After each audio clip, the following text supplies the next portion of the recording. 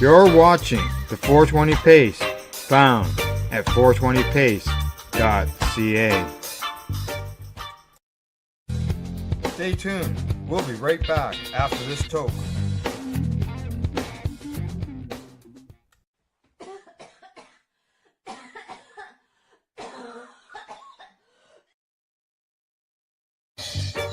You're watching the 420 Pace, found at 420pace.ca. Stay tuned. We'll be right back after this toke.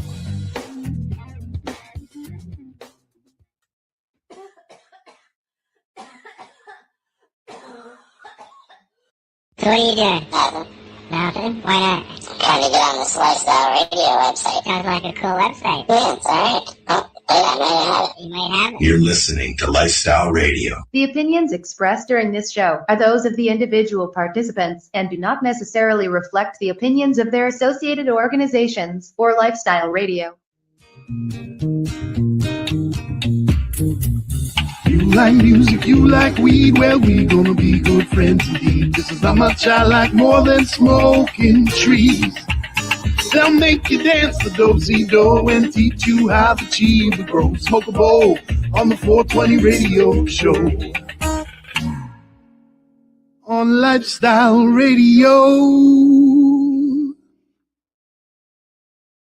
You know, people ask me who did that.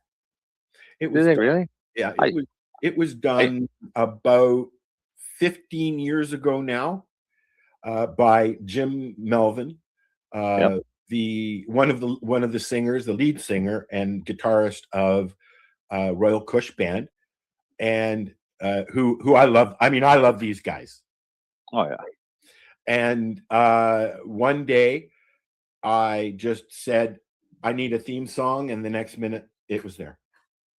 He also did a song when I suggested we needed a song called 422, and I missed it. Yeah.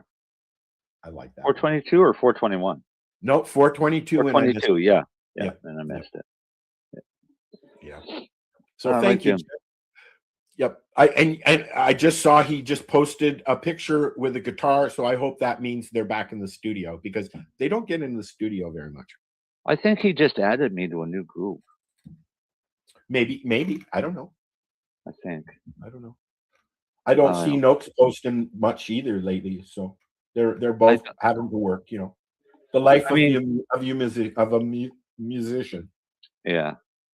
My issue now is pretty much all of my communication is done through Facebook. So I don't use Instagram. I don't use TikTok. Yeah, me either. I have Instagram for the station. I have Instagram, and I don't know how to use it. I post a couple things there. I get all kinds of people following me, but I have Instagram set up to post whatever I post on Facebook. It goes. I need a social media manager is what I need. Hello. Somebody that I work wants for to do weed. it all for me. I work for weed. Find me good things on Facebook that I'd be interested in from my friends and not have to sit through 5 million fucking ads. You know, it's going to get worse. Oh, I know. It's going to get worse because they're I don't know if you've noticed the last week, the changes, very subtle changes in the comments. Again, they changed the buttons, where the buttons are and what the buttons do. Yep. They've also removed the unlike. Yeah. Why? I don't know. It bothers me. I hate it because I've got OCD and everything has to work the same. Otherwise, I freak out.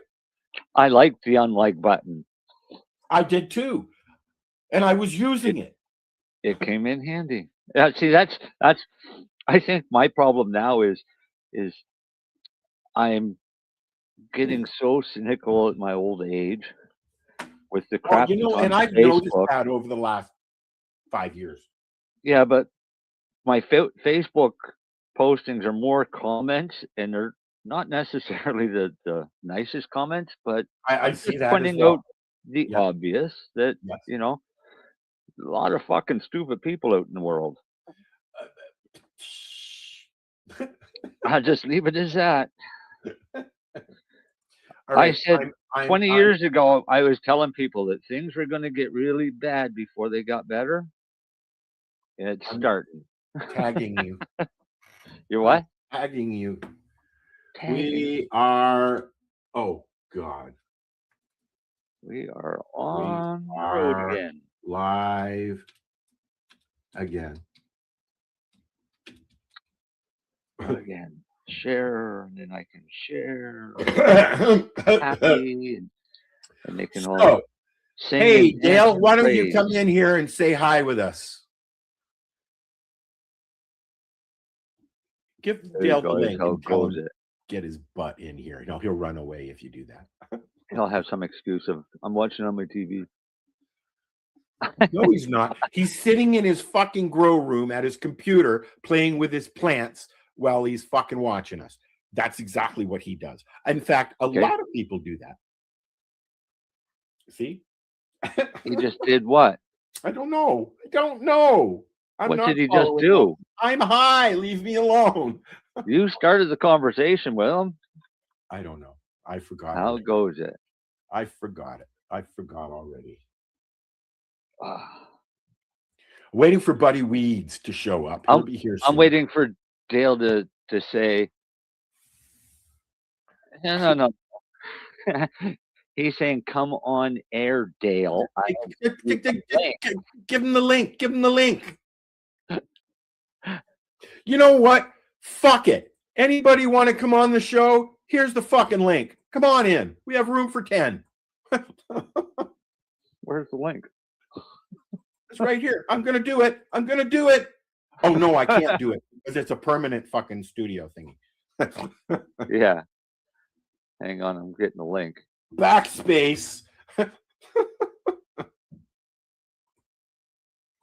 So anyways, I think I was remiss in saying, welcome to the show.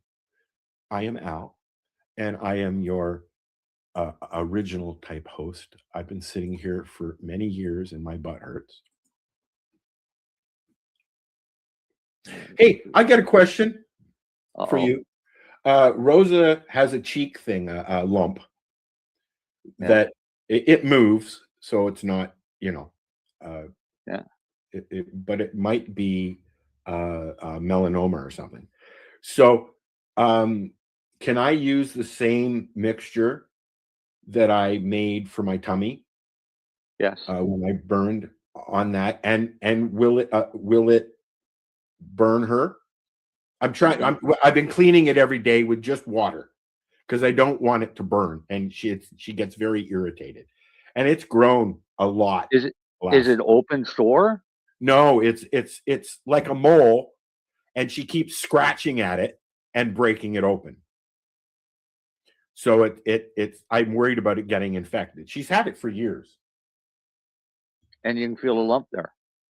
No, you can see that there's like a mole there. Oh, okay. So it's more of a mole, or it's the same kind of thing that Buster had, a hangy thing.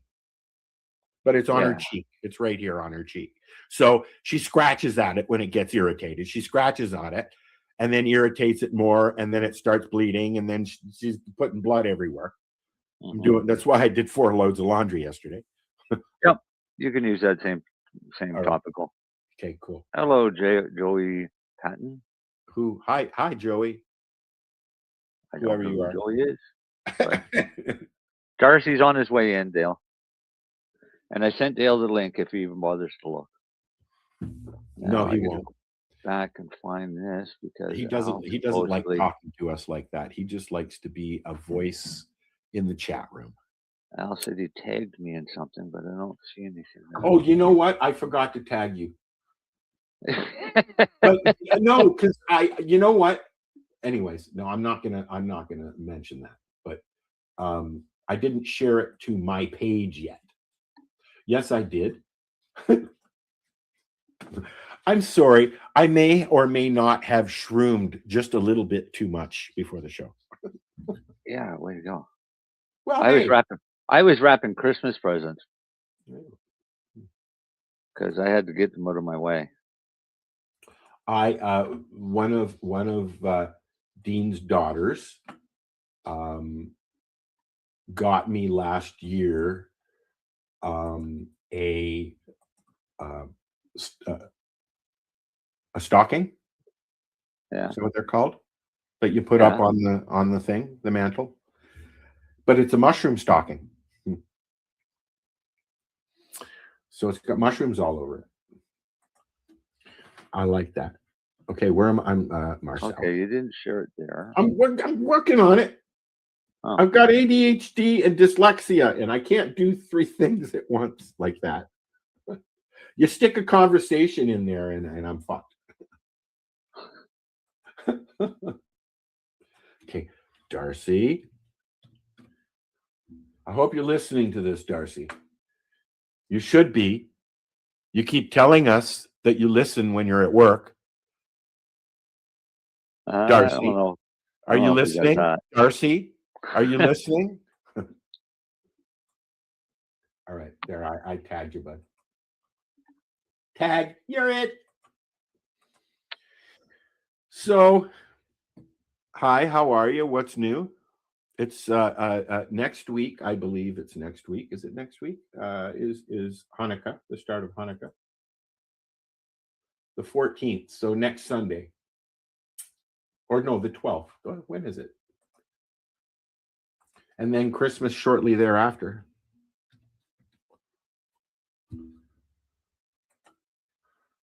$14th to the 22nd.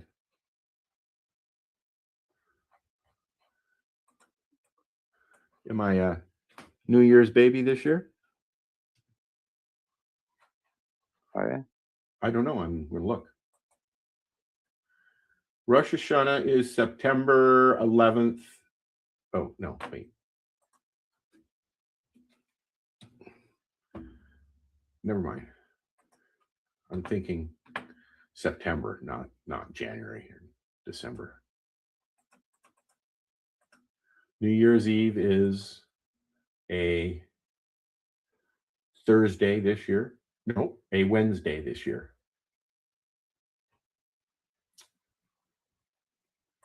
Can I share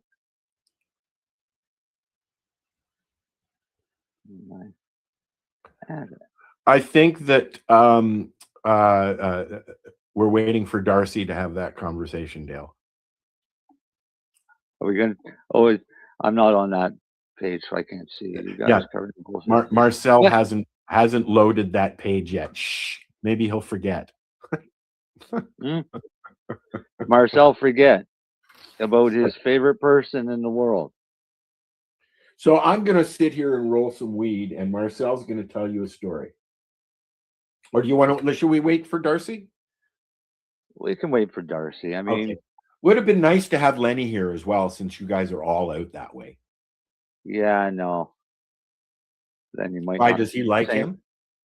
I think he might. Oh, okay. And Mary J is unavailable. Yeah. That's all we got. Hi, buddy Weed. Hi, buddy. Nice to see you. What's smoking? Our background, from the looks of it. It keeps getting in. Yeah, but it keeps going into my, like, it keeps leaking into my screen though. I like that I can do that, actually. It's kind of cool. Yeah, that's why I never have a camera on, because all you'd ever see is a big cloud of smoke anyways.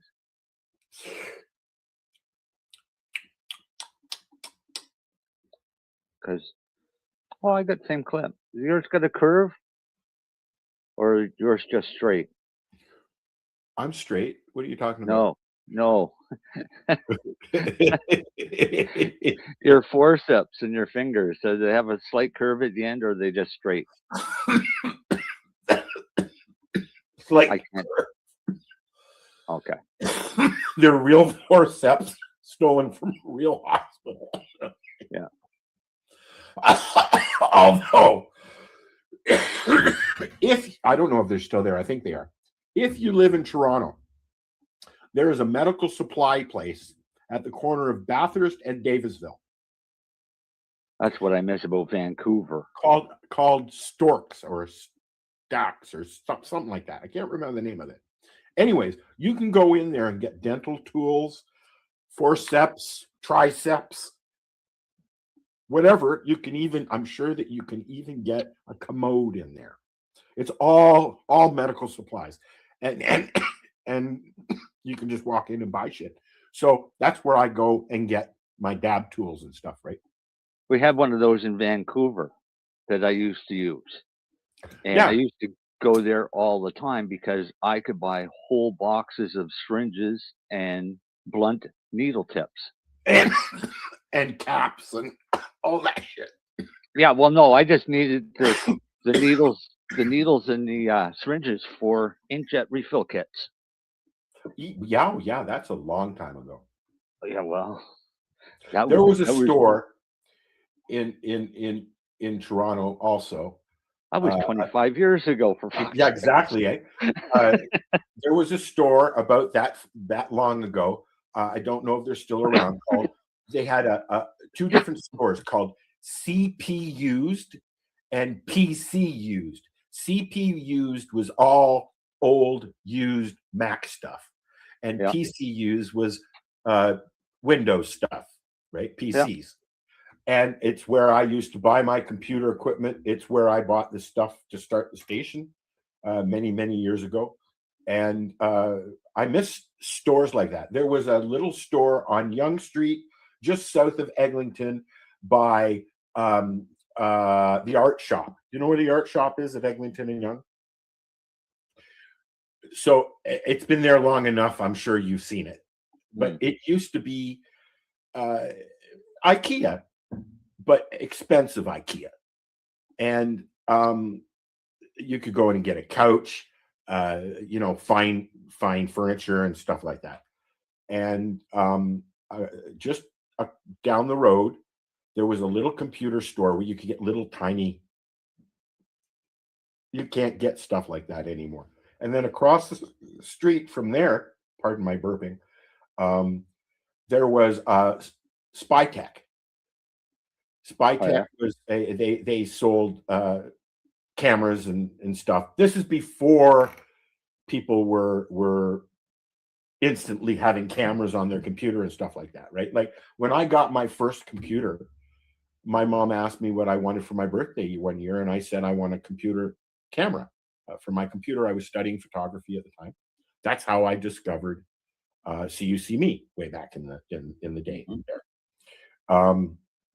And all that was chat rooms with people with cameras, and we're talking 95, maybe even 90. They turned it on in 92. It wasn't public till 94. And it didn't get popular until about 96. Yeah, so 95, 96 is when we started finding these chat rooms that we could go and hang out with cameras on. And then all of a sudden, ICQ and Yahoo and MSN and AOL started adding webcams to their platforms, right? Yeah.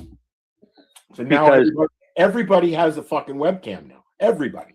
Yeah, because at that same time is when they started coming out with high-speed internet. No, when I started my website, dude, I had 2 dial-up lines. No, I know, but I moved to New Brunswick in 93 or 94. Just after I got there, they wired the entire province with a system called Vibe, which was a fiber optic system. What's it called? Vibe, VIBE. Oh, yeah, I entered in. I was a test home for at home. Mm-hmm. So way even before that. Yeah, but it was amazing because we could stream movies. The only thing is when you went to stream a movie, it would start playing for about 5 seconds, then it would buffer. Yes. As soon as the buffer was done, then you had the rest of the movie. Our website, our chat rooms, like I had, countless number of chat rooms. and each one was audio video. And but CUC Me was developed to use as a teleconferencing software, or this is before Skype even. Some of my members of my website back then were the original Skype team, right? So the interesting thing about this software is that it was freeware. It was open source, developed by Cornell University, then sold to White Pine Software, and then but we kind of took it over and did it ourselves, right? And there was a whole huge community. I was getting over 1 million hits an hour at one time, dude. Okay, on dial-up. But there was some finagling going on back then, you know. I really hated dial-up. I had before I started getting into the chat stuff, I was running What's Up Toronto magazine, and my sister and I published that, and then we took everything and put it online in the form of a bulletin board system, a BBS system, which were hugely popular, mostly in the adult market back then, because the call girls liked to use it because it was secure, right? It was their own personal messaging service for dates. But we took a Mac-based, web-based program and put it online in the form of a bulletin board, and it looked much like what we know in the World Wide Web, right? You could load up the article, the pictures are there, you can read the article, you can listen to the article, you know, you could post a video. But this is back when you had to use 3 different programs just to see a picture. You'd sit there and watch it, scanning, open. Oh, look, there's titties. Oh, man, she's wearing a bra. You know, this is that far ago. You remember those days, don't you? Yeah, I'm figuring it out. What are you figuring out? If I post from Facebook, it just posts here. If I post from here, it posts as the 420 Radio Show on multiple posts. If you post, but you can select it to post as you. Just don't hit that share your yeah, sure you can. I am posting as me. Hi. Just like you did. I don't have that option. You can't post into the chat room? I can post in chat room, but if I post in chat room, I'm not posting as me. You see the little button that says all? Do you see you? Do you see you? It says lifestyleradio.net. It posts as everything. Yes, as everyone. Yeah. That's what I get. Okay. If I post in here. Okay. But if you post on the wall in the chat on the socials, it'll come Facebook, up. it just comes up in here. Yeah.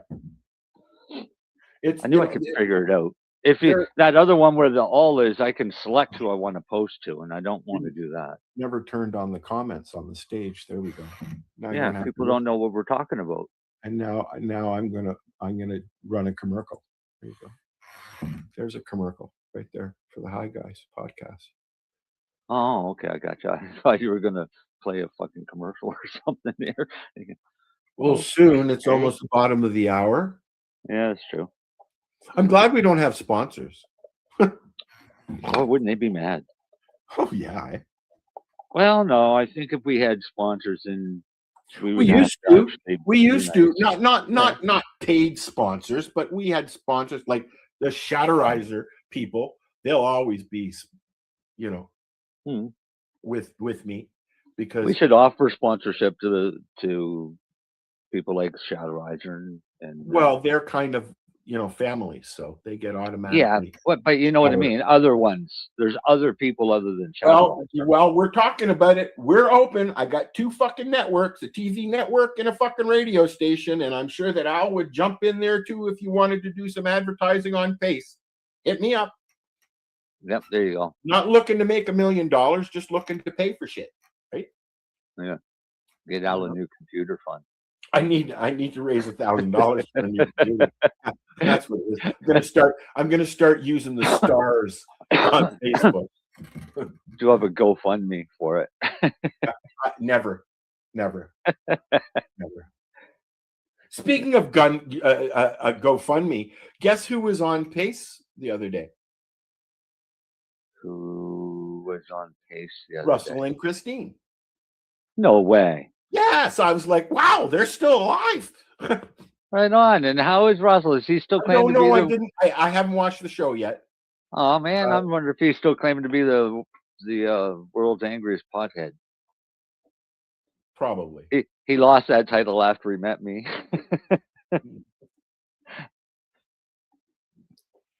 Hey, guess what? That's what. I'd like to touch base with Russell. I always liked Russell. You know what? I do like Russell. He was a Christine friend. owes me a painting. That's probably why they ghosted me. But my issue was when he gets on a tangent. Yeah, I know. I love it. He'll drag. I don't. You know, and he'll drag you into it, and then he'll turn it around on you, and I don't do that. So we had to part ways. I wished him luck. You know, I ran his show for a while. Right? Yeah.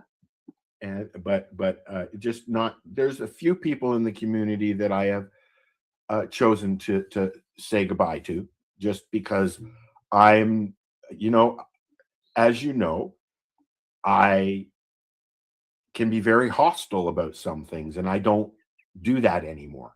I've tried to stop that. I don't like being angry,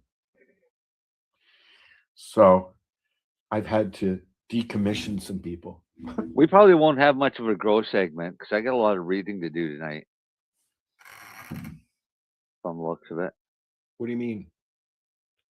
Well, I'm going to read you a couple different things tonight. Oh boy.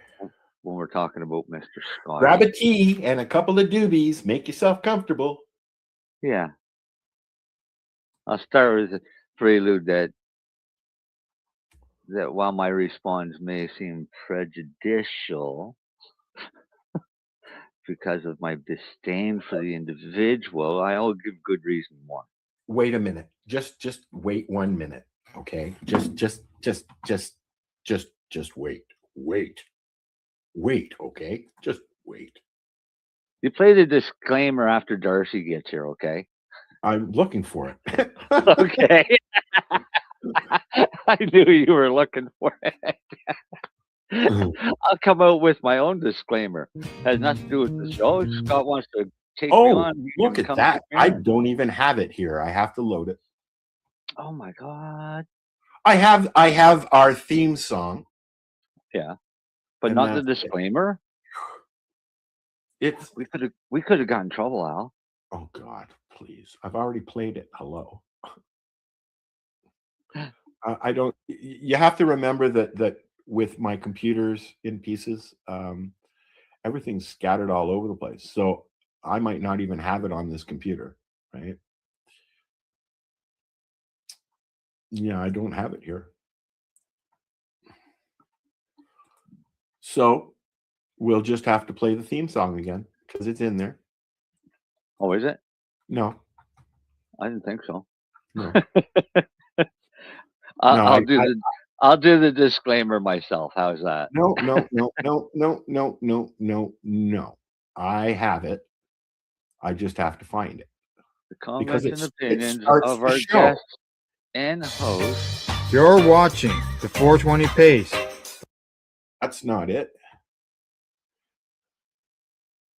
So what are you doing? Nothing? Why not? That's the start of the show. What the fuck?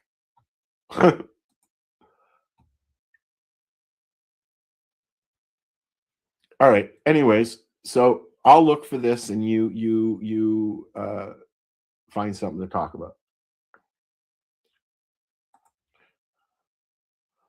Hello. Well, you don't mute my mic and then tell me to talk. I didn't mute your mic. Yes, you did. The I program didn't do did. it. The Oh, okay. program did it. I see. You're saying you go go talk about something, and all of a sudden my mic is muted. Like a little fucking No, room. I'm doing what I said I was going to do. I'm looking for the disclaimer. All right, you look for the disclaimer. I'll look at some other news that we can talk about that I don't need a disclaimer for. How's that? The U.S. let's go there. Let the Yeah, US. I'm confused about the U.S. You know what's going on down there. It's you know. Well, they want to legalize it. They don't want to legalize it. They can't make up their mind. So as soon as, and I'm sure people have seen this, but as soon as it starts being talked about of being What are legalized you doing? by Trump, Nothing? Why not? Trying to get on this lifestyle radio website. Sounds like a cool website. Yeah, it's alright. Oh, hey, I might have it. You might have it. You're listening to Lifestyle Radio. The opinions expressed during this found it. I found it. Sorry. Anyways, as soon as any talk starts coming out into the media of cannabis being legalized in the U.S. by Trump, you get flooded with propaganda bullshit. Well, one person So- has this to say, another person has that to say, and they're not saying the same thing or even close to it. Well, but it's how about all these health scares that are coming out, that there's this new thing called scramping or something like that? Scramping? Something fucking stupid. That they're giving a new name for cannabis hyperemesis syndrome, which is really fucking rare to begin with. Yeah, I've noticed this last week that they're bringing that shit up. Actually, it's been a couple of months where they every now and then it goes away, and then every now and then they give it a new name, right? It's like putting lipstick on a fucking pig. It doesn't change the fact that it's bullshit. How can somebody diagnose you with that when they don't even consume themselves? You know, I mean, because of the symptomology, but the same symptomology is a fucking bowel obstruction. There are other right? There are lots of things. I don't know. I went in. I have a good shit. I had a panic attack, and I thought I was having a stroke. So that's I called an ambulance. Normal for a panic attack. Well, my chest was coming out of my fucking throat, and that's what's normal about it. Why people think they're having a heart attack. Correct. So I called 911 and went for an ambulance ride to the hospital. It cost me $245 to find out that I have cannabis hyperemesis syndrome. And I instantly said to the doctor and the nurse, "Don't even start with me. I'm a cannabis educator. Please try something else." Yeah. Okay. I refuse to even hear it. Okay. But there is some validity there, as we're finding out now with new studies. But they're trying, look, the flat outright, they're trying to find a reason to dump on cannabis. Right. So here's how it is. Years and years and years ago, and when I say years and years ago, I'm talking like 40 fucking years ago, we had this terminology that we use called greening out. Yeah. And that's all it is.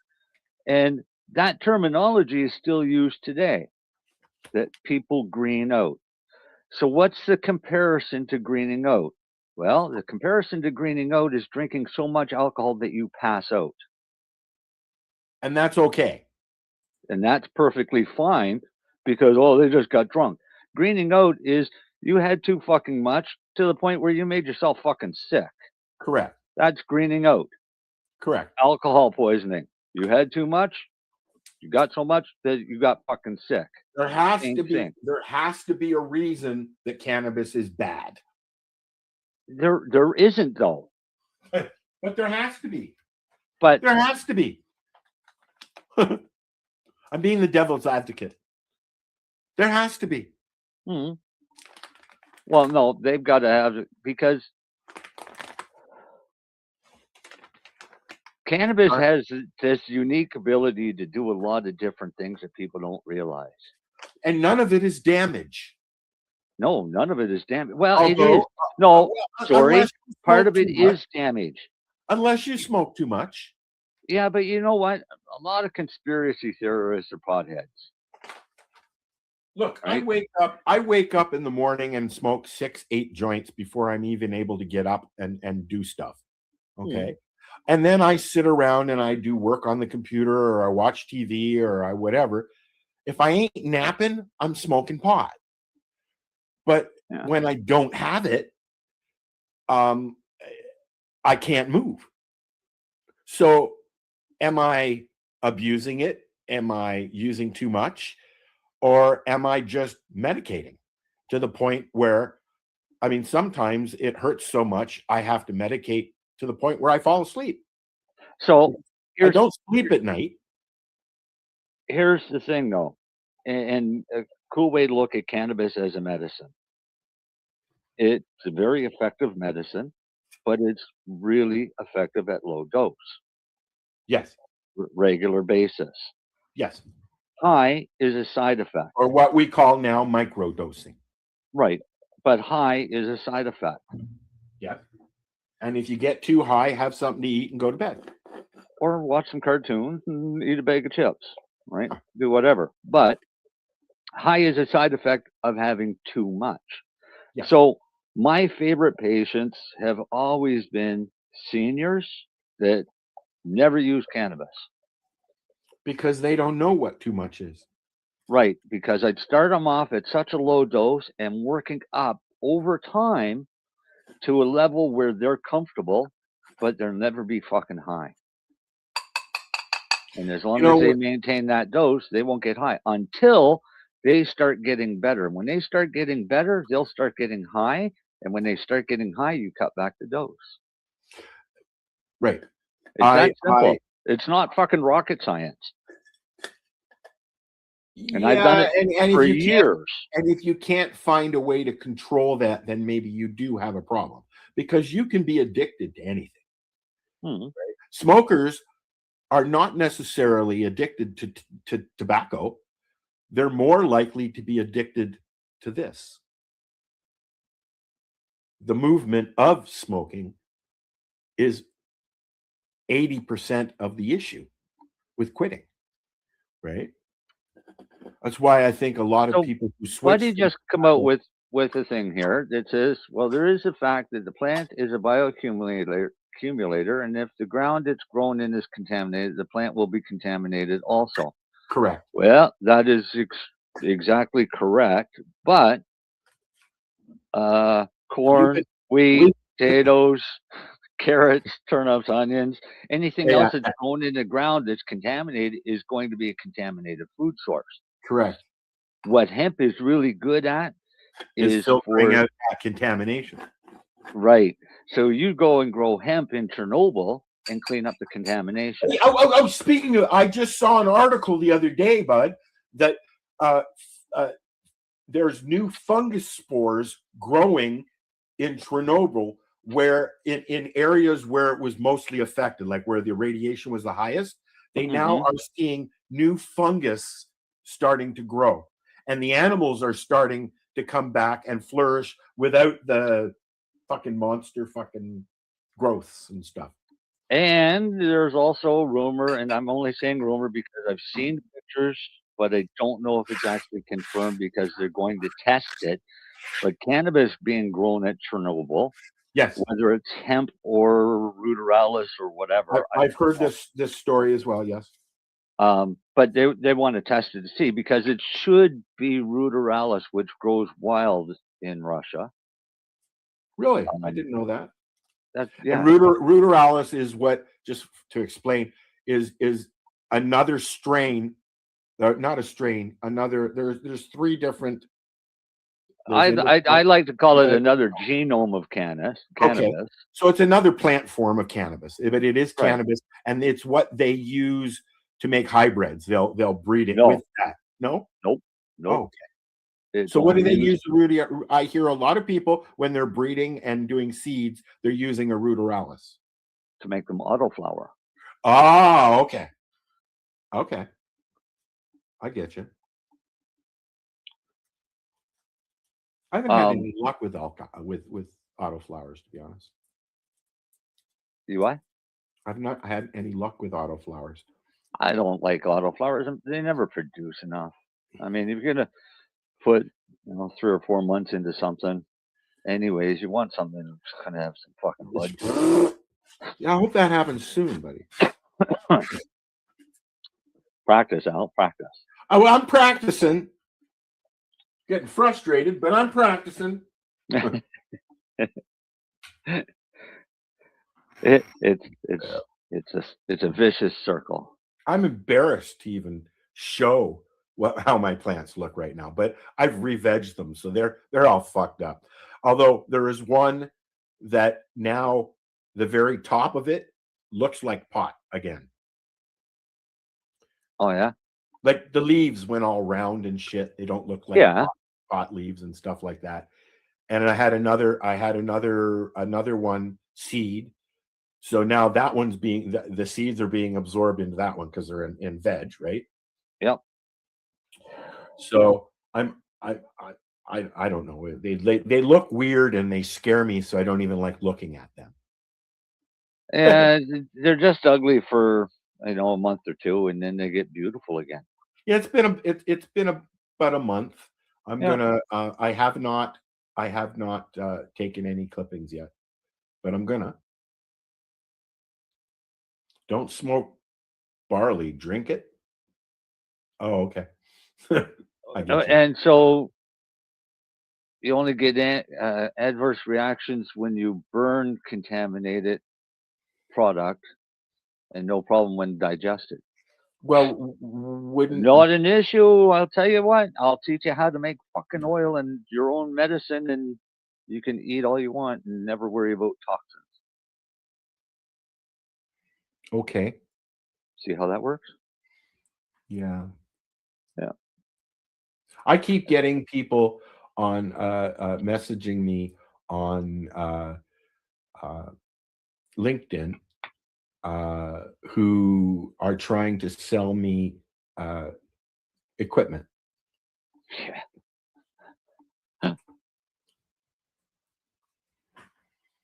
Yeah, that's my reaction too. With what buttons? Well, no, because I'll make a lot of comments on a lot of different posts, and I made one the other day, and the post was something about you have a guy standing there with a swimming pool full of bud, like a kiddie pool full of bud, right? What would you do with this or whatever? What do you think I'd do with it? Well, I start some seeds and grow some plants, harvest it, process it, take a picture to show off, and then start all over again. And then I put, but some of us don't bother to take the picture. That's what I posted as a comment. Within seconds, you should contact me for the best genetics and seeds. Fuck off. Yeah. Right? Yep. It's unreal how quick they can be. Here's the thing, okay? You get so many of those, you just start ignoring them, and then somebody legitimately comes along, like Mars Lighting, okay, and says, "Would you like to test our products?" And I said no, because I thought it was a scam. Oh, you silly boy. Testing the products, I'll test anybody's products. You got a product you want me to test? Sure. I'll test it. Do you want a product you want me to buy? Only if I'm fucking shopping for it. See, here's the thing. They offered me lights to test and review if I paid the shipping. I can understand that. I don't have the money to pay the shipping, so I couldn't even do that. I'd still happily review their Sure. lights. Dale has cuttings, but it costs him $80 to ship them overnight. Exactly. Right. This is why we don't share our cuttings. We've been trying to find ways to do that cheaply for years now. Well, you won't get cuttings overnight, ever. Well, you know what? Not where you are. Honestly think, I mean, they send plants in the mail all the time and they arrive. And I honestly think if you packed it in a tube with a little bit of water and just thrown it in an envelope, 3-4 days, it's going to fucking survive. Yeah. You know? Sometimes they do. A week, no. Sometimes they do. Sometimes they don't. Okay. This time of year is a bad time of year to be sending because of the cold. You know, it may be sitting in a truck for overnight or stuff like that, right? To get to you would definitely be sitting in a truck overnight. A couple of days. Yeah. It typically, like my sister sent me a box of stuff. It took 2 days to get here, and it was delivered to my door from Alberta. But yet, when you order from a business, it takes a week or sometimes a month if the post office isn't being nice. Are they even open now? I don't. Post office? Oh yeah. Stop checking. Yeah, I don't know what they're doing, but they're open. Are they on a work like a thingy? No. Well, I see our mail person goes by every day. Doesn't stop very often because we don't have mail delivery here at all. Yeah, you either go to the post office or to one of them boxes at the end of your road. No, we still have mail delivery here for some reason. Yeah, Ontario's on the verge of cutting that out. What? All mail delivery? Yep. Yeah. Yep. Remember when it came Nova Scotia is pretty rural, has a lot of rural areas, so to put a community mailbox on a road that's got 5 people that's 20 miles long. Well, they're talking about cutting those out now, and you know, I guess they'd have to add more boxes, right? There's 4 or 5 rows double of boxes. They've got a lot of boxes there. But the odd time, like Pure Later will deliver to the house if you request it. UPS. I get everything delivered to my house. UPS and FedEx have combined efforts to make a new service called Fed Up. Yeah, I end up ordering a lot from Amazon, and it was funny. One night I made an order for stuff from Amazon, and it said it would be delivered on Monday or whatever, and that's fine. I've had that, and it stays that way for a week and a half. No, the next day I get a message saying that half of it is shipped and will be here on Monday. Huh. And I'm thinking, okay, what about the other half? Well, a while later, I get the other half is shipped. It'll be here on Monday. It'll be here on Wednesday. On Monday, they showed up. Huh. 2 different shipping companies. Ah. I ordered something from Vancouver, and during the first round of mail strikes, and they assured me that it would be sent by Pure Later. Pure Later was so overwhelmed, it took 14 days for me to get that parcel. When I called to complain, I found out that Pure Later is now owned by Canada Post. Yeah. They're basically, Pure Later is basically Canada Post scabs during a strike. Yeah. Pretty much. Yeah. Yeah. That was funny. 14 days. Buddy says, if they cut out home delivery, how will I get all my junk mail? If they cut out home delivery, our mail carrier would be really happy. I get this catalog every, I don't know, it seems like once a month, but every couple months from Uline, which is like a I love Uline. supply company. Well, Yeah, they yeah, send no, me I've actually been there because Paula used to send me to Uline on my way to the lounge because it's in Mississauga. yeah. Well, have you ever ordered from Uline? Yeah, I've been in. No. Have you ordered and had something delivered to your house by Uline? Yes. Has I Uline ever gotten your address? probably because I've ordered caps through them. Yeah, but you've moved since then. I've moved several times. Yeah. Yeah. Okay. So somebody's getting your fucking Uline catalogs. I wish I was getting them. They're probably going You to just the go apartment. online. The whole catalog is online. That's You what know I the don't catalog. understand. You know the catalogs that I miss? What? Lee Valley. Yeah, I like Lee Valley. 'Cause I like Lee cool. Valley. My But- mom and I. My mom used to take me to Mississauga to the original Lee Valley store, and we would be there for fucking hours because her boyfriend at the time was a contractor, so he had a, Yeah. you know, and we would be there. She'd get knobs because I grew up renovating houses with my mom, right? So that's where we would go. We'd go to Lee Valley because you could get old knobs that were new that looked old. Yeah. Locks and stuff like that, like high-end woodworking material and stuff. Yeah, it was great. Yeah. Are you high, buddy? Me? No, I do it, buddy. Oh. I might be, but it's Friday night and I'm worked my ass off all day and got a whole bunch of wrapping done and I already unwrapped my present. One of the kids wants me to teach them how to wrap. I unwrapped it and then wrapped it. That's the only wrapping I'm doing. Is it a gift to yourself? I don't usually buy gifts for too many people. I like to give the kids stuff because, you know, Hanukkah's the thing, but you know, I'm Jewish and I don't do Christmas, but do you do the 8 gifts of Hanukkah though? When the kids were younger, yes, we Okay. did.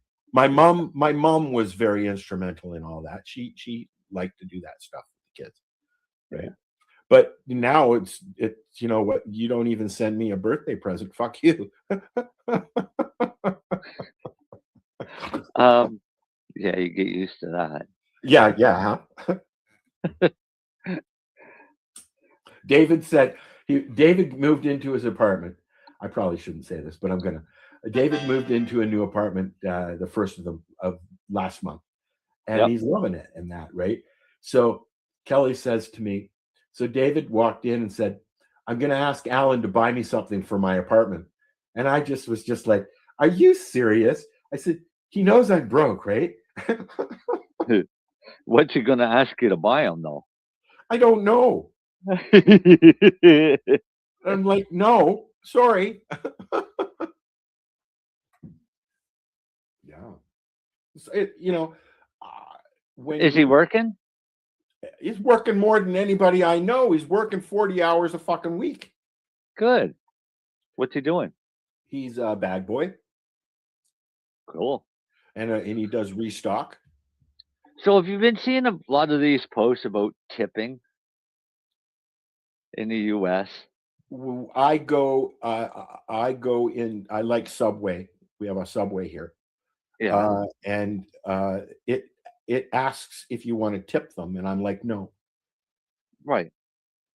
And I do understand they're making a living and that's their job, but they're being paid to do that job, and they're not bringing me my stuff to my table. So why should I be tipping somebody at a fast food counter? Exactly. So in the States, but I'm seeing a lot of these posts where people are saying that if you can't afford to tip, then Then don't you go shouldn't out be to going eat. out. Yes. Yeah. And when they first started, it was a 30% tip. Now it's gone up to a 40% tip. So let me give you some math on this. We'll go with a 30% tip. But it's usually what, 14% here? What?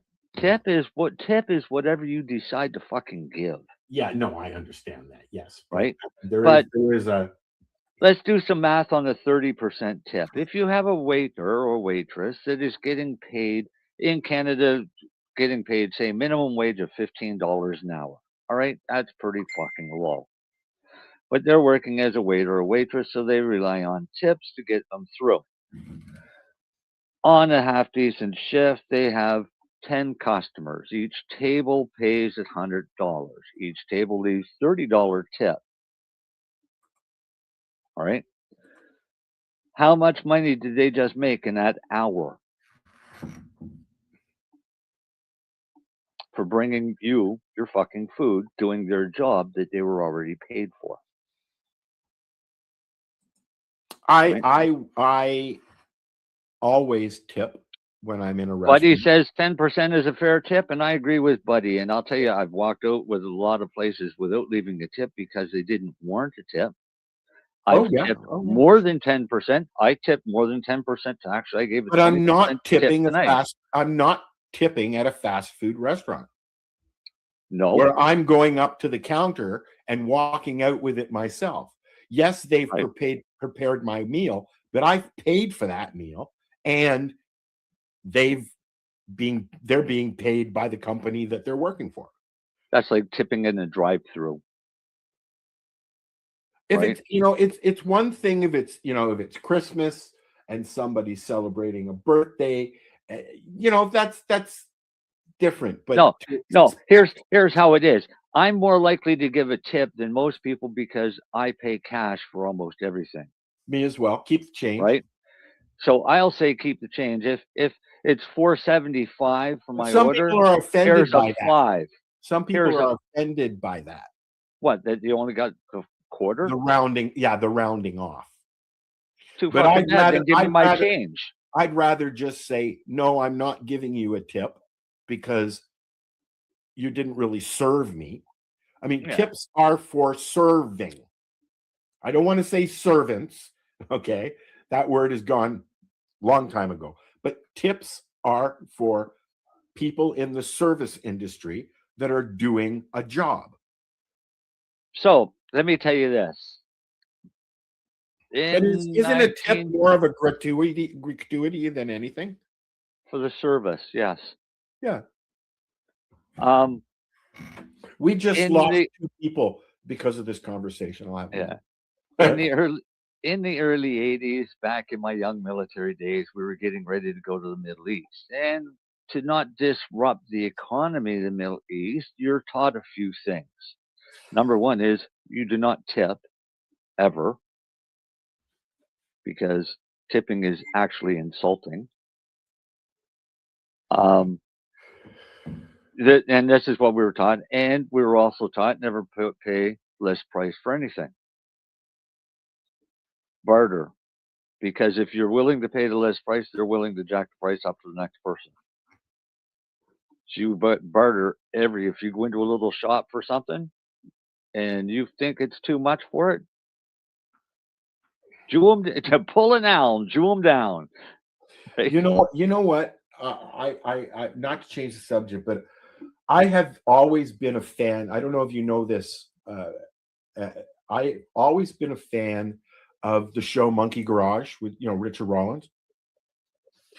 Do you have any idea what he's done? No, I don't even know who he is. Richard Rollins is the king of cars on Discovery Channel. He's got had the number one show, Monkey Garage. These shows started. Jesse James was the one who started these shows with Monster Garage. Right. So Monkey Garage is Gas Monkey. Sorry, Richard Rollins apparently was faking VIN numbers, printing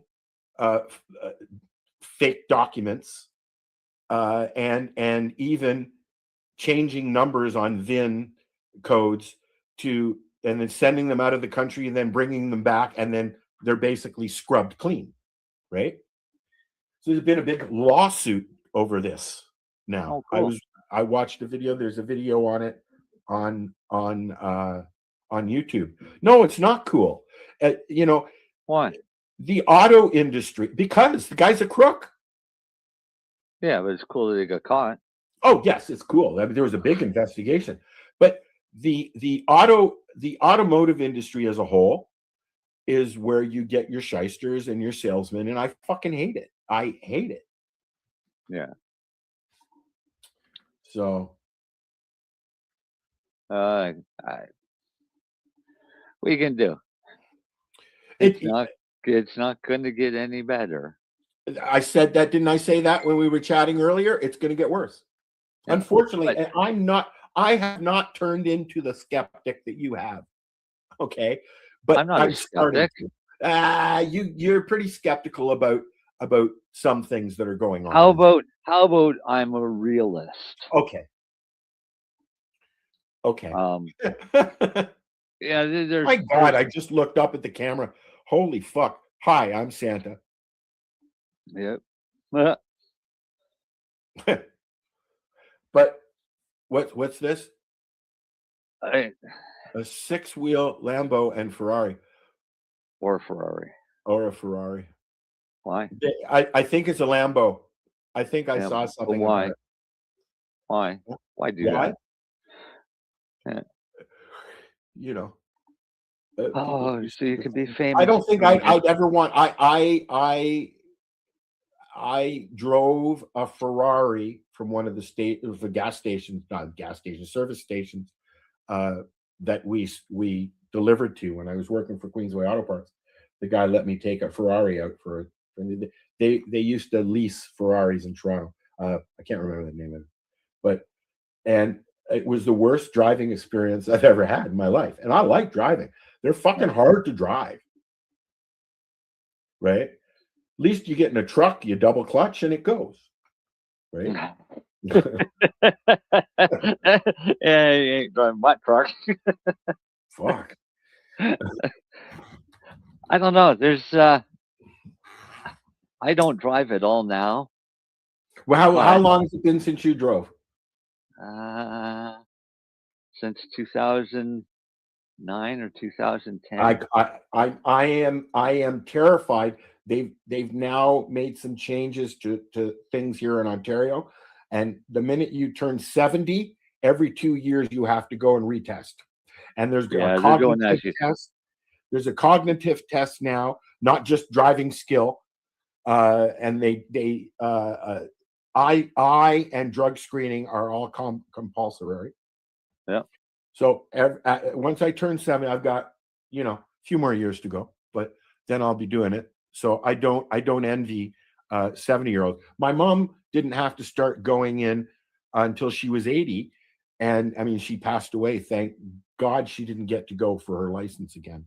my mother's going to have to do hers. Is she a good driver though, or does she like to take on buses? No, she's an overly safe driver, but my mom used to have wars with buses. Yeah, my mother wants to. Well, my mother won't drive in the city, but she wants to move from where she is to another spot because if she's got to do the driving test, she'd rather do it there than where she's living, and she wants to move anyway. So. Which is fine and good, just a little further away. I drove for 10 years, almost 15 years without a license because I was so afraid to go in to do a test. Yeah. And I've been driving all my life. I used to drive a truck. I mean, that doesn't mean I'm a good driver, but I am. You have to trust me. Yeah. See, with me, you grow up in the era of the Blues Brothers, and you have the city of Toronto to roam around in a Dodge Dart. You learn how to drive. No, there ain't no power steering there. No, I learned to drive when I was very, very, very, very young. long before I had a driver's license. Army green Dodge Dart. It was my buddy's parents' car, and that's what I learned how to drive in. And I learned to drive. It was one of these drive down the road like this. I learned to drive in a Mini Minor. I've heard of them, but I don't recall what they are. The first car I ever drove was a Toyota Camry, and it was a stick shift. Fuck no! I was driving long before there was any Japanese cars here. And that was in PEI. I was about 12, maybe 11, 12. Oh no, I was driving before that.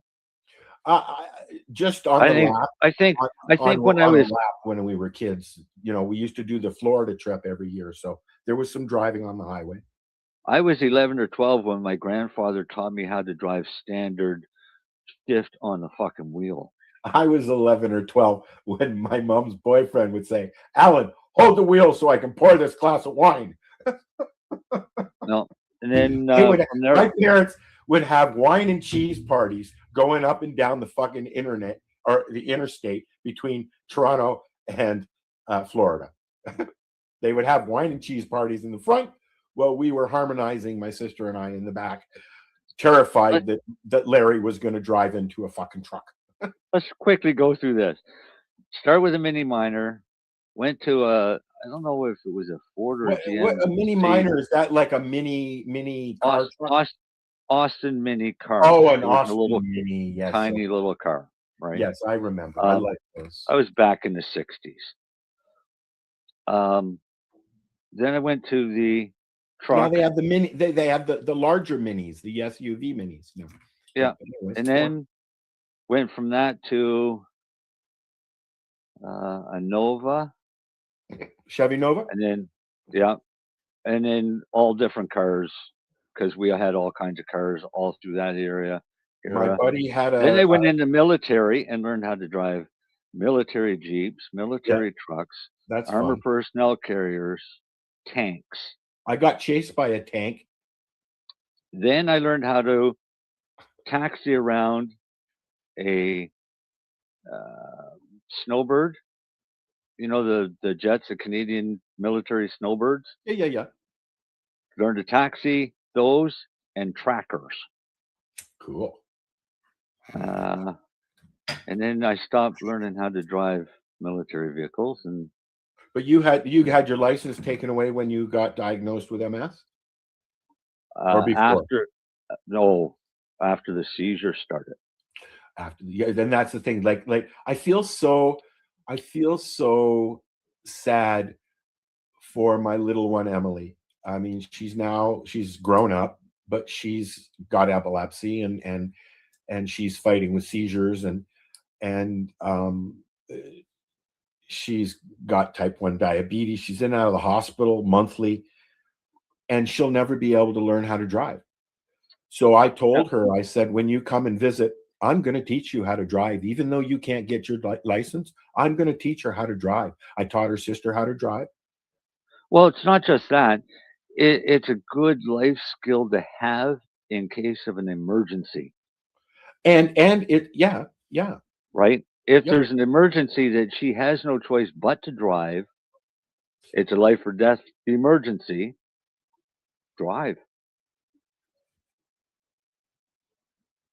Fight it in court. It's always fun. It is against the law for somebody with epilepsy or who has seizures.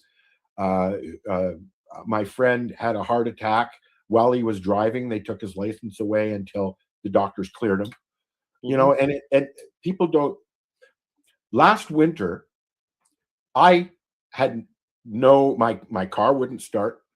I had the snow was too high. I couldn't get rid of the snow. Like I couldn't even get out to get it to a thing. I was without a car. I fucked up my knee. I couldn't walk. I was in the house, as you know, for 3 of the 4 months of the winter. Yeah. I felt I had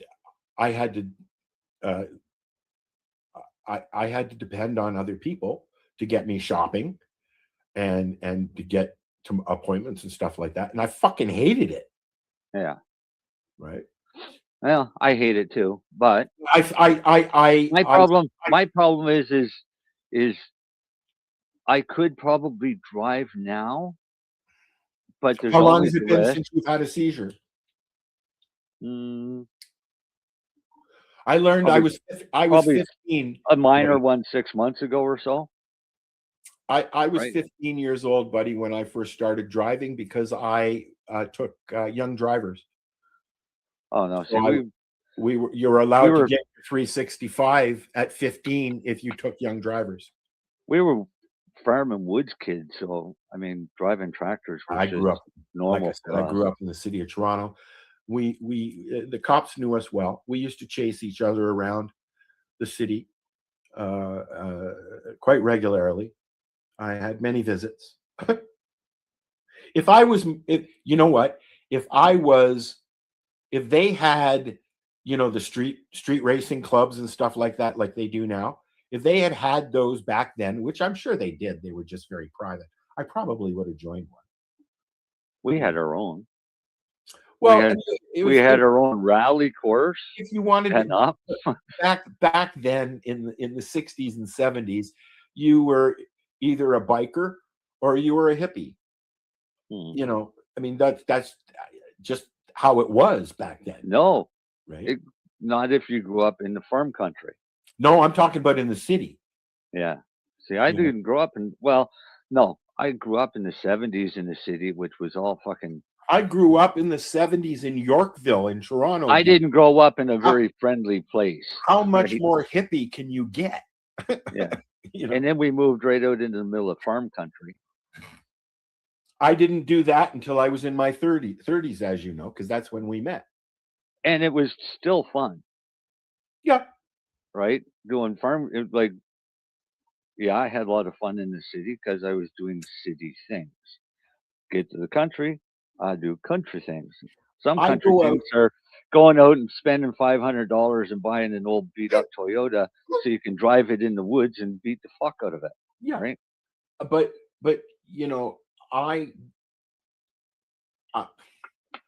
I've never been one to go out and do stuff in the city or anywhere really alone. A lot of people like to go do things alone. I don't. So I'm more apt to go out, do what I got to do, and come home. Right.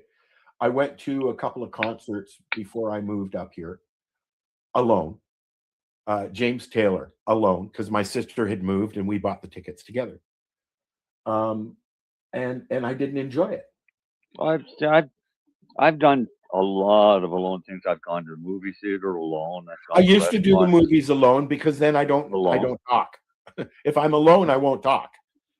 Well, I don't talk at a movie anyways, but usually if you go with other people, there's some conversation there, and I don't want that. My mom would just sit there. We didn't talk. A movie theater is the only time I will stop talking. See, I was trained as a sniper, so I got to spend a lot of time alone. Yes. Right? Sitting out in the middle of nowhere with just a radio. I was just alone because I was, was just alone. I had a lot of friends when I was a teenager. Yeah. But as I get older, I find myself alone. Yeah. Right. That's because we scared them all away, Al. I miss the having somebody around to share my day with. Yeah. I miss all right, that. Let's find a woman for Al. I don't miss a woman. I don't miss. I don't even know how to have a conversation with a woman anymore, but I'm afraid to say anything. I like to flirt. I like to talk naughty, and nobody wants to do that anymore, right? So my problem is I like to learn, so I ask questions. Well, my problem is I've started having naughty conversations with myself, and it's not working out that well. I'd have conversations with myself, but myself is a fucking asshole. Right? Well, that's the thing. I keep saying no. So, Darcy's late. Let's start talking about Scott. All right, you go ahead, and I will listen because I have no idea who this Scott dude is. Okay, so Scott Armstrong is the new Nova Scotia Attorney General. Okay, so the king shit of the pile. Yeah, and he's just come out with a statement that has ruffled more than a lot of feathers against cannabis, obviously. Yeah, but a little background on Scott. Scott used to be a federal member of parliament. One of Harper's. I just want to say is if this conversation gets back to him and you, sir, would like to come in and rebut. You're more than welcome to come and face me. Go ahead. So, just putting it out. Hold on. Just wait 1 minute, please. Hold on. Your disclaimer. Yep. I went and downloaded it and everything. Are those of the individual participants and do not necessarily reflect the opinions of their associated organizations or Lifestyle Radio. So what are you doing? Nothing. Why not? I'm trying to get on this Lifestyle Radio website. Okay, there you go. So, Scott was a member of parliament for my riding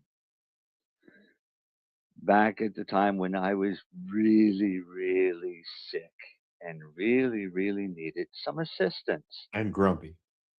And yeah, well, no, I wouldn't have been grumpy if I got some fucking assistance, but I started pleading for help from my member of parliament, who ignored everything that I sent him. So I sent it to other members of parliament.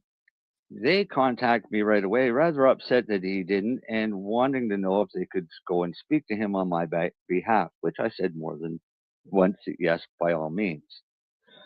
Actually, I think it was Stouffer to smack him up the fucking head for me. Call his constituents office, contact them. Actually, I sent an email to him. His office turned around and called me and said, "We're going to have Scott call you right away. This is very important." Never heard from him. Yeah. He never did. He fucking ghosted me almost as bad as Maureen McDonald did at the same time. So I was fighting provincial government and federal government at the same time. While you were sick. And this is all to try and get help.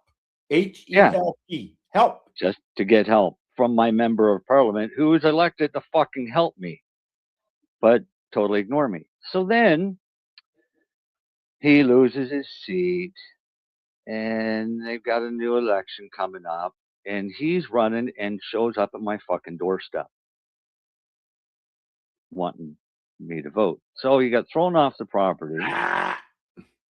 Told that if you ever, he stuck out his hand to shake hands, and I said, if you want me to rip that off and shove it up your fucking ass, I'm more than willing. And that's how the conversation started. So I told him to stay off my property, and he sent two of his flunkies to find out what my problem was after I'd already explained what the fucking problem was. Because he wasn't listening. Yeah, okay.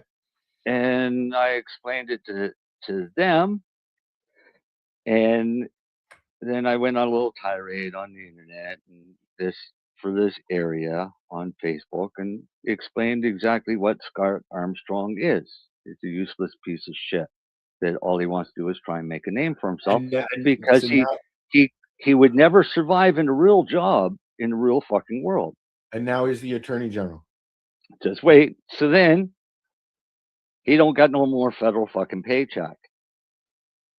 Which means he's got to go get a real fucking job. Can't do that. So what's he do? Runs for provincial politics, but not in my fucking riding.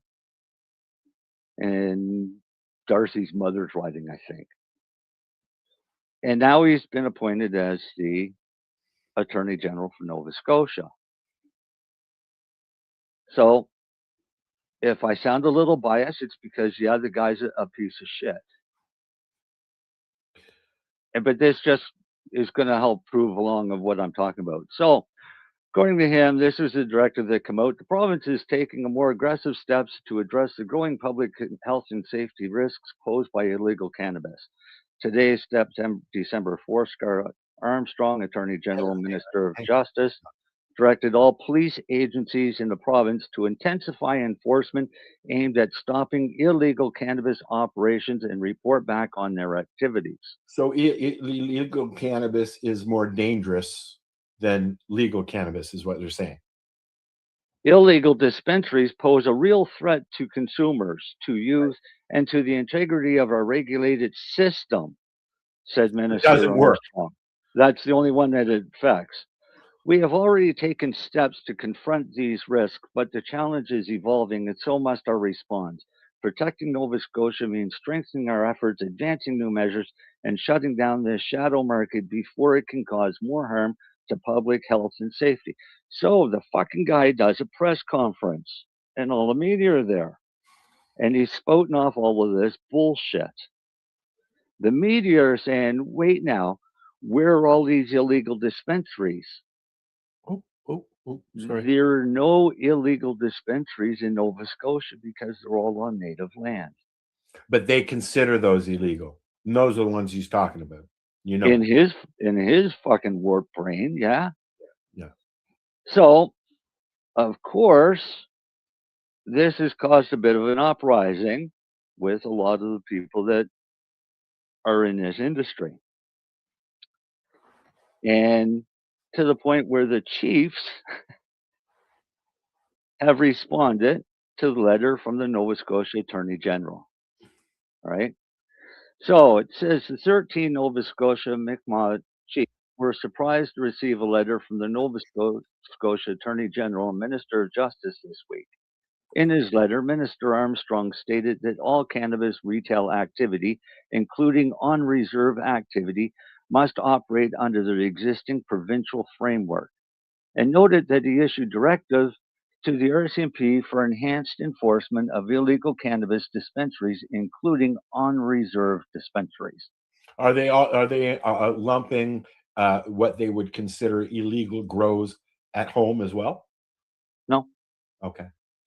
Prior to federal legislation of cannabis in Canada in 2018, the Maluktuk Sagmac Don't even Assembly try, you'll embarrass yourself. reached out to Nova Scotia government to share understandings on what the regulation of cannabis could be in the Mi'kmaq communities, along with what Nova Scotia was doing in the rest of the province. The province rejected those requests, so our regulatory system could not proceed. The result is exactly what we predicted, a system that does not and cannot work in our communities. Attempting an approach in 2025 that ignores previous opportunities to work together and the formal existing channels to work nation to nation is disrespectful. Although our perspectives may differ, it's important to state that the province does not govern our communities, said Chief Terrence Paul on behalf of the Assembly. We have a right to self-governance and self-determination. This is a clear example of what happens when the province will not come to the table with us from the onset. An archaic government process we've experienced far too often in our communities. Minister Armstrong's directive to the RCMP, inaccurate information provided both in writing and to the media, plus citing a court decision that is currently under appeal, only frustrated the Assembly further. The RCMP must respond to the priorities of the Chief and Council in each community, continued Chief Paul. Minister Armstrong must understand that the province does not have jurisdiction to govern our communities, nor do they have a complete understanding of what happens in our communities. Therefore, they cannot decide what is best for our members. Did you watch the broadcast? No. Okay.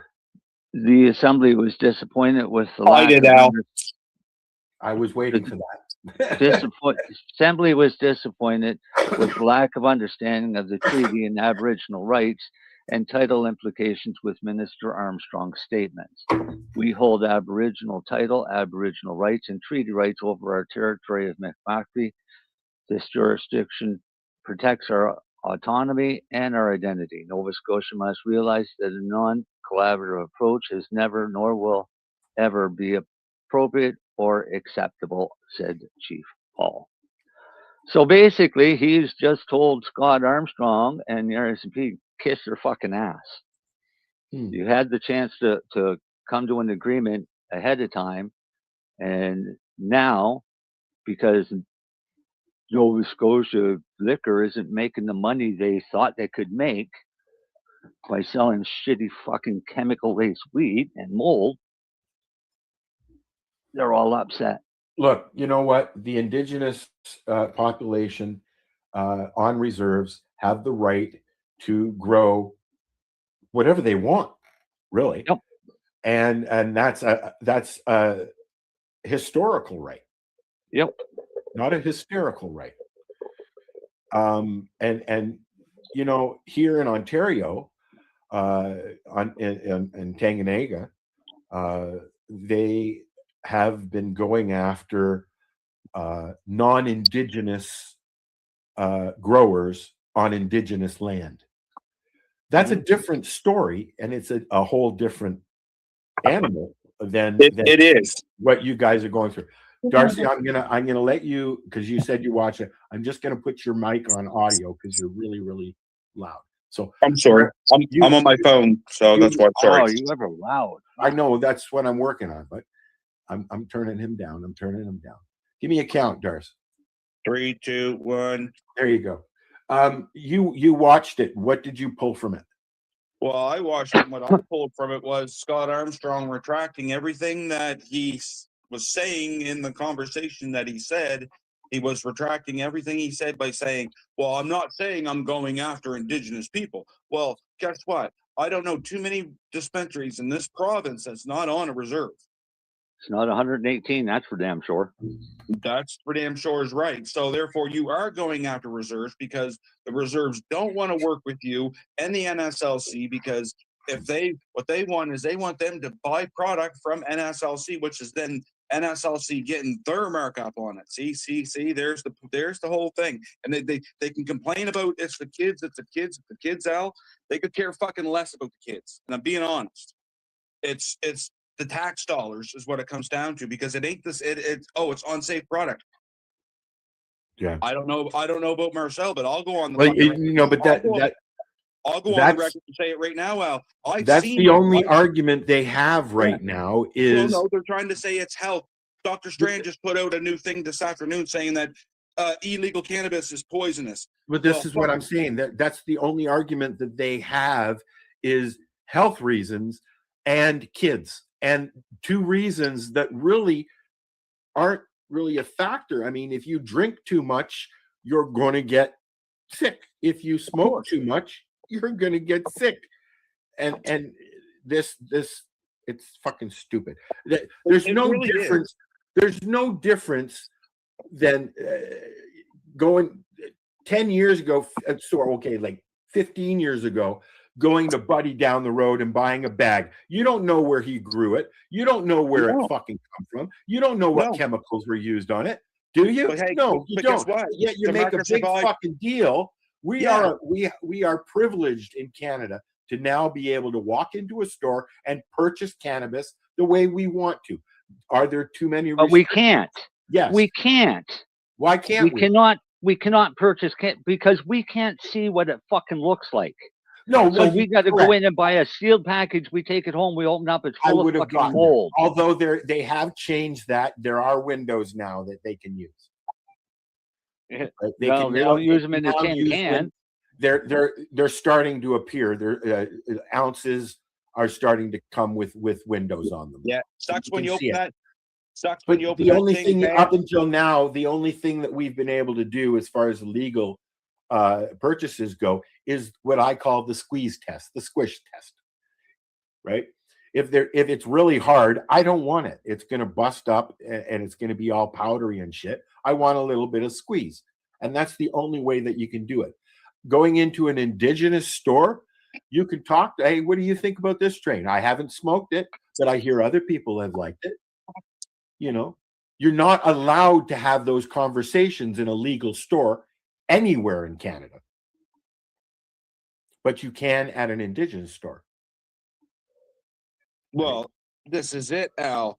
I mean, back in the day when you went into your buddy's place, he pulled out that bag. You got to look at it, smell it, see it. Sometimes he even smoked. Even try it. Yeah, try one. Yep. Yeah, he said sometimes if he was really trying to sell you on it, he'd even smoke a joint with you first.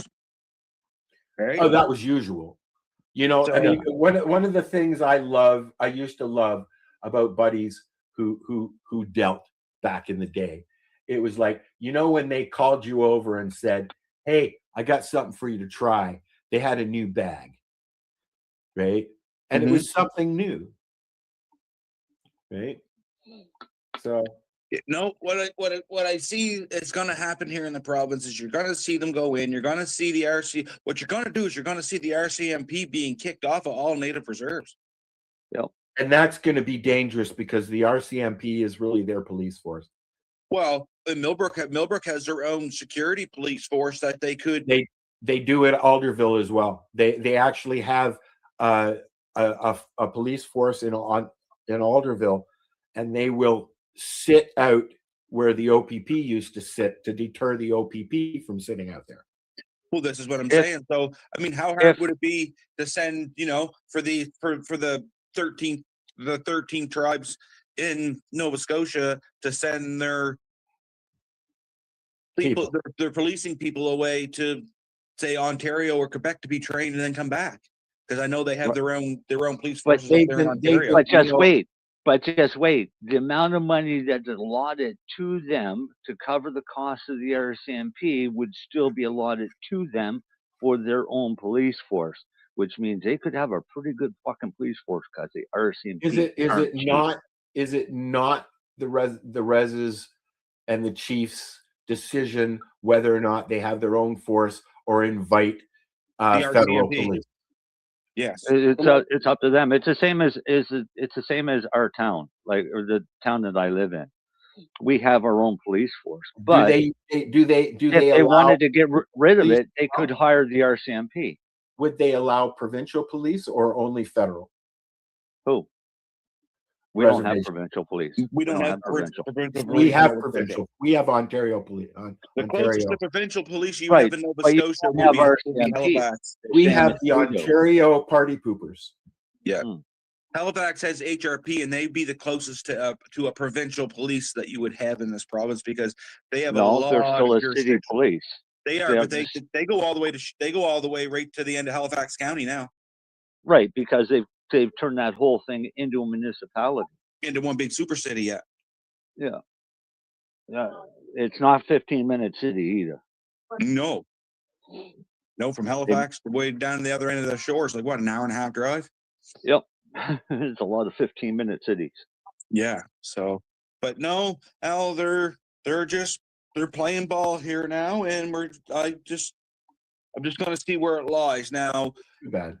What their argument is you're saying you have treaty rights, but there's nothing written in stone for your treaty rights. So therefore, we're going to step in. It's an inherited right. It's been there forever. I know, but the way they're seeing this, It's just the same thing, you know. Now they're talking about removing inherited rights, meaning if your parents are Indigenous, doesn't mean you are. Unless you're born in Canada on a reservation, that doesn't mean you're going to get Indigenous status now. Métis, they're talking about removing Métis status. Well, they've been trying to remove, I hate to say it, but they've been trying to remove the native out of the native in Canada for the last 150 years. Oh, I know. And that's what the residential schools. But yet they praise them. them. They praise them when necessary and when needed. I know. In the way that they're going to do it, Al, is they're going to breed it out of them, right? And that they can do by not allowing inherited status. Yeah. Now all of a sudden, one of your parents is half white. Well, guess what? Now you got to have more of a status to get your status. What I'm worried about is like my friends' kids. Some of them have status because their father was Indigenous, and what I'm worried about, and they've all gotten their status here, but what I'm worried about is, are they going to have that removed now? You know, like all these. You know what I'm worried about? All these people who have applied for status because their parents are Indigenous, are they all going to lose that status now? You know, because they're talking about making these changes here in Ontario. I don't know about all of Canada, but in Ontario, yeah. So it's not fair. It's not right. It's not right, Al, because you think of the amount of money, just the amount of money that the government has to spend just to fix the water situation. Don't even get me started, dude. How much money are they? I'm not. No, I don't even want. You know where I'm just going to go, and I'm not going to say it. It's a lot. It's a lot of money, and they still haven't fixed that situation. So, but yet they're fixing everybody else's fucking situation that comes into the pantry. Mm-hmm. What happened to the $5 billion they made off of cannabis? How much a month does a new Canadian get when they come here as an immigrant? $3,000 $3,000 a month. $3,000 a month. I don't even get that as a Canadian citizen that's disabled. Fuck, I got to fight to get Canada pension now. Huh? I said I have to fight to get Canada pension and haven't worked in almost 2 years. Oh, everybody's going to have to fight with Canada pension coming up, buddy. You know, like, you're not disabled. Well, what the fuck am I in a wheelchair for if I'm not disabled? Yeah. You know, they refused my niece Emily's application for ODSP the first 2 times, saying that she's not disabled. She's got type 1 diabetes, in and out of the hospital weekly with fucking seizures from epilepsy. She's not disabled. She's now on it because most of the time when you appeal, you get a good something good out of it. But it's fucking ridiculous. They are supporting people that don't. I don't even want to go there. Good, because we just lost another listener because of it. So. We lost 2 more listeners. Yeah. Oh yeah. Right. You know, like, I mean, I do you know what I'm worried about? I'm worried about that this revolution is going to take too long and I'm not going to be around for it. Good possibility, Marcel. Good possibility. But on another note, you know what really sucks? There was a time when you could have a conversation about things like this, and there wouldn't be any arguing. It's just a conversation. Now, I open up my mouth, or Marcel, or you, Darcy, or anybody that does the show with us, and we say the wrong thing, and we lose listeners. And even though our opinion is ours. Wait now. If people haven't figured me out by now, then they don't deserve to fucking listen. But you know what? Here's the thing: for every 2 listeners that we lose, we get 6. Yeah, but my attitude is I'm not here to make anybody fucking happy. I'm here to live a fucking life that I don't want to fucking live. How's that? So if I come up across miserable with the truth, suck it up, princess. It's still the fucking truth. It just came across a little blunt. Yeah, that's why I usually shut my mouth and don't vent things out a lot. Is because I'm not. I just don't have those conversations anymore. I just don't want to. Well, I just keep my mouth shut more because I don't have a filter. I'm not here to sugarcoat anything for anybody. Let's look at as an example, okay, of the current life situation here in Canada. We had an event in Toronto a couple of years ago, and they had asked people not to put up flags, and yet one of the vendors put up an Islamic flag in the middle of a hall with cannabis people, and people flipped out. There were racist connotations thrown around. There were it got very verbal, and I honestly. Why did they put the flag up? Because it's it was their right to put a flag up. But they were told ahead of time that no flags. Correct. Then they didn't have a fucking right to put a flag up. If everybody else was agreeing to it, they have the right to fucking agree to it or not show up. Yes. It's that simple. Yes. I don't care who they are. It could have been a fucking pride flag for all I care. It's the same fucking thing. but this is my point, and this one thing that happened turned this whole event into a racial slur. Yeah. And that's, you want to put a flag up, you go ahead and put a flag up, but to put a flag that represents something that most people don't agree with. It basically represents a culture that we do not agree with. Yes, you're right, Al. Well, no, hold it. No. I'm really getting, hold on, let me finish. I'm really getting sick of this Muslim this, Muslim that, Muslim this. It's not Muslim people. No. It's the culture that they are brung up with. People are either inherently good or inherently bad. And, and then you get your odd middle of the road people that just don't give a shit either way. Monkey see, monkey do, Al, right? Correct. But to sit there and dump on people that really have no reason to be dumped on. No. But it's not that. I get it. You know what? I get it. No, I don't have the same rights. I don't have the same rights, Marcel, in a country that I was fucking born in and raised in. I do not have the same rights right now as somebody, what they call now a new Canadian. Doesn't matter where you're coming from. A new Canadian coming into Canada has more rights at this point than a fucking Canadian does. Well, yeah. Of I'm course. just sick. I'm just sick of hearing people say we have a liberal government that thought this would be the ideal way to piss off fucking Canadians so they could sell the fucking country out to fucking China or whoever else had the most money. Correct. Right? But that's basically what they're fucking doing.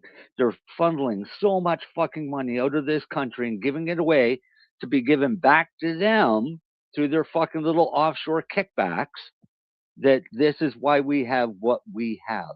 And why senior citizens and people who are on disability are starving. And I honestly think, and I honestly think that they're also want to push that divide between Canadians and people, because it just takes a distraction off of like what Marcel just said of what they're doing. They're doing, yes. So if they get everybody to get fighting against the pride groups, right? The whole LGBTQ alphabets. Not making fun of you, just tired of all the fucking letters. It's stupid. All right? But if they get everybody fighting against those guys, then they're not noticing what they're doing in government. Well, and what they're giving away. They want everybody. Now they've got everybody fighting against Muslims. So it's Jews against Islamists, and everybody fights amongst each other without realizing who they should be fighting against. You know what? I grew up in Toronto, a Jewish boy in Toronto in the 60s. And I've been called a kike and a few other choice words over the years. I can also say I never heard that before. I remember coming out of my cousin's bar mitzvah and seeing swastikas painted on the side of a synagogue. Okay. And I'm sorry, although it's getting close, you ain't seen racist unless you grew up in the 60s. Okay. Well, yeah. I don't know. What I've been watching lately is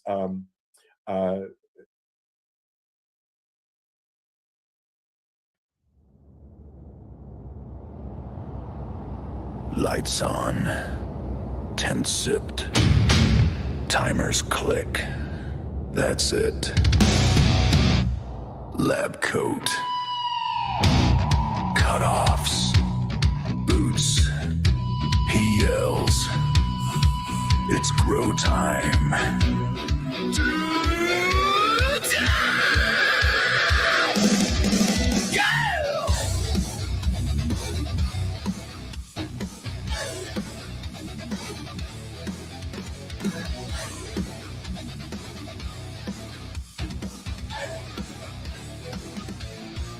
Darcy struts in like a mad scientist.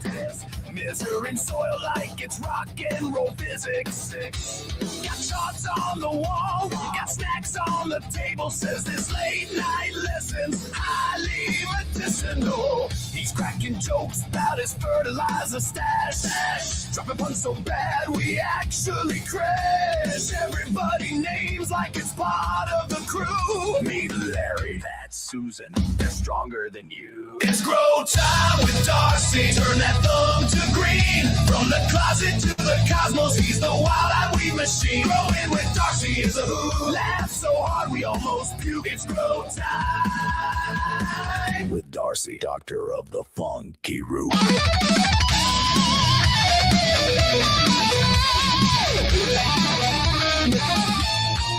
He's got goggles on, but they're fogged to hell. Says that just proves the humidity swell. Pacing round the room like a coach at the game.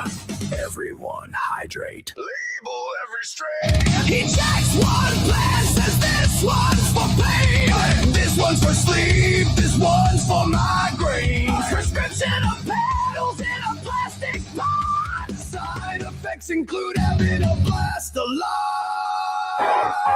It's grow time with Darcy. Turn that thumb to green. From the closet to the cosmos, he's the wild-eyed weed machine. Growing with Darcy is a hoot. Laugh so hard we almost puke. It's grow time with Darcy. Step 1, water. Step 2, light. Step 3, rock harder. All day,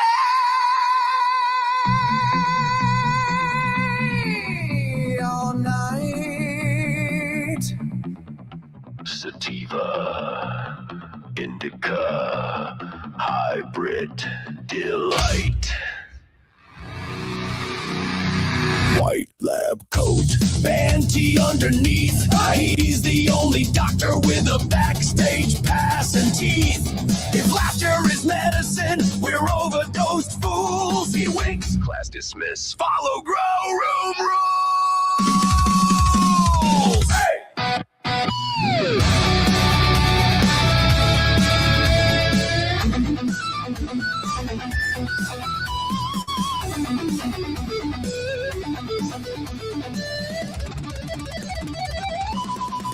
It's grow time with Darcy.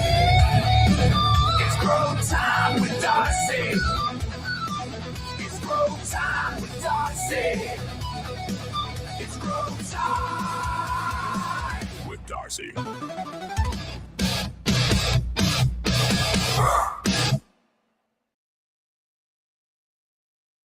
You're listening to the Pace Radio Network here at paceradio.net. The views expressed by the individuals during this broadcast are their own opinions, and they may not be the same as those of their group or other organizations they may be involved with. All medical advice during our broadcast is not a medical opinion and should be checked with your medical physician.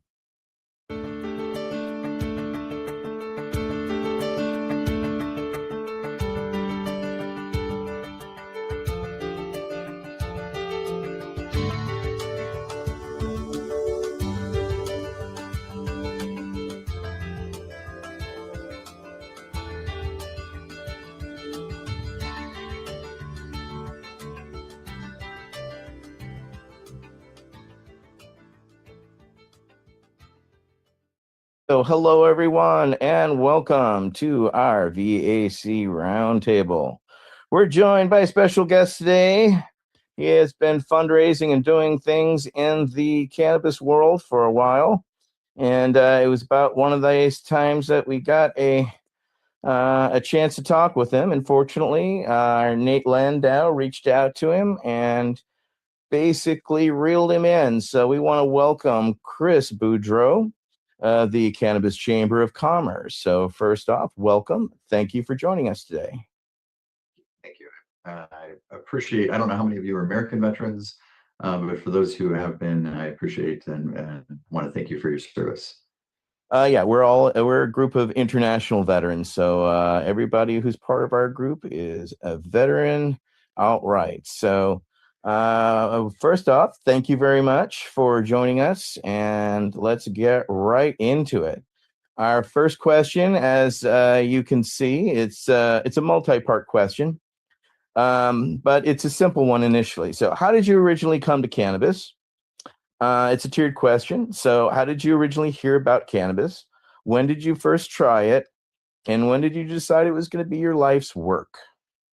Yeah. So when did I first hear about cannabis? That one, I don't know. That probably goes back a ways for all of us, right? When I first tried it, maybe high school or college. As far as how did I decide to get into the cannabis industry, though, that's a little bit different story. I was actually an executive in banking, and my bank went through a restructuring or basically collapsed during the financial crisis. And I was pretty young at the time, relatively, and in a place where I was competing against guys that were much older than me for a job in a job environment where it was very tough in banking for those top positions. About 35% of all banks were out of business, and so I was in a place where I was like, okay, maybe it's a good time for me to start a business. And so I spent a few months looking around at business ideas in 2008. This was a very tough, for those of you that are younger, this was a very, very tough job market. For those of you that were working at the time, you remember it was a very scary time in the economy. And I kept coming back to this idea, and I've been fortunate to be able to predict a number of economic events. And I kept coming back to this idea that cannabis was going to become an emerging market. The timing was right for cannabis to start blowing up in a bigger way, that the laws would change and we'd start to see more opportunities. So in 2008, I got in and started developing my first business. Outstanding. All right. So next question will go to Councilmember Marilyn Mathry. Marilyn. Hi, Chris. With your background in AI-driven customer growth platforms and corporate transformation, how did you leverage data, technology, and excuse me, and narrative strategy to make cannabis businesses more attractive to investors? Question. Unfortunately, it was kind of the other way around. So, I started in cannabis in 2008, as I mentioned. That was long before anybody thought AI was coming or had any vision that it would be coming soon. But what happened is during my time operating cannabis businesses, and I've had multiple businesses that I've built and sold in the cannabis industry. During that time, I started to see a trend in things that I needed in all my different companies. And at this point, I've had cannabis licenses in 5 different states with several businesses. And so I started to see that I kept having the same issue in every company. I kept needing technology that would incorporate a CRM, incorporate customer service tools, and incorporate marketing tools. And I felt like AI was coming soon in 2020. So I sold some cannabis companies, and I felt like AI would be coming soon. Another prediction I was making was that I think the AI industry is going to start coming soon, and that we're going to start to see more automation, and you'll be able to see more of these tools incorporated. And so it was actually the other way around. It was my cannabis businesses that led me to start thinking about things more, and led me to the thought that I think we're going to see AI incorporate these tools. And I actually stepped back. I shut down my AI company last year because the AI is taking longer to develop than I thought. But I think in the next 2 to 3 years, we're going to see companies offering a system where, if you've got a smaller company, you can have a tool that will talk to your customers for you, that will take that information and put it in the CRM, and that will also do marketing for you. So I think let's say it's 2 to 5 years away, probably more like 3 to 5 years away. And I couldn't wait. I couldn't keep paying for everything while we were waiting. But yeah, it was actually cannabis that led me to AI. Right on. Wow, that's an interesting. Yeah, you hear of more recent people, getting into AI as opposed to seeing it. So it'll bring up some questions that we're going to throw your way further on down the line. All right, Michael Crowitz has our next question. Council member. Thank you. Hey, welcome, Chris. I am really fascinated by your last answer. I'd love if you could throw a little more detail in the margins of this answer, but it's sort of, in a way related. You've worked at the intersection of innovation and regulation. How can veteran communities be better represented in policy-driven industries so that their lived experience informs system design?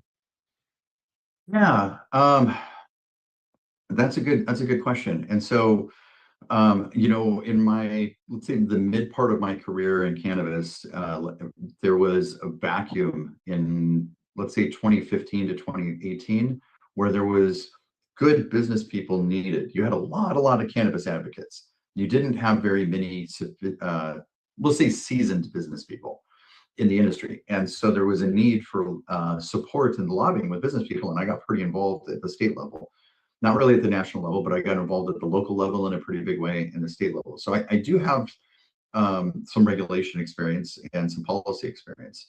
And I think, how can they get better represented? I think veterans have one thing that there's no other community has, and that is that legislators have such a high regard and great respect, or they should, but it seems that they do. At least as politicians, they talk it up like they do, but have placed so much value and respect for veterans that I think as a veteran, you have a little bit more of a window and an opportunity to actually get in and represent yourselves. And so whatever it is, I would say, speak up, speak out, approach your politician, just understand they're humans too. And so, how would you want to approach them? I often see people get excited and activist stuff that we see on TV, right? And they go in very aggressive, and that's not helpful. You're not going to get very far with that, because then it's just going to put them on the defensive. So as a veteran community, I think you've got a wonderful window. I've known a number of veterans that have done a lot of great work. I know Nate knows Brian Buckley. Is there anybody else on this call that knows Brian Buckley? Yeah, Okay. he's part of our group. Yes. Oh, okay. And Brian's a great guy. And I've seen Brian do some great work, because he can go in and say, he's eloquent, he cleans himself up, and he's got a great story, right, in his military record. But you can get it done just like Brian. I think you just have to go do it. Mike, I'm sorry, does that answer your question, or is that so? Well, I think what we're seeing all too often is kind of two levels. One is you got the sort of activist community that has sort of taken a step back and allowed for paid policy individuals from various companies or various conglomerates and whatnot take their place, often either directly training them or handing off the baton on what they were working on, and that's fine. That's good. I mean, we don't need the work, but on the flip side of that, when it comes right down to it, we've tracked like the CANRA, for example, the National Group of Cannabis Regulators, and even though they have a national group, there doesn't seem to be a mechanism to really talk to the regulators in any sort of informed way.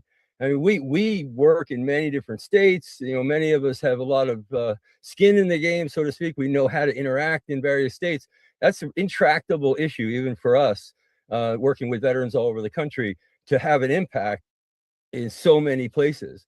And we have someone like Kevin Sabet with Project SAM that actually has very well funded misinformation campaigns in every state, sort of chewing at the edges, like entropy of the truth and the evidence base. So anyway, that's the landscape that we're in, and we're just trying to figure out how can we actually get our in a meaningful way, how can we get our experience into this system without breaking our backs to do it and reinventing the wheel, Yeah.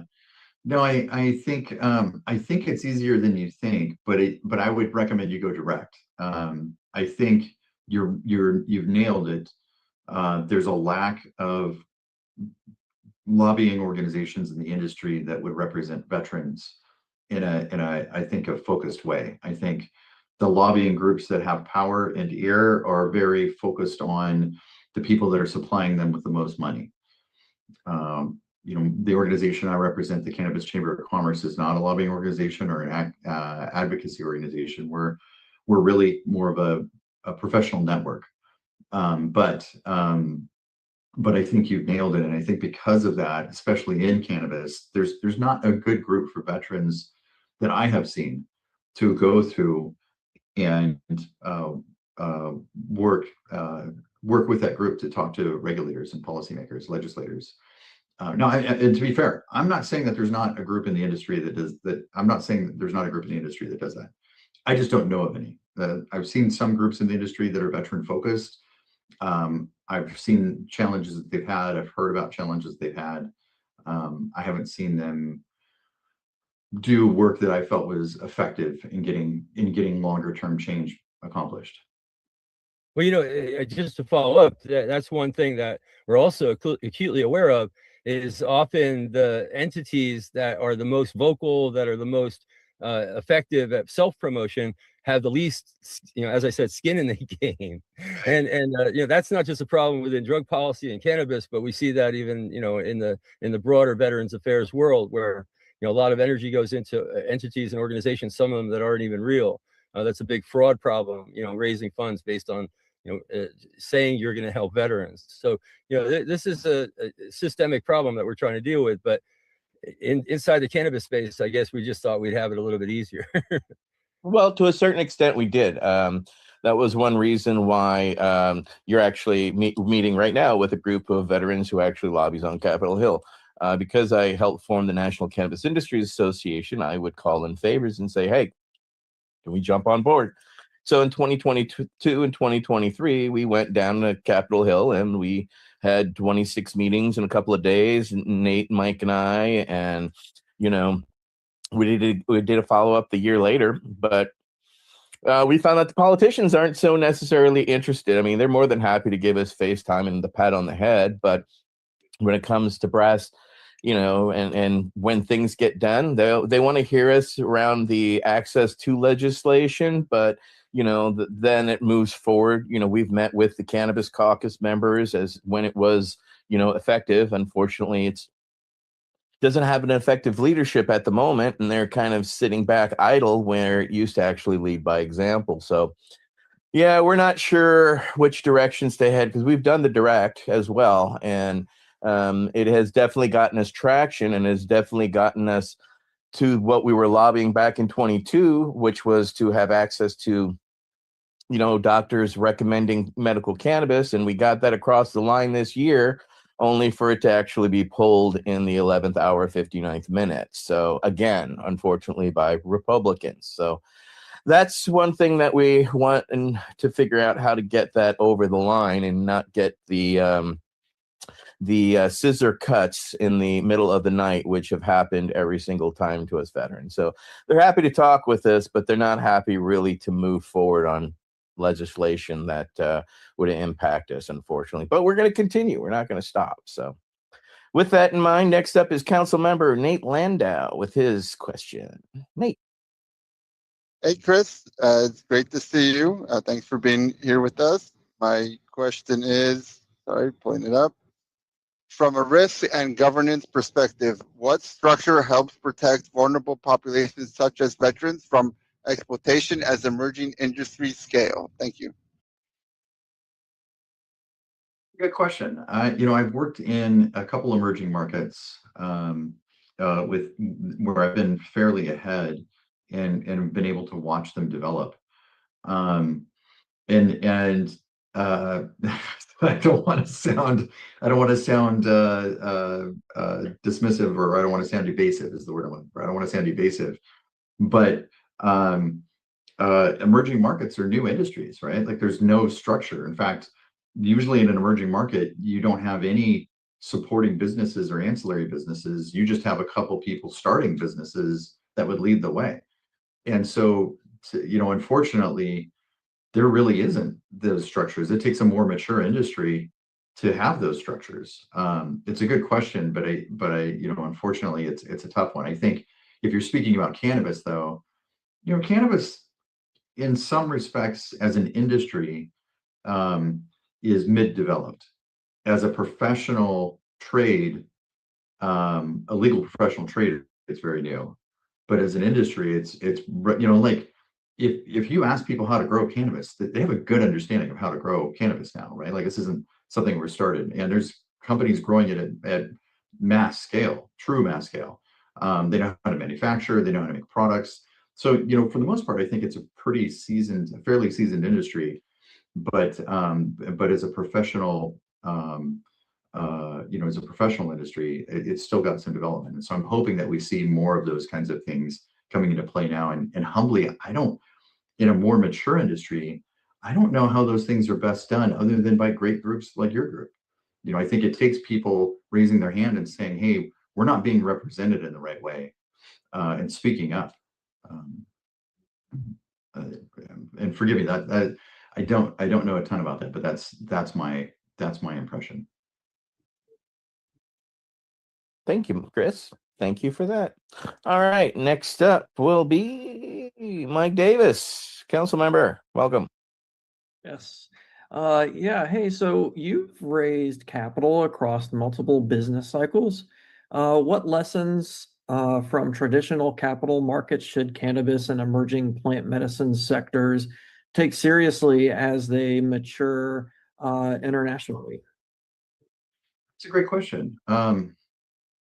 You know, I think in the 2015 to 2019 or 20, let's say to 2020, there was one massive mistake that both businesses and, to be fair, investors were making. And that was, people were assuming that just because some guy spoke with authority that he knew what he was talking about. I saw multiple decks from cultivation companies that were like, okay, by year 3, we're going to be doing 100 million plus in revenue. And most of those companies are dead, right? And I see Etienne laughing, right? Very, very, very, very, very few of those companies actually ever achieved anything even slightly close to the projections they had. And so I think in the earlier stages of the industry, there was assumptions made about like, what does it mean to have like a large indoor cultivation site? Because people had done it, but it was all, I mean, I've had cultivation in the past, but it wasn't to the scale and wasn't run professionally with the kind of funding that we've seen in that 2018 to 2021 window. So I think the lesson I would learn from more mature industries that are, let me back up a little bit. If you take a really mature industry, it's perfectly stable. There's not a lot of innovation. There's not a lot of newness. And so it's tough to look at its learning lessons. I think you have to look at something in the middle, and say, well, what have you seen from other maturing industries? And I think that is, we have to look at things like being conservative in your expectations and your estimates, knowing that there's going to be things that you miss. You've nailed it with this question, because if you think about it, cannabis in the US is decently mature and is relatively stable. You're not going to squeeze much more cannabis out of most of the Midwest states. West Coast states, some of the Midwest states. Like our organization's working with a group in Nebraska. Nebraska is not going to be Nebraska if it comes online. They're not going to see this massive increase in the amount of cannabis being produced and sold because there's just not that many people there, right? And so for the most part across the U.S., there's not a huge amount of opportunity left. But internationally, we can expect a lot of evolution. What does it mean to package and sell and ship, from some state in the U.S. to some state in Europe? Do they even want it? I know groups right now that are doing stuff in like Morocco, or like Ghana in Africa, where they can grow it very cheap because labor and land and all of that is very cheap, and ship it straight up. And they don't have to ship it by boat or by plane. They can go from Ghana or from Morocco or some of these African states up into Europe at a very low cost. And so there's a number of things that I don't know, and we're going to see a lot of very interesting opportunity. But you've nailed it. I think what's going to happen on the international scale next. Do we find that they just decide not to grow much in Australia because it's too expensive for them to grow indoor? I don't know. Or, what kind of things do we see? I don't know, but I think we have to look at. I guess to answer your question best, and forgive me because this is a very interesting question, Mike, but a very complicated one. I think what we'd have to do to really look at that best is to say, what relative industries, in agriculture, do we see that are doing things, and in what countries do we find are doing them best? which ones are importers, which ones are exporters, how do some of those laws. And so it's a multi-dimensional question and answer, but it's a good one. And I think it's probably the one that's the most exciting in the next step for cannabis. Right. Thank you for that. Next up will be Council Member Marilyn Mathery. All righty. You've guided multiple companies in 7 to 8 figure outcomes. Can you walk us through how you helped cannabis operators position their businesses for investment, especially in an industry facing unique financial and legal challenges? Yeah, yes. And I do consulting both in cannabis and outside of cannabis. This question is a lot easier. So the first thing you do, if let's say somebody somebody following this says, I need to raise money. You've got to look at what your vertical is, and you've got to say, okay, what's a reasonable amount of money for what we're trying to do. So, for example, if you're a retailer and you're saying, I want to raise $7 million, that's not a reasonable amount of money to raise if you're trying to get your first location running. If you're an indoor cultivation site, 7 million might be a reasonable. So you got to look at, what are you trying to do first, and then figure out what's a reasonable amount. Next, you've got to start getting together a really good business plan. You got to have a good business plan. You got to have idea of what it is that you're doing. So if you're a brand new business, you need to put together some reason that an investor would say, I love your idea, and your idea is different than all the other businesses out there. Because if you come in and say, I just want to open up another store or another cultivation site, they're going to say, there's so many businesses already struggling. The markets are oversaturated in almost every state. How are you even going to compete? Much less, why would I want to invest in that? I don't see that as a good opportunity. You'd have to show something that makes yours different. We're better because we're going to do this. You got to, in pitching to an investor is very much so telling a story. What is your story, and why is your story different? Why is your story better? Why does your story tell somebody, I'm going to make a lot of money if I invest in this. I want to invest in this. And if I don't do it now, I'm going to lose my opportunity. Because a big part of investing or getting investors is creating that FOMO, making them think, if you don't get into this now, somebody else will, and they're going to make a lot of money. And then you're going to look back and go, you know what? I saw that opportunity and I passed on it, and I invested in these 3 other things and I lost money on all of them. I should have done that. And so FOMO is a huge thing for investors, and they don't like to hear that. It's not something any one of them will be like, oh yes, but it's true. And so you've got to have that compelling story. And then the last piece of that is you need to put together a presentation for investors that sells that story. It doesn't have to be super complicated. It shouldn't be super long. 7 years ago, it was very hard to get good information on this. Now, you can have AI write half of the deck for you. It's very easy now. There's so many videos now. There's you can look at so many resources online quickly and easily to get an idea of how do you put that presentation together. But you need to follow what is a fairly standardized format for investment decks. And then you need to tell a story of what makes you compelling, what makes your opportunity compelling and better, and how are you going to make that investor money. And then the only last piece I would say is you need to put together some projections in that. And sometimes people need help with that, but you need to put together an outline of how the numbers will line up and make somebody money, whatever it is that you're doing. So if you're looking to start a business, or if you have a business that's running and you're like, I want to open a second location, or I want to expand, wherever stage you're in, if you're looking to raise money, all of those things apply. All right, next up will be Council Member Michael Krowitz, but he has a question for you about Morocco, since you brought up Morocco beforehand, and we actually reached out to Morocco on some information. So, Michael. I take it you want me to ask him about Morocco.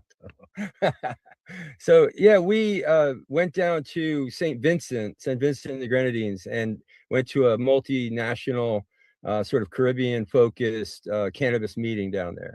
And that was in October of this past year. Yeah, terrible. I'm so sorry that you had to suffer through that.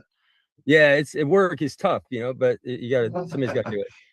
So anyway, one of the more interesting details that came out of that meeting was our friends over there at Transnational Institute out of Netherlands reported that indeed Morocco had set apart a portion of land in their reef valleys there as a sort of designated zone, a protected area for in local or indigenous genetics, to try to protect that region from genetic pollution, if you will, of the crops that are used for cannabis products. And we're extremely interested in that process, especially because we think that part of sustainability and part of creating a added value and something that patients will really value increasingly in the future are these small plantations of cannabis, craft cannabis, so-called cannabis appellations, terroir cannabis, land-raised cannabis, a lot of different terms for the same kind of idea. So, but anyway, if you know anything about the Morocco experience, can give us any insight on that, we're really, very interested. I know a little. I know some people that were doing consulting for the Moroccan government on literally directly. One of them would talk with the king sometimes. But I also know that the politics over there were very, very challenging, and that group has since decided to step back. I would say if your ambition is to learn how to build, smaller sites that were successful, if you go a little bit north of where Nate lives, there's a lot of opportunity to learn.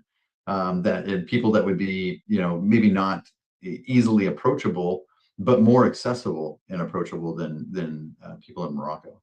That would that may very well be true. So our question, it deals with veteran services, but before I read the question, I want you to open up your mind a little bit. When we say veteran services, we basically, there's three different things we're talking about.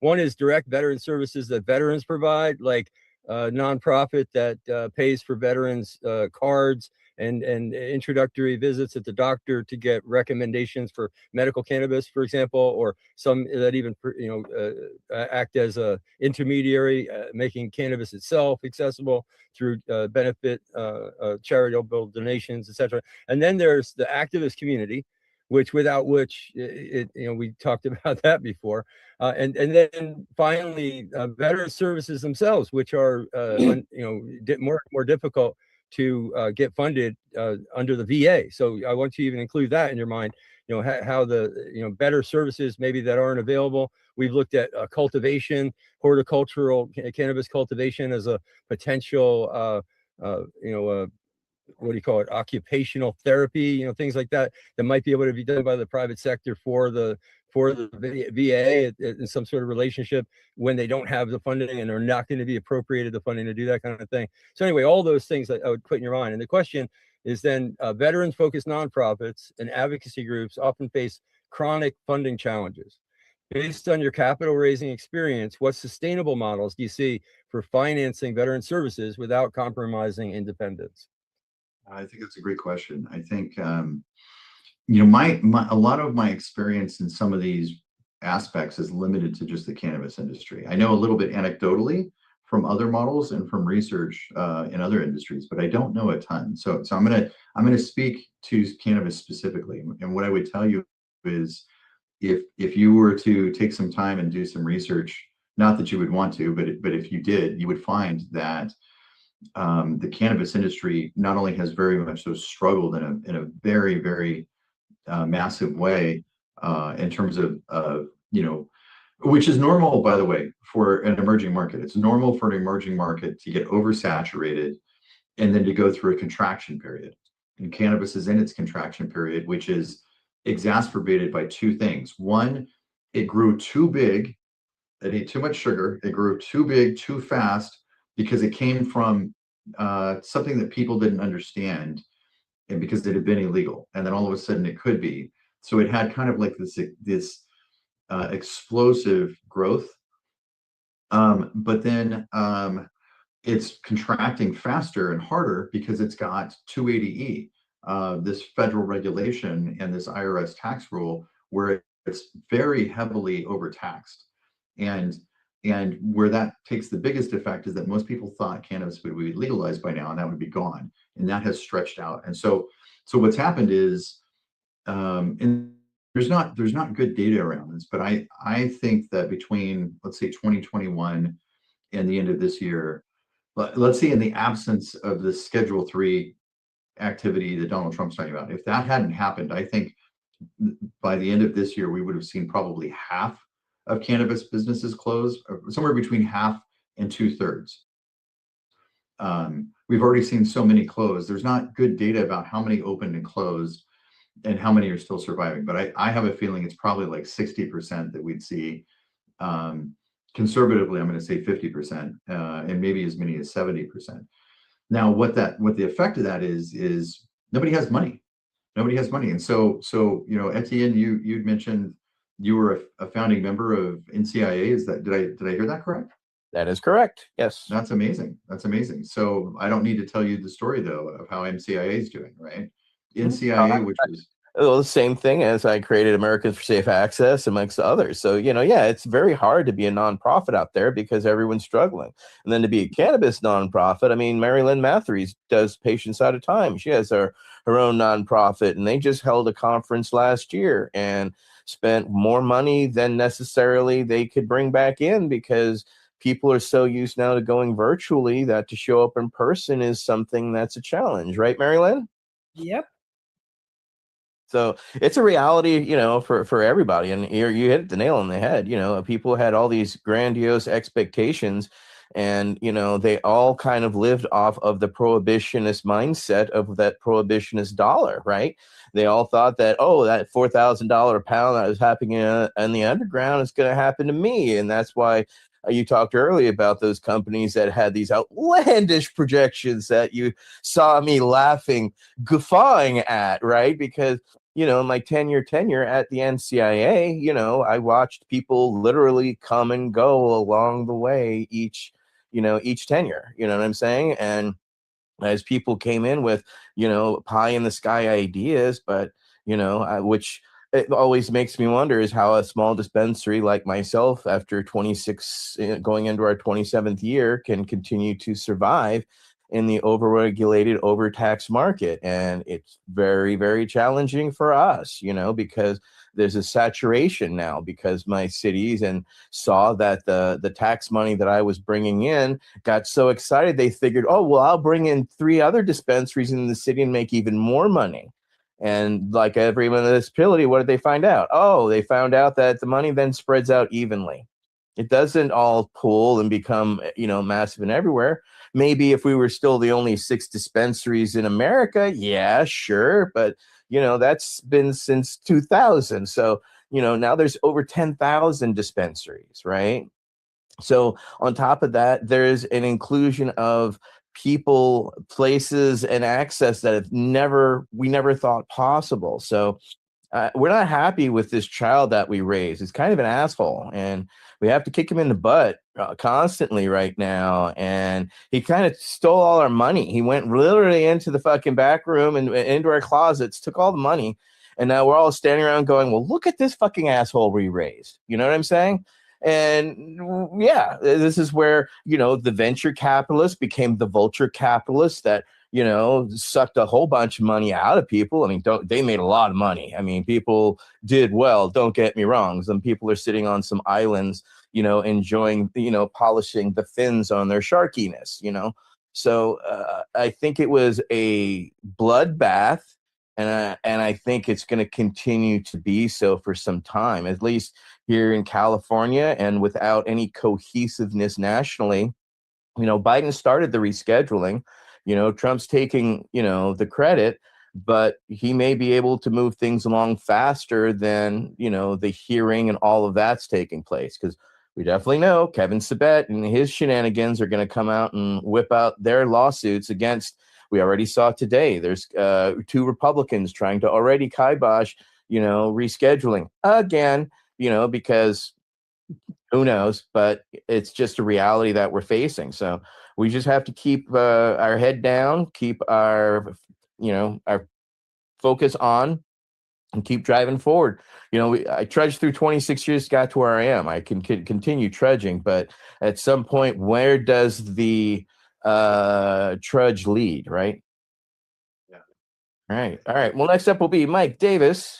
Well, and just really quick, I was going to have one last thing to kind of round out the answer, and that is that I think because of the nature of where the cannabis industry is at, it's a very, very tough time for any nonprofit But what I can tell you is the only way to grow as a nonprofit, the only way to gain members and gain access to membership or build revenue is to create value for people. What are you doing? And I think that's one of the bigger challenges of the trade associations in cannabis is they didn't evolve in a way. In the beginning, there was nothing, right? Very, very biblical sounding, but in the beginning, there was nothing there, and we had to create it.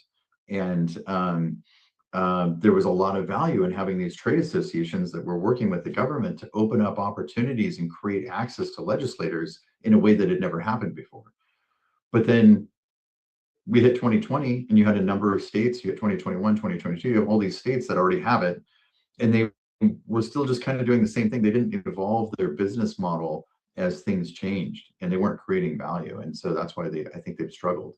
Whatever you guys do, whatever any other group does, if it's a veteran focused group, you have to figure out who are you creating value for, and what is that value that you're creating for them. And if you can find that, then people will come. You have to build it, and it's got to be strong. I've built strong organizations, but what happens, right? Those good people drift, go, or they get pilfered. We saw good activists jump into the hemp field, and there were few and far between. And then we saw it get saturated with, diluted very consistently, very quickly. And that's where we saw the water get so clear that the sharks came in for sure. All right, next up will be Mike D. That's me, Mike D. So I like the BC voice. So before you apologize, I've been sick, so it's difficult for me to kind of speak a little. So No worries. before you came on, Nate, was we discussed about your background, and I was kind of very excited and very interested to hear about the Chamber of Commerce, Cannabis Chamber of Commerce, and everything. I'm retired, medically retired Army after 15 years, and one of my things that I did in the Army, I was an Army recruiter, and part of that being an Army recruiter, recruiting business, I would go and visit like chambers of commerce and stuff, and work with them.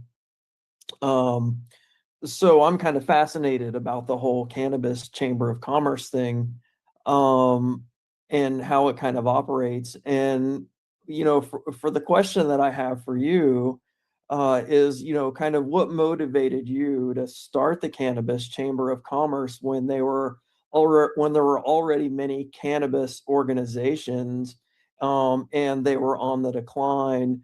And then kind of as just a little bit more to kind of add to that, as someone who's kind of worked with Chamber of Commerces in the past, how does your kind of cannabis Chamber of Commerce is there some sort of parallel with kind of like a normal Chamber of Commerce? Yeah. No, thank you. It's a great question. Or a great couple of questions. And just to make sure I understand, when you said how does it compare to a normal Chamber of Commerce, did you mean normal and the Chamber of Commerce? Because not normal, the organization, but just like a regular, just like a regular Chamber of Commerce. Yeah. And for anybody in your audience that isn't familiar, NORML in the National Organization of Marijuana Legislative Reform, I think, something like that. NORML is more of an activist educational organization that has been around a long time and has created great value. But we're a business professional network, business-oriented professional network organization. So, I had been sitting on committees and chairing committees with the California Cannabis Industry Association and with the National Cannabis Industry Association. And at the time, those were the two biggest trade associations in the industry. I was very active in CCIA and somewhat active in NCIA. And it hit a point in 2019 where I had licenses and I was running different businesses in 3 states. And, by some measures, I was doing pretty well. And then I was volunteering my time in this. And I had one of my partners in one of my businesses say to me, like, why are you putting all this time into this? And I was like, that's a good point. We spend money on membership.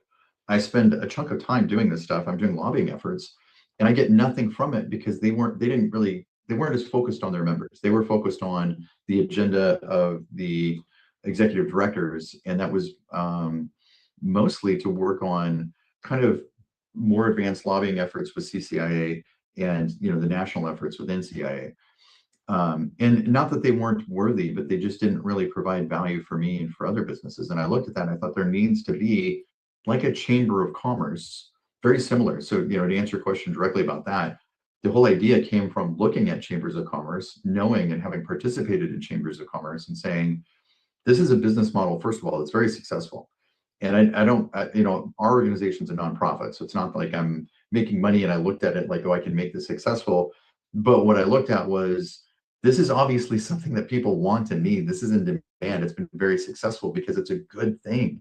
And we don't have anything like that in cannabis. At the time, every single trade organization, there was hundreds, was just focused on lobbying or advocacy.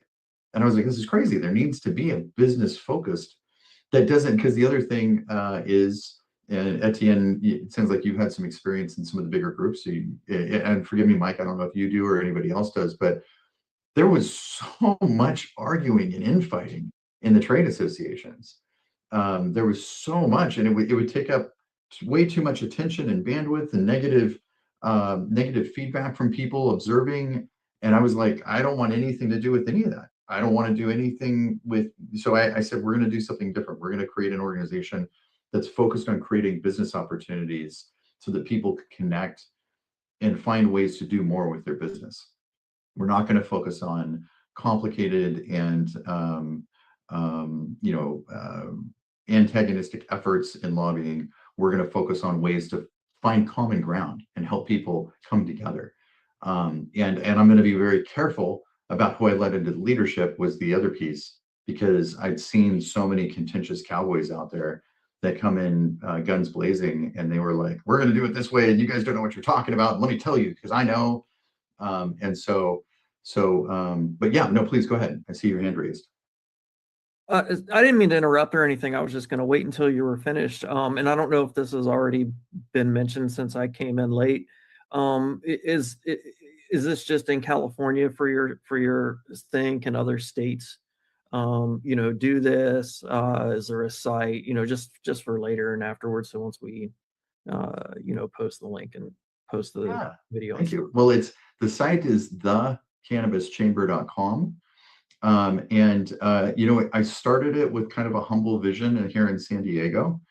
And then we expanded into LA, then we expanded in Orange County. And then we expanded it into LA and then the Bay Area. And then this was at the base of COVID. So we weren't doing much other than some virtual events.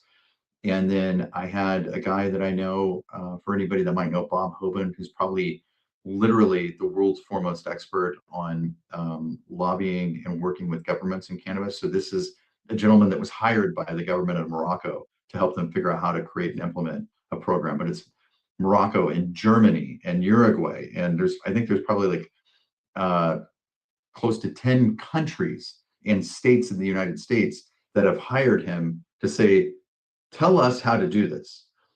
He's had calls and meetings with some of the biggest people of the biggest companies in the world. I was talking to him a couple of years ago, and I spoke with him right after he got a call from the CEO of Procter & Gamble that owns pretty much every toothpaste, body, anything you can imagine. Like P&G is crazy big, massive multinational, international company. And so it's a big conglomerate. And so he reached out to me and said, I'm here in Colorado. I'd like to start a chapter of this. Can we let me do that? And then we started expanding in other states. And now we've had teams on the ground in 15 states in the US, actively also in Canada, in Europe, in Africa, and now we're expanding into Latin America. So we are a true global organization. We're expanding. We've launched our team in Africa as of the beginning of this year. We're getting ready to launch Latin America. But last year we hosted events all over the US. We hosted events in Canada. We hosted multiple events in Europe. This year we expect to do events in Africa as well, and Latin America. We hosted more events than any other organization in the cannabis industry the last 2 years in a row. I think we hosted 50 events last year, 50 to 60 events, and closer to 50 the year before that. We're going to have to put you in touch with our friends at Fields of Green for All in South Africa. I actually judged a hash competition in October. That's why Mike was alone in the Caribbean. I was in South Africa, checking on things. And they've helped change the laws there and actually helped get it enshrined in their constitution. So, it's an amazing thing that's going on there with Chiba University and stuff that's happening there in South Africa. I'm really proud to see that the African culture is really rising to the challenges. So that's awesome. All right, next up will be Nate Landau. My question is, how has the outlook changed regarding the government's response to Schedule 3?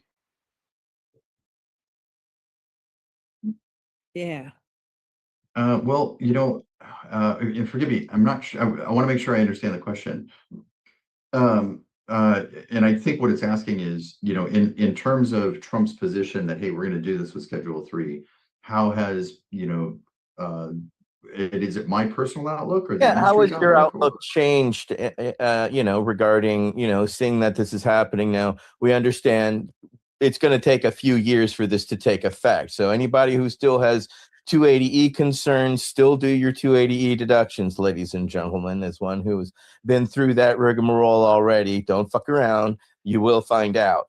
So, but, people are, of course, looking to, the pharmaceutical companies have had access to, cannabis and the products that they came out with. Of course, the public doesn't want. They don't want to subvert. They haven't caught people, dealing Marinol in the streets because it's not something people want. So, given all your history and the Chamber of Commerce and things not just only nationally but globally, because we know what happens in the United States ripples outward, right?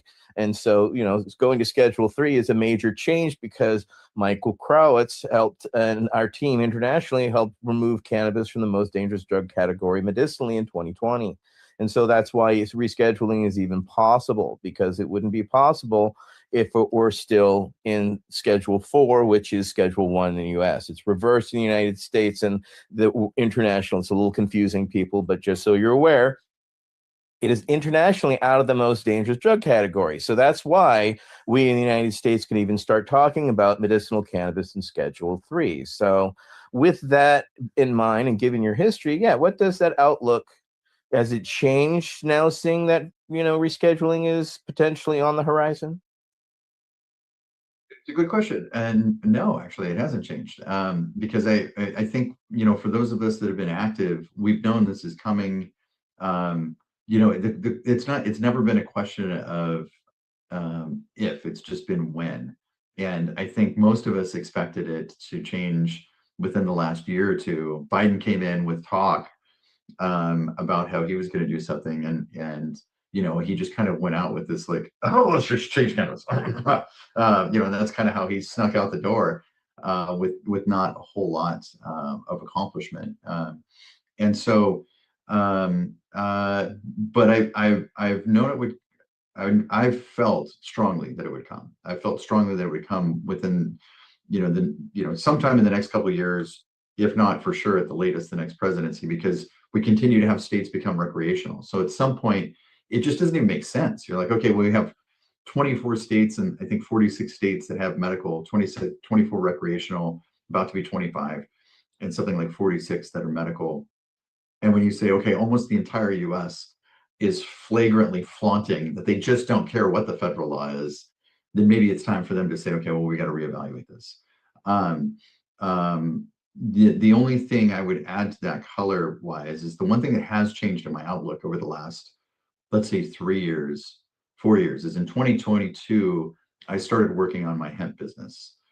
And in doing that, and in doing the research, I started understanding the opportunity there and the loophole in the Farm Bill and what that presented. And it became clear to me that there needed to be, we had two different sets of guidance, and there needed to be, when there's this shift, there needs to be comprehensive legislation. So what I think a lot of people don't think about is, okay, you go through Schedule 3, and how does that affect hemp? Well, how could it possibly be that legislators say, okay, look, we're going to look at all of this. We're going to look at it in detail. We're really going to evaluate what's going on in the US. We're going to have to come up with laws and regulations that make sense, that appease states. Because otherwise, what's the point? I hear people say, oh my gosh, they're going to do this and it's going to turn everything back. And all of a sudden, all these states are going to completely change. And I'm like, well, why would they? And they say, well, because, Chris, you don't understand. This is going to be the federal law. I'm like, there's already a federal law that says you can't do anything, and they're doing it anyway. What do you think? You think they're going to be like, oh, we don't want to break the law? Okay, well, we'll just, what people are missing is California makes a lot of tax revenue from the recreational cannabis market. California and every other state in the US is struggling with their budget. You think they're going to roll over and be like, okay, yeah, let's just get rid of it now. Now that we've created all this infrastructure and we've hired government employees and we have departments that regulate and monitor this stuff, and we make a ton of tax revenue from it, we're just going to roll over and throw it all away because the federal government is a little bit closer to having it the way we have it. I just don't see that happening. And I could be wrong, but I don't see that happening. But what I do see happening is that they're going to have to be very careful about it at the federal level. They're going to have to be smart. They're going to have to look at like, okay, how do we do this in a way that works with states? Because it's just stupid if they don't. It's pointless. It's completely pointless if they don't. And when they do all of that, they're going to have to look at it and go, well, okay, so we have regulated cannabis here, but then we have hemp cannabis over here.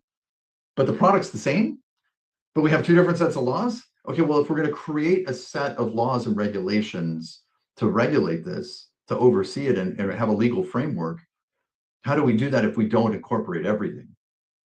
And so I that's the only thing that's really changed in the last couple of years for me, is the perspective that like, now you're going to have this comprehensive set of legislation.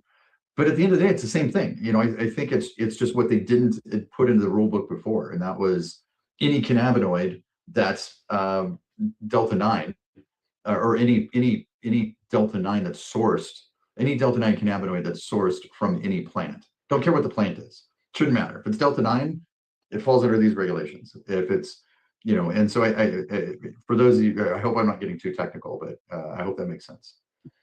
No, we do technical. Okay. We work at the national and international level. We usually talk. We're used to talking over people in the sense of we're dealing with high level things. People don't understand the treaties or how the treaties even bind cannabis, right? And this is the field that we play in, and we have savants that play in, and intelligence people that play in. So we understand and completely. You're one of us. We're one of you. You're dedicated. You don't. You come from more of the normal world where a lot of us, we're all veterans, so we all follow cannabis in our own way. But yeah, we see you as one of us as well. You've taken the hits. You've decided to go out and lead, as well as stepping out of your comfort zone. Right? Everybody's so happy to sit on their couch and complain and quarterback everything. It's another thing to step out and do something. As you said earlier, then you got to deal with the egos, right? NCIA, absolutely. We lost a year because of an investigation and infighting and all of that, because people just can't get along, and egos and money. And yeah, that's one of the reasons why we don't have money in the Veterans Action Council. We don't have dues. We don't deal with money because money kind of corrupts things a bit. And we've all been involved in nonprofits and organizations where that was the case. Having hierarchies, right? We saw that in the VFWs and American Legions, which leads to factionalizing, etc. So, we have to unlearn a lot of what we have learned. And, you've done so in the financial world. That's opened up, people, potentials, and ideals. You've seen people grab that brass ring, and you've watched people just kind of stare at it and kind of observe it, at the same time. Humans are a fascinating, observation, and then you get them involved with cannabis and all bets are off. So, but thank you for your dedication, as well as seeing the holes, as well as seeing the problems, and that's one of the things we veterans are taught: adapting and overcoming. And that's what the Cannabis Chamber of Commerce has done. You've adapted to the situation that you're in. You've looked at the problems and the fuck ups that everybody else has done, and you've realized, we don't need to go that route. So respect to you, respect to y'all, and what you're doing. So next up will be Marilyn Mathery with her next question. All righty. let's go globally a little here. From a capital and risk perspective, how do international treaty constraints and regulatory uncertainty affect long-term investment decisions in cannabis and plant-based medicine? Question's interesting. So this is there. I almost asked you guys to maybe take this out because this is the one I know the least amount, but I do have, I think, an important answer, and that is, we're looking at, in this question, we're talking about, hey, these are the rules. How does this get affected as cannabis goes international? And I think the reality of it is, what is in place in the rules now isn't going to be what the rules are in the future. So I don't have a long answer on this one, but I think the reality of it is the rules and the laws are going to have to change in a way that we're not quite sure of. Does the U.S. decide to allow exports into any country, or does it allow imports? Do a lot of countries allow imports? If so, is there tariffs or taxes? If so, does our current administration affect that as we continue to attack other countries with tariffs? Do they say, no, we're not going to even allow your cannabis? Or if we do, we're only going to allow it with very heavy taxation. And so that's a very complicated thing that's going to evolve, I think, in a bigger way, and it's difficult to predict. Michael Krowitz, and then I have a little thought on that. Michael? Yeah, so in a nutshell, I mean, you don't really have to get deep into the weeds of the actual agreements to kind of know where we're coming from here. I think just by looking at the fact that you've got the way that traditional medicine is handled throughout the world. I went to a meeting with Kenzie Rubile, a friend of ours at the international level, that India put forth in Geneva, and they threw out a statistic that kind of blew me away. But there was something like 85% of all the medicinal use of medicines were traditional medicines across the board worldwide. Wow. That's a huge amount of non-pharmaceutical. I think we, especially in the US, we have this picture of it has to be a FDA approved thing, it has to be in the pharmacy to be a medicine. And even we use a lot of stuff for medicinal purposes that is not FDA approved as well, but evidently much more so around the world.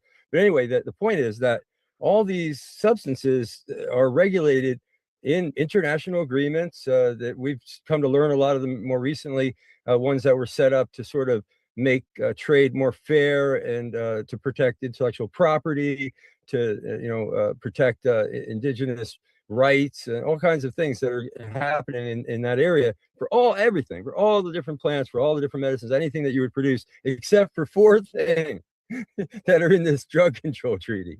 It's like these things have been exceptionalized out into their own category. They should, and they do absolutely have to follow all those rules as well. But then we have that extra hoop of the fact that it's controlled, and you have the looking over your shoulder of kind of this menacing drug war that people have come to be almost captive by. We had people in our ranks telling us, well, what are we going to do? You'll love this one. What are you going to do when cannabis is rescheduled, we lose our Schedule 1 protections? That's like a direct quote we got, right, Mike? From somebody. This is Stockholm syndrome we're facing here of this prohibition. But yet it's not going away. Even if we deschedule ourselves out of it here in the U.S., that doesn't change the treaty itself. We can tell you, working on the inside, there's not much impetus for actually getting rid of the treaty anytime soon. We hope discussions will start around 2030 to actually address the treaty in some fundamental way to make it not be what it is. Apparently a kind of a prohibition influenced treaty. But anyway, that's the question: is how do we navigate this? How does cannabis navigate this world where we wanted to flourish in that regular world of all those rules and stuff in Geneva, but yet have one foot almost tethered in Vienna? That's a great question. That's a I think this is a military term, but it's above my pay grade. Right. Well, it's above ours too, but we have to think about this because Michael was just down. Just to give you an example here. Okay, let's talk international model currently. Okay, so the GMP, there's an expectation of a medicinal product as it goes from country to country. There's international expectations for most products that have been set, usually by oversight agencies, problems, etc., science all involved. So here we have the Dutch who have been producing a Bedrocan, who has been producing a cannabis, which is a Jack Herer varietal, because they created Jack Herer for Sensi Seed Bank originally. And but the way that they grow it indoors causes molds and mildews. So therefore, they have to irradiate the cannabis. Well, the problem when you irradiate the cannabis is you lose 80 to 90% of the terpenes in the terpene profiles. They shatter, destroy, go bye-bye.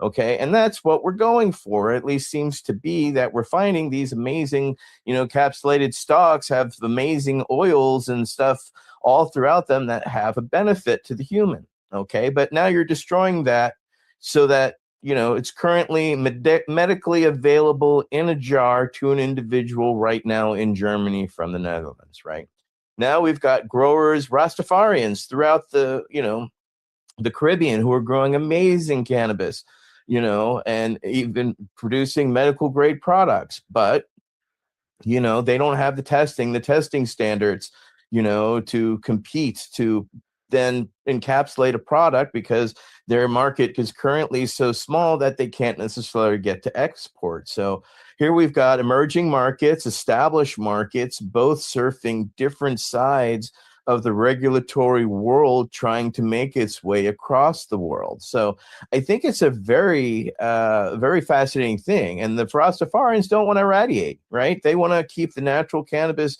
intact. So do we, and so would the experts that we talk to. So these are the problems that we're talking about internationally, where who gets to compete? You either get a product that's done so overdone that it has barely a medicinal access, and then here is a terpene rich, accessible product that can't make its way around the world. So that's just pointing out to the audience these are the realities today. These are realities in 2026 that countries and companies are thinking about when they're looking at things and the international treaties and their constraints, because we can then see other, those that are occupying an industry then lobby for their standards to be the one, and therefore shut out everybody else because they just meet a very sliver of a standard by what they've lobbied that standard to be. So these are cautionary tales as we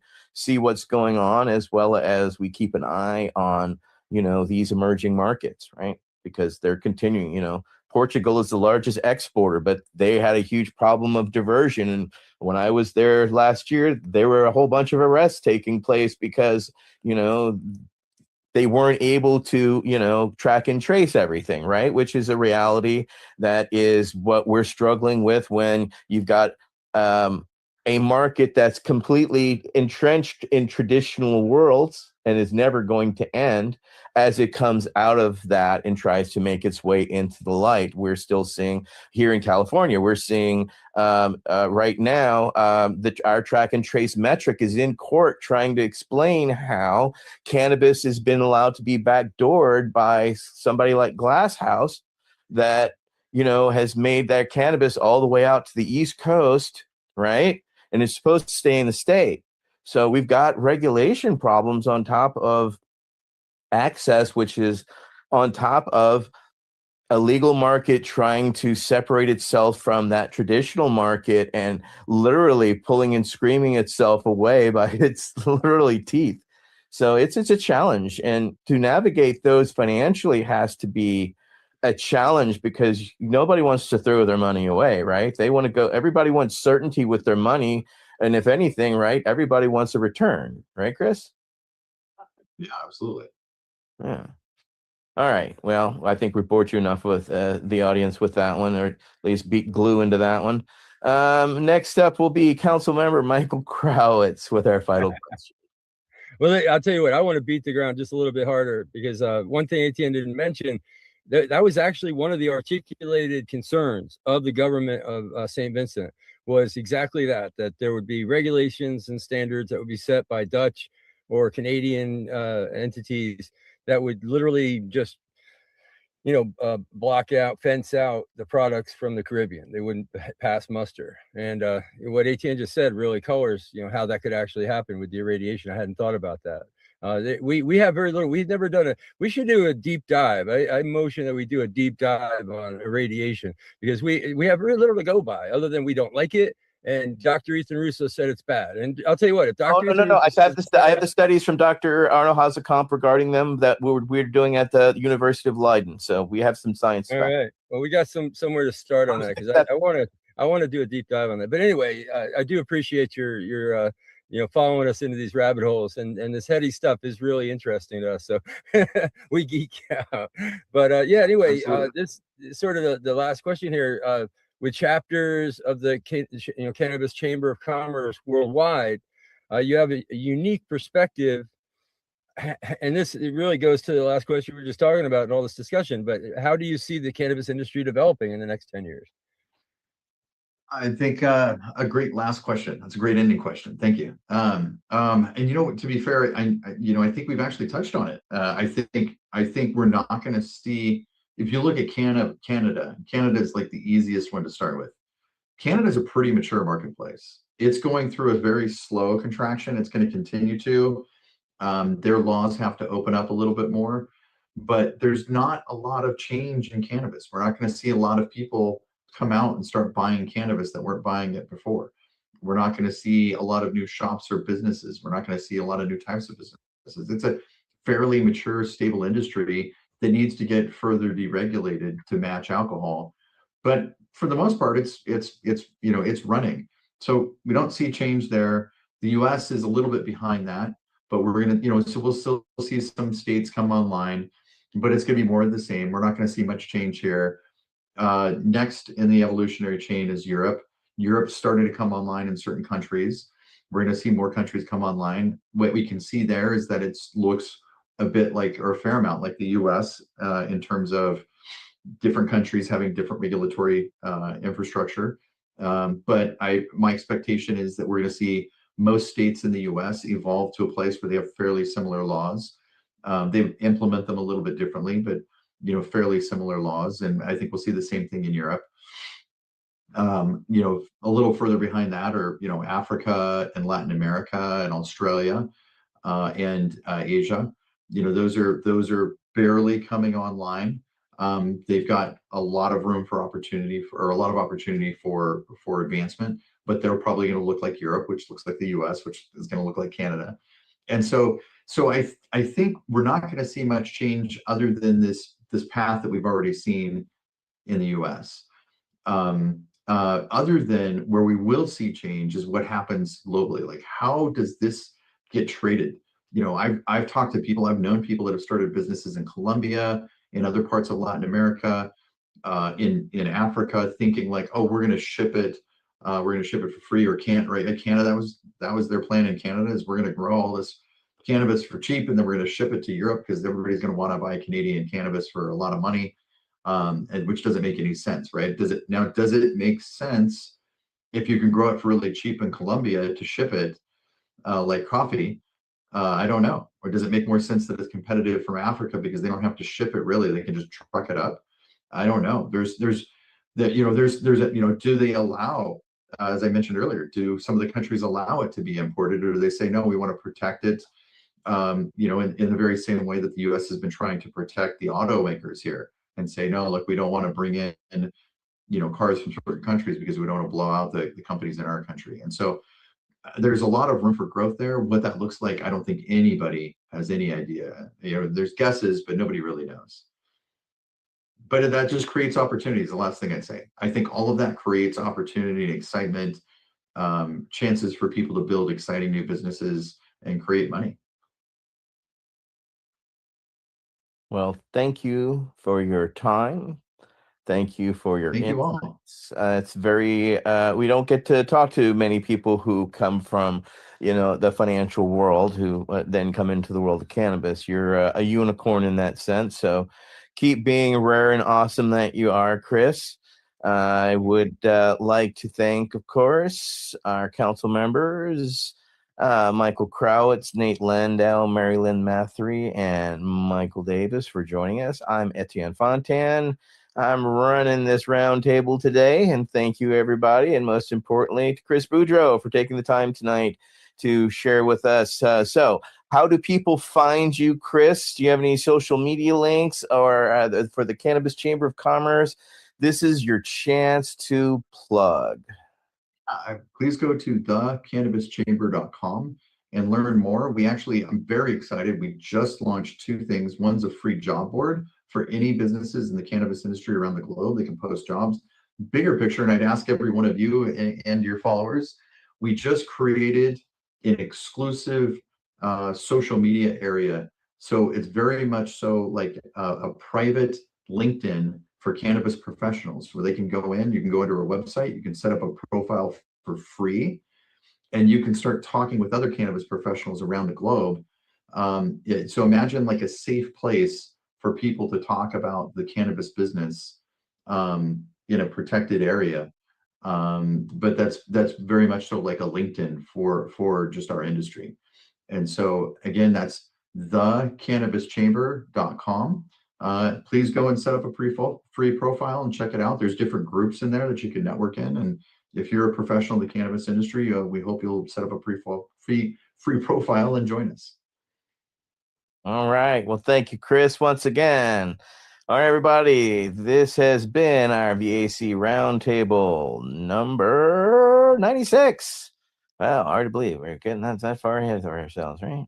All right, everybody. Thank you very much. You have a great weekend, and we'll see you in 2 weeks. Thank you, everyone. The Veterans Action Council is a Pace Radio Network content provider.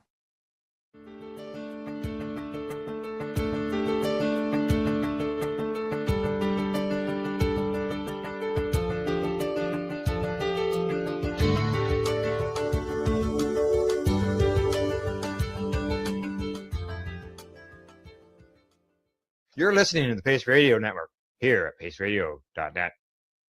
The opinions of the individuals during this broadcast are their own and may not be the opinions of their group or other organizations they may be involved with. All medical advice during our broadcast is not a medical opinion and should be checked with your medical physician. Enjoy the buzz of legalization with Campbellford Lifestyle Shop. From lights to plant nutrients, books, consumption accessories, and more. We've got all your basics to grow or consume cannabis. Visit our info center or take a look at our piercing services and body jewelry, now available in-store through Campbellford Lifestyle Shop. 17 Bridge Street West, Campbellford. Limestone City Hydroponics is Kingston, Ontario's hydroponic shop. Take your growing to the next level and create the optimal environment with a tent kit, or maximize your yield with an ebb and flow flood table kit. Either way, Limestone City Hydroponics has more sizes and options to fit your needs. Are you looking for the power of the sun that adapts to your budget? Then look no further, as they have professional grow lighting. They have indoor grow systems that are easy and cost effective, with many options to fit your living space and lifestyle. Cultivate your growing potential. We have everything you need to succeed. And if you can't make it to the store, they offer local delivery to the greater Kingston area. Remember, when you're looking for experts to help you grow, then look no further than the locally owned Limestone City Hydroponics, 105 Sunderland Drive in Kingston, Ontario. Call them at 613-548-0420. We are people advocating cannabis education here at Pace Radio.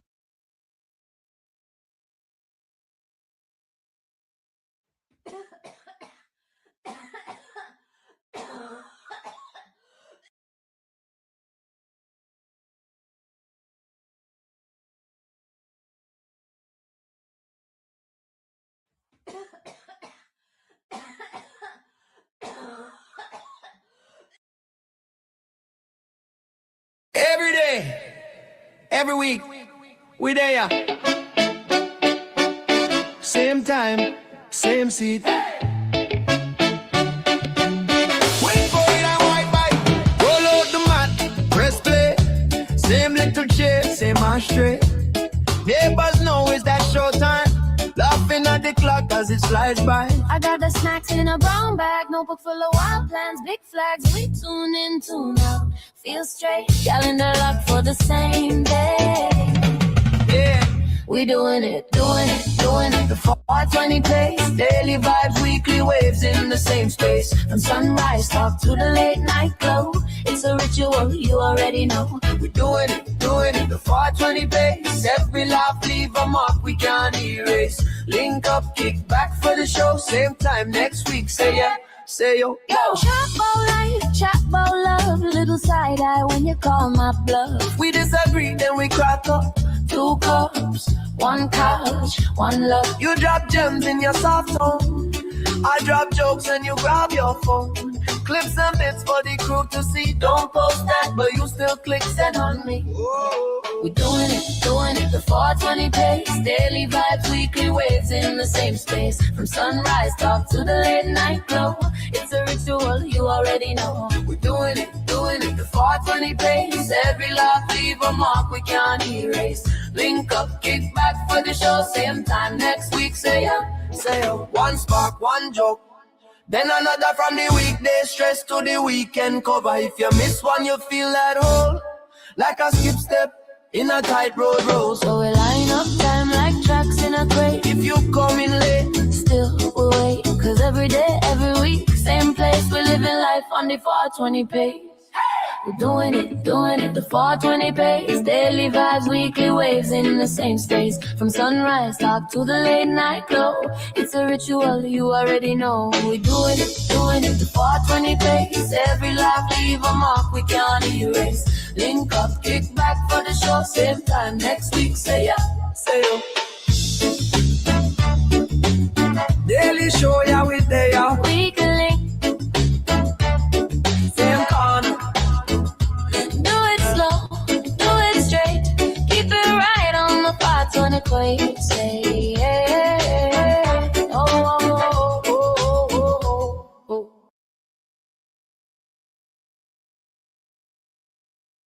You're listening to the Pace Radio Network here at paceradio.net. The views expressed by the individuals during this broadcast are their own opinions, and they may not be the same as those of their group or other organizations they may be involved with. All medical advice during our broadcast is not a medical opinion and should be checked with your medical physician. I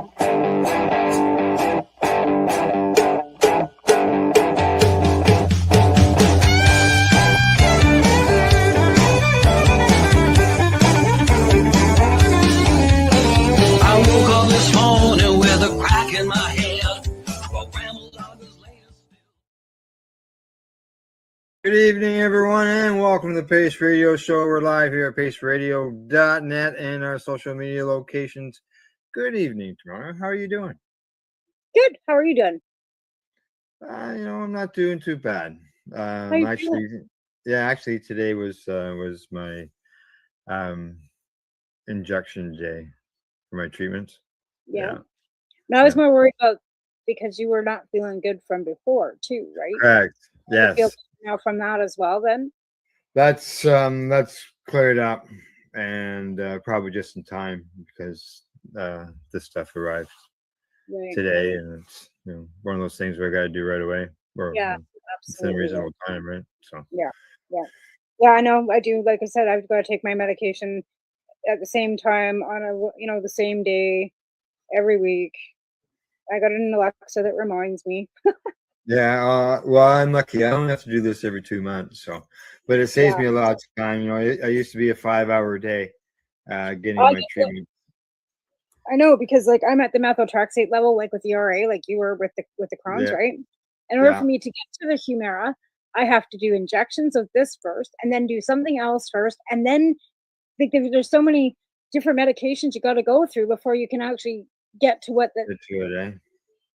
So I'd rather not have to do injections anyway. So this is fine. It's been working for 3 years now anyway. So Yeah. Well, this isn't like a methotrexate injection. no.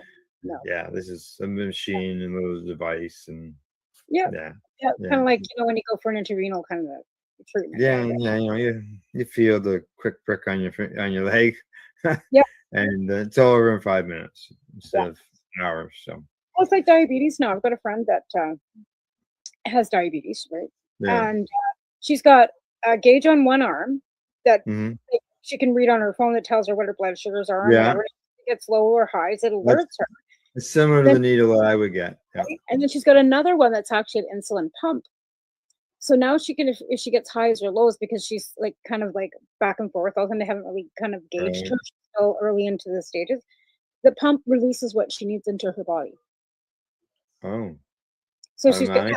yeah. And before she would have to go and inject herself with the insulin. Now she can just hit Right. something on an app on her phone and it will release what she needs. And so she's not having to poke herself all the time to check her blood, like on her fingers, right? And she's not having to poke herself with needles all the time to give her insulin. So yeah, And does it do a required dose for at that time, or is this thing set up for a certain dose each time? she can set the dose that she needs because it'll tell her on the app, Yeah.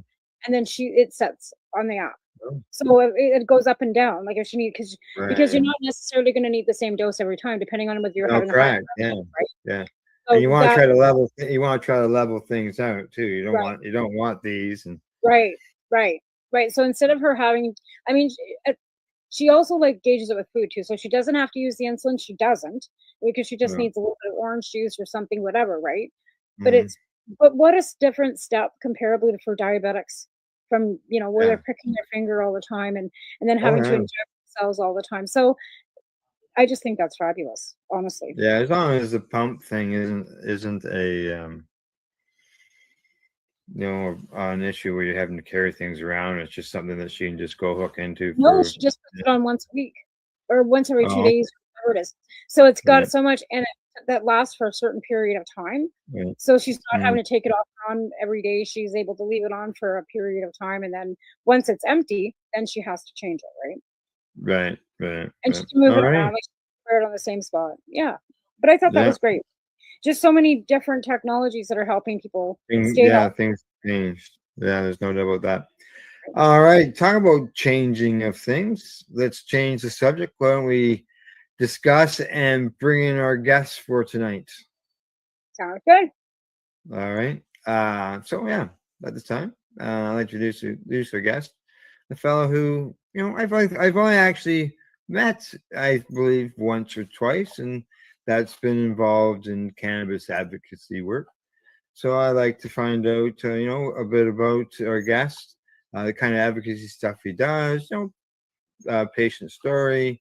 Always like to share one's story in order to educate others. So we'd like to welcome Dwayne Boudre, aka the big guy, to the Pace Radio Show. How you doing, Dwayne? Welcome. I'm awesome. How are you, Tamara L? Good, good, good. How are you? Doing all right. You were saying you had a storm coming in from your end of things too, so Al's frozen again. Oh, is he? Yeah, he's got Oh, that. Emily? He just had that money look about him, like yeah. Sometimes it's just a matter of me just sitting still, right? Yeah, I don't do that well. That's what I said. I'm not dedicated today on my Vyvanse, so I'm a bit squirrely, but whatever. Sometimes you just need to take that day off. Yeah. So, Dwayne, as I mentioned, we've only probably talked once or twice at a Global Marijuana March. We met there, and we talk often about it. And just so you know, I got the interview you and I did during the Is this the march. interview that you had that he had never been to a Global Marijuana March before? Yeah. So, don't get me wrong. Now, like, as far as like an organized global marijuana march, yeah, that was my first. Now, before legalization, I did go to Queens Park at one point during one of the rallies and whatnot. But that aside, that was my official first global marijuana march, and it was neat. And actually going into it, it was kind of neat to think because, like, I think most of us in Ontario, or I'm in Ontario, so pardon me, let me paraphrase that, or let me say that again. In Canada, like depending on your access, I think you feel that we're pretty lucky. I think the average person does, like the non-advocate or the non-industry person, probably just it's all as long as they got somewhere they can go, everything's good for them, right? But you know, They don't remember prior to legalization because a lot of people didn't consume either prior to legalization, right? yeah, like we weren't supposed to anyway. Yeah, right? or they stayed in the closet. Yeah, It nobody was, did, right? But yeah, yeah, continue. you know, but the thing is what we were talking about. Actually, I think I did see the interview up and that on YouTube, I think it was, and Facebook, I believe. Yeah, yeah. So We'll see it I rem- tonight too. yeah, I remember talking to you about it, and access isn't the same for everyone. No. So, like, there's a lot of people that have medical needs that aren't getting adequate medicine or the knowledge. Some people, there's a lot of new patients. I think, like with recreation, I think it's opened that box for a lot of people's great aunts and grandmas and stuff that are now new dispensary customers because they heard about the wonders of CBD and it kind of went up or down from there, right? So yeah, and they feel more comfortable probably going into a business. But in reality, yeah, if with it CBD is being medical legal versus not on the knowing who. recreational market, right? Yeah. If CBD is medical, it shouldn't be being sold out of a recreational store. And I was talking to one of the store workers, bud tenders, yesterday at one of our stores, and he goes, "Well, there's ways of getting around that." And he was talking about the jolts, which are those candies. We can get those in BC, and the Oh, we caps. don't get in here. Oh yeah, no, we've got those. They're called jolts or something. They're like Yeah, 10 yeah. The 10 milligrams per candy. Yeah. right? So apparently you can get them at Prime Cannabis here. I didn't know that. And the caps, and we had discussed the caps Yeah. too, The right? capsules. So again, but they've got and I said that to him. I go, you got a wellness area, you know. But again, he agreed. There should be a course that is given so people that don't have any medical background in it, so that they can actually open something that is able to be medical, right? Yeah. And that is the faulting right there. yeah. So the way I think with legalization, and it sounds like it's very different. I think there's similarity yet difference from province to province or territory in some cases, right? And like in Ontario, it's called CanCell. That's the certification required. I believe Al's also CanCell certified. Are you not? I am. That's right. Yeah, I'm It's CanCell. sell it right here in BC, and I've got one of them too. Perfect. So, Yeah. like, my point being, and the reason I brought that up is I think it's because once they established those systems, they had to create people from within it. And I believe that, like, at least in Ontario, as a person who is CanCell certified, my education level was very minimal. Like it's voluntary. Like you pay. It's not much different than becoming a bartender or a lot of other responsible types of things, Yeah. right? So Yeah. I think that it's the absence of assistance to work off of to start, and the need to have a system. And you know how the government is. Like they set up a system. If you ask them, it's perfect, right? Oh yeah. So, No, they do know that there is gaps. That's why they keep doing consultations every, and we'll have another consultation probably within 3 years now. But they have to keep consulting because the fact that it is evolving and is changing. And Al and I just did a show not too long ago about the consultations that were just had. But the most disheartening thing about this consultation is that nobody actually does it. There's only 600 people that actually filled out that survey that gives the government any information that they need to have. So how do we keep blaming the government for their shortfalls when Canadians don't take the responsibility on their own to let them know?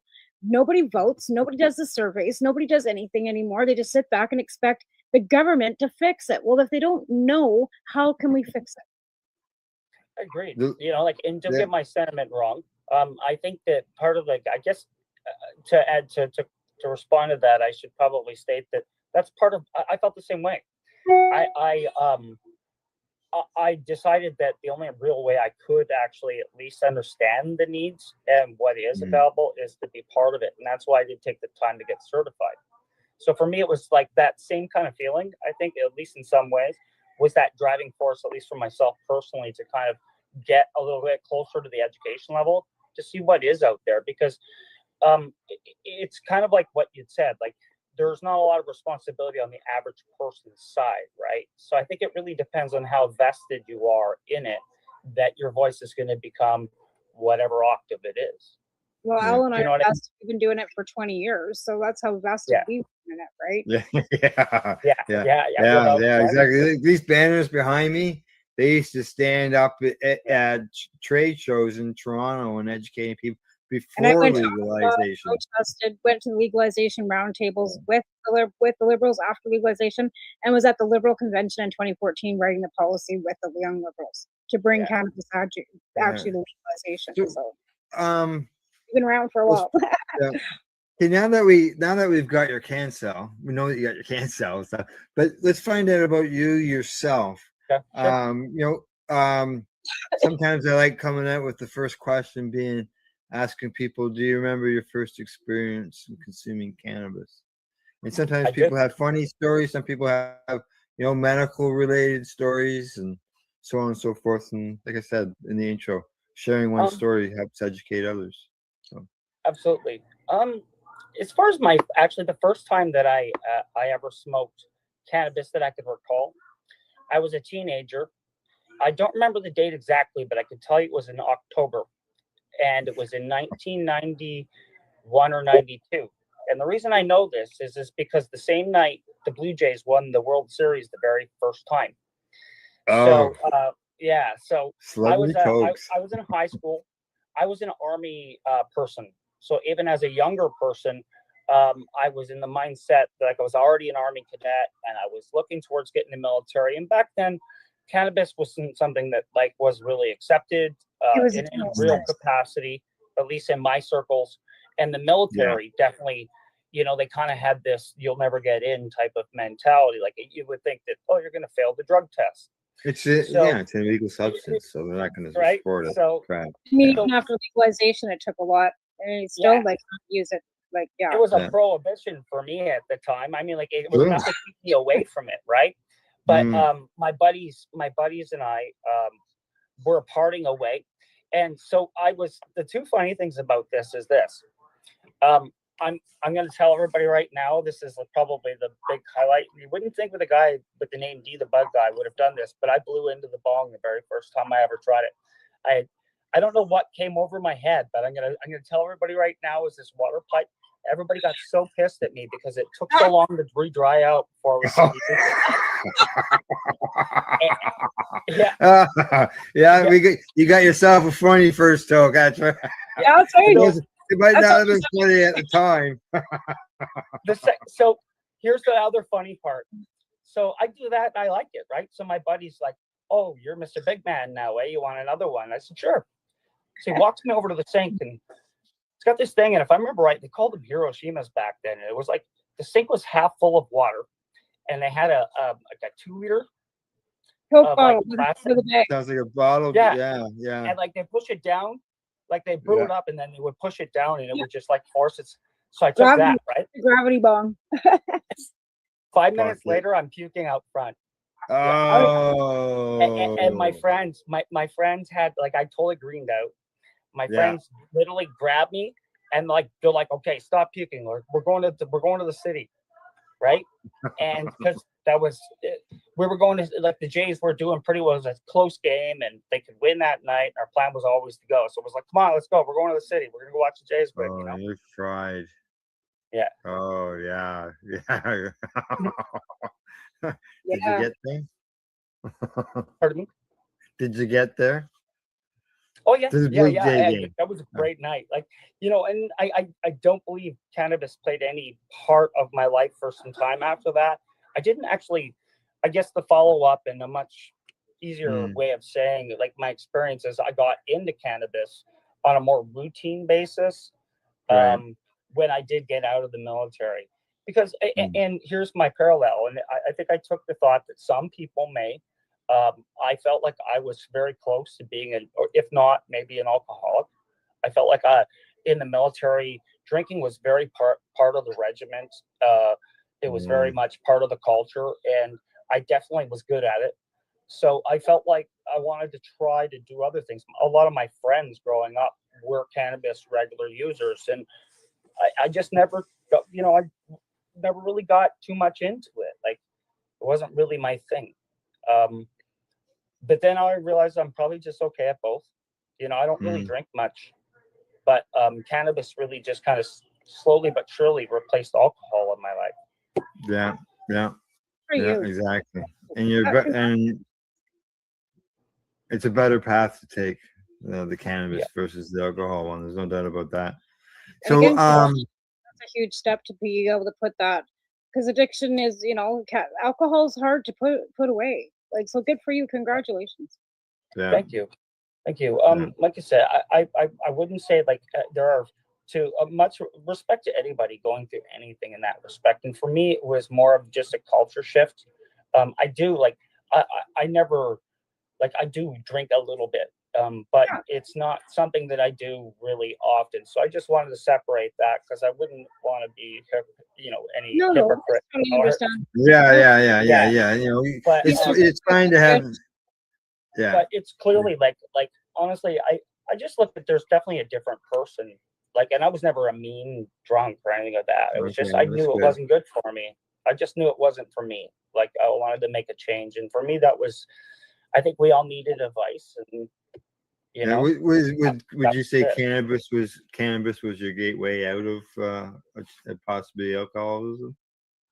I think it prevented me. Yeah, I think it definitely did, because as much as I'll be the first to admit, for a time I was getting really good at both. I think that what it did is it got me through the darker times better in a more healthy sense. Like, life is apexes and valleys, right? Like, so like, I think it's really just when you look at yourself, and if you really are committed to being a good person and you want to have a good life, and you have kids and you have these things, I knew how easy. I've seen so many other people take the other path. So for me, it was like cannabis kept me in line. Like, it kept me, like, ask anybody who does both. I think like cannabis is good. Like, if you're going to do both, a lot of people say, oh, I can't do both because I get the spins.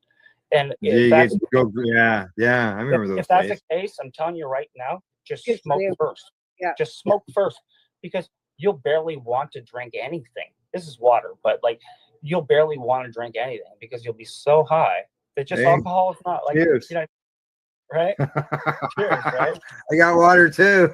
Yeah, water, right? So I've got Sunny D. I love That's orange water. Yeah. I heard you talking earlier about. Go ahead. I'm sorry. I heard you mention earlier, Tamara, about CBD and gummies and things like that.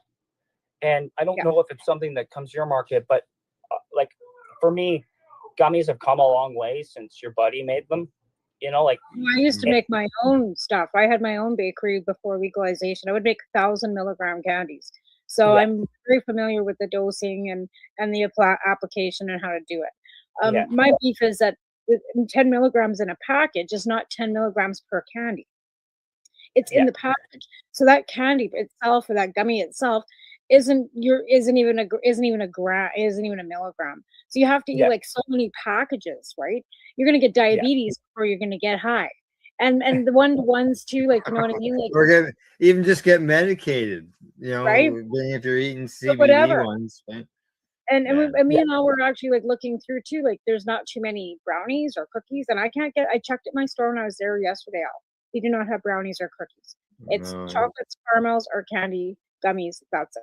And they don't even have hard candy. They have gummies, chocolates, and caramels mainly.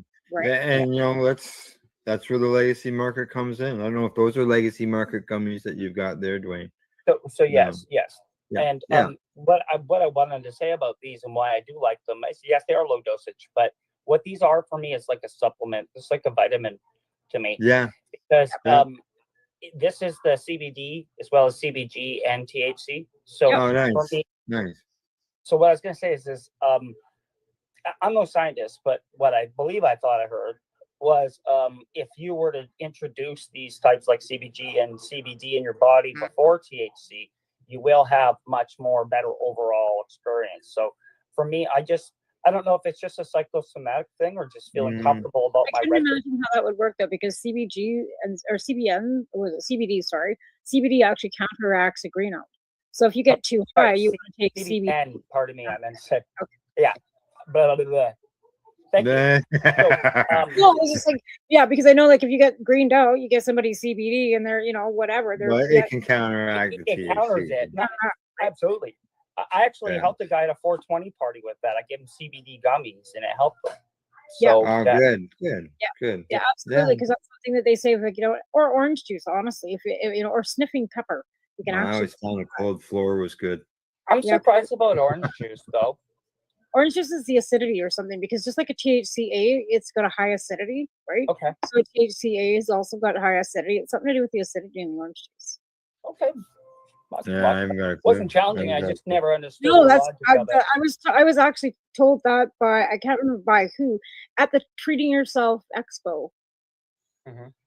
Yeah, that was before legalization. Before The the- Treating Yourself Expo was the first medical cannabis expo that was held in Canada. Oh, It was wow. held at the Metro Toronto Convention Center. Okay. It was the first one ever held in the federal government building. And we had the Marijuana Music Awards were held. They had documentary movies that were released, such as What If Cannabis Cured Cancer? Activists from all around the world, companies from all around the world, Europe, South Africa. It was huge. Yeah, it was be a fly in in the that same room, building where right? Lyft is. It was before Lyft, because see, Lyft TY went from here's the TY poster right here, Yeah. right there, and it went from, as you can see, 2010 to 2013, and then there was Champs that came in, and then Lyft came in after them. And during the TY days, we had plants on the floor, plants that were in full bloom, plants that were in We were veg. smoking, we were vaping, 4,600 square foot vapor lounge right on the floor, man. Yeah. smoking joints on the back patio. That's badass. It was good. Yeah, just go to YouTube and type in Treating Yourself Expo, and Oh, you'll for see sure. the You know video. what? I'll have to check it. You know what? Like for me, I don't know. I'm still kind of like a half a civilian. Like, you know what I mean? Like, I'm still very much a civilian when it comes to this, because I really only ventured into it like 7 years ago. That's You know? still, Yeah, you still okay. got, that's still a fair good time. And thank you for your service. You said you were in the army, so thank Yes, you for your thank you. service as Yes, well. yes. And is that kind of how you got reintroduced? Was it through one of the veterans groups or anything like that? Or because we've got several veterans groups that are also cannabis users too, right? That were Absolutely. And I actually, I'm on a grow team, and one of our grow team members is he's an Afghanistan veteran, and shout out to him and to all veterans and to anybody who served on any capacity. Respect. Absolutely. I was fortunate to serve in a peaceful time. At the time, I'm a little older. Maybe some people know or think, because I act like a kid, that maybe I care. I hope I at least carry myself younger than I think. But I guess all I'm really saying is that no, I didn't find it through that. For me, it was my friends. Really, it was kind of like I found it recreationally.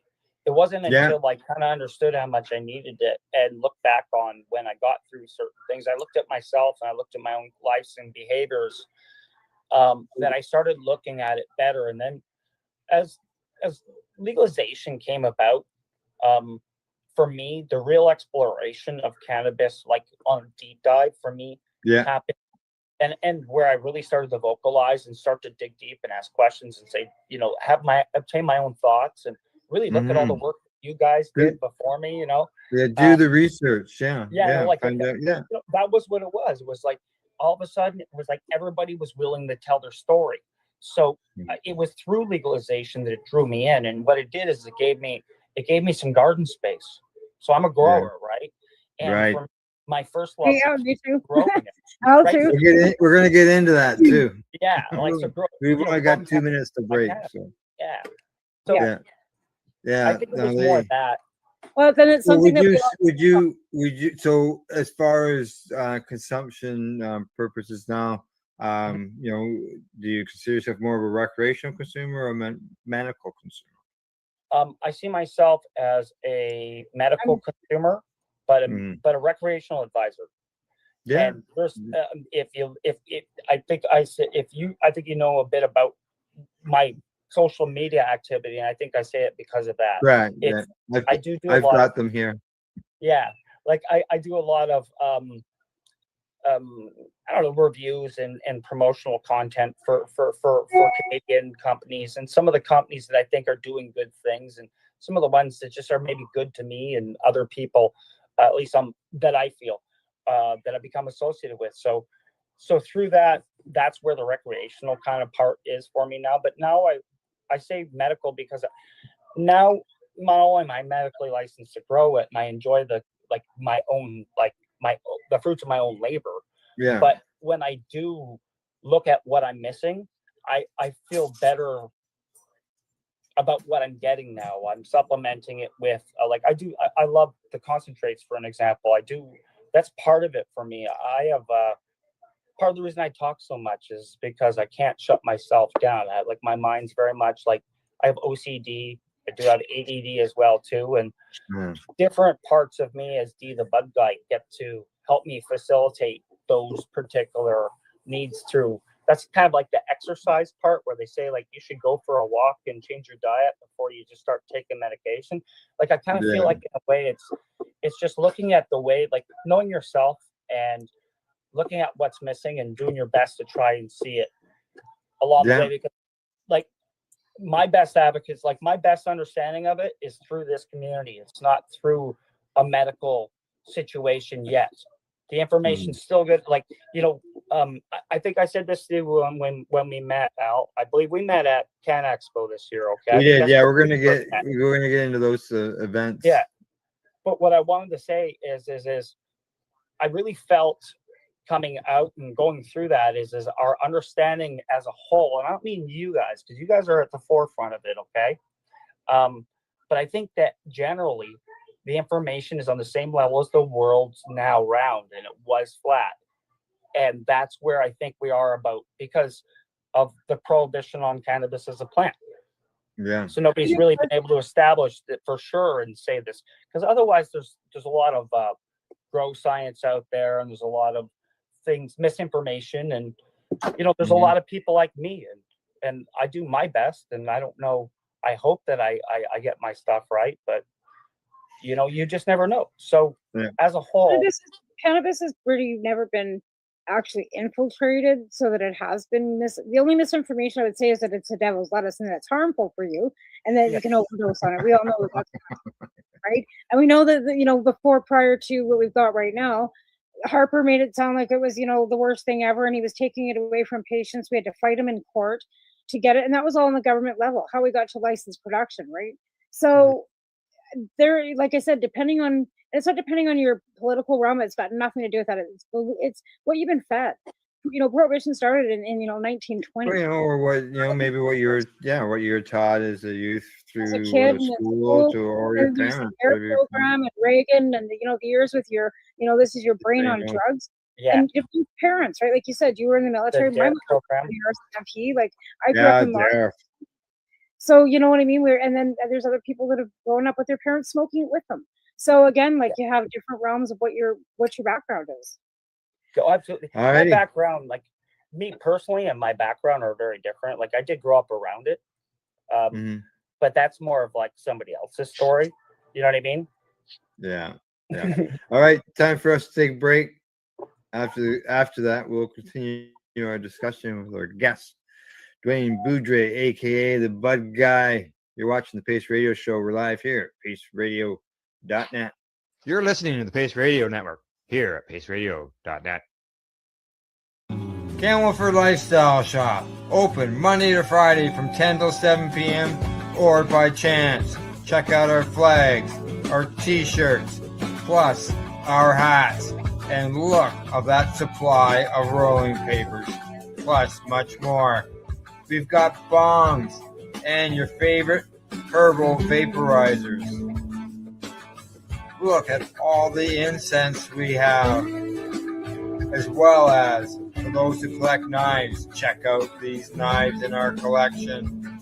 And while you're here, stop in to see Shay at the piercing room, where you can get poked by Shay. Daily deals, check them out. Campbellford Lifestyle Shop, 17 Bridge Street West, Campbellford, Ontario. What do you find at paceradio.net? People advocating cannabis education. Limestone City Hydroponics is Kingston, Ontario's hydroponics shop. Take your growing to the next level and create the optimal environment with a tent kit, or maximize your yield with an ebb and flow flood table kit. Either way, Limestone City Hydroponics has more sizes and options to fit your needs. Are you looking for the power of the sun that adapts to your budget? Then look no further, as they have professional grow lighting. They have indoor grow systems that are easy and cost effective, with many options to fit your living space and lifestyle. Cultivate your growing potential. We have everything you need to succeed. And if you can't make it to the store, they offer local delivery to the greater Kingston area. Remember, when you're looking for experts to help you grow, then look no further than the locally owned Limestone City Hydroponics, 105 Sunderland Drive in Kingston, Ontario. Call them at 613-548-0420.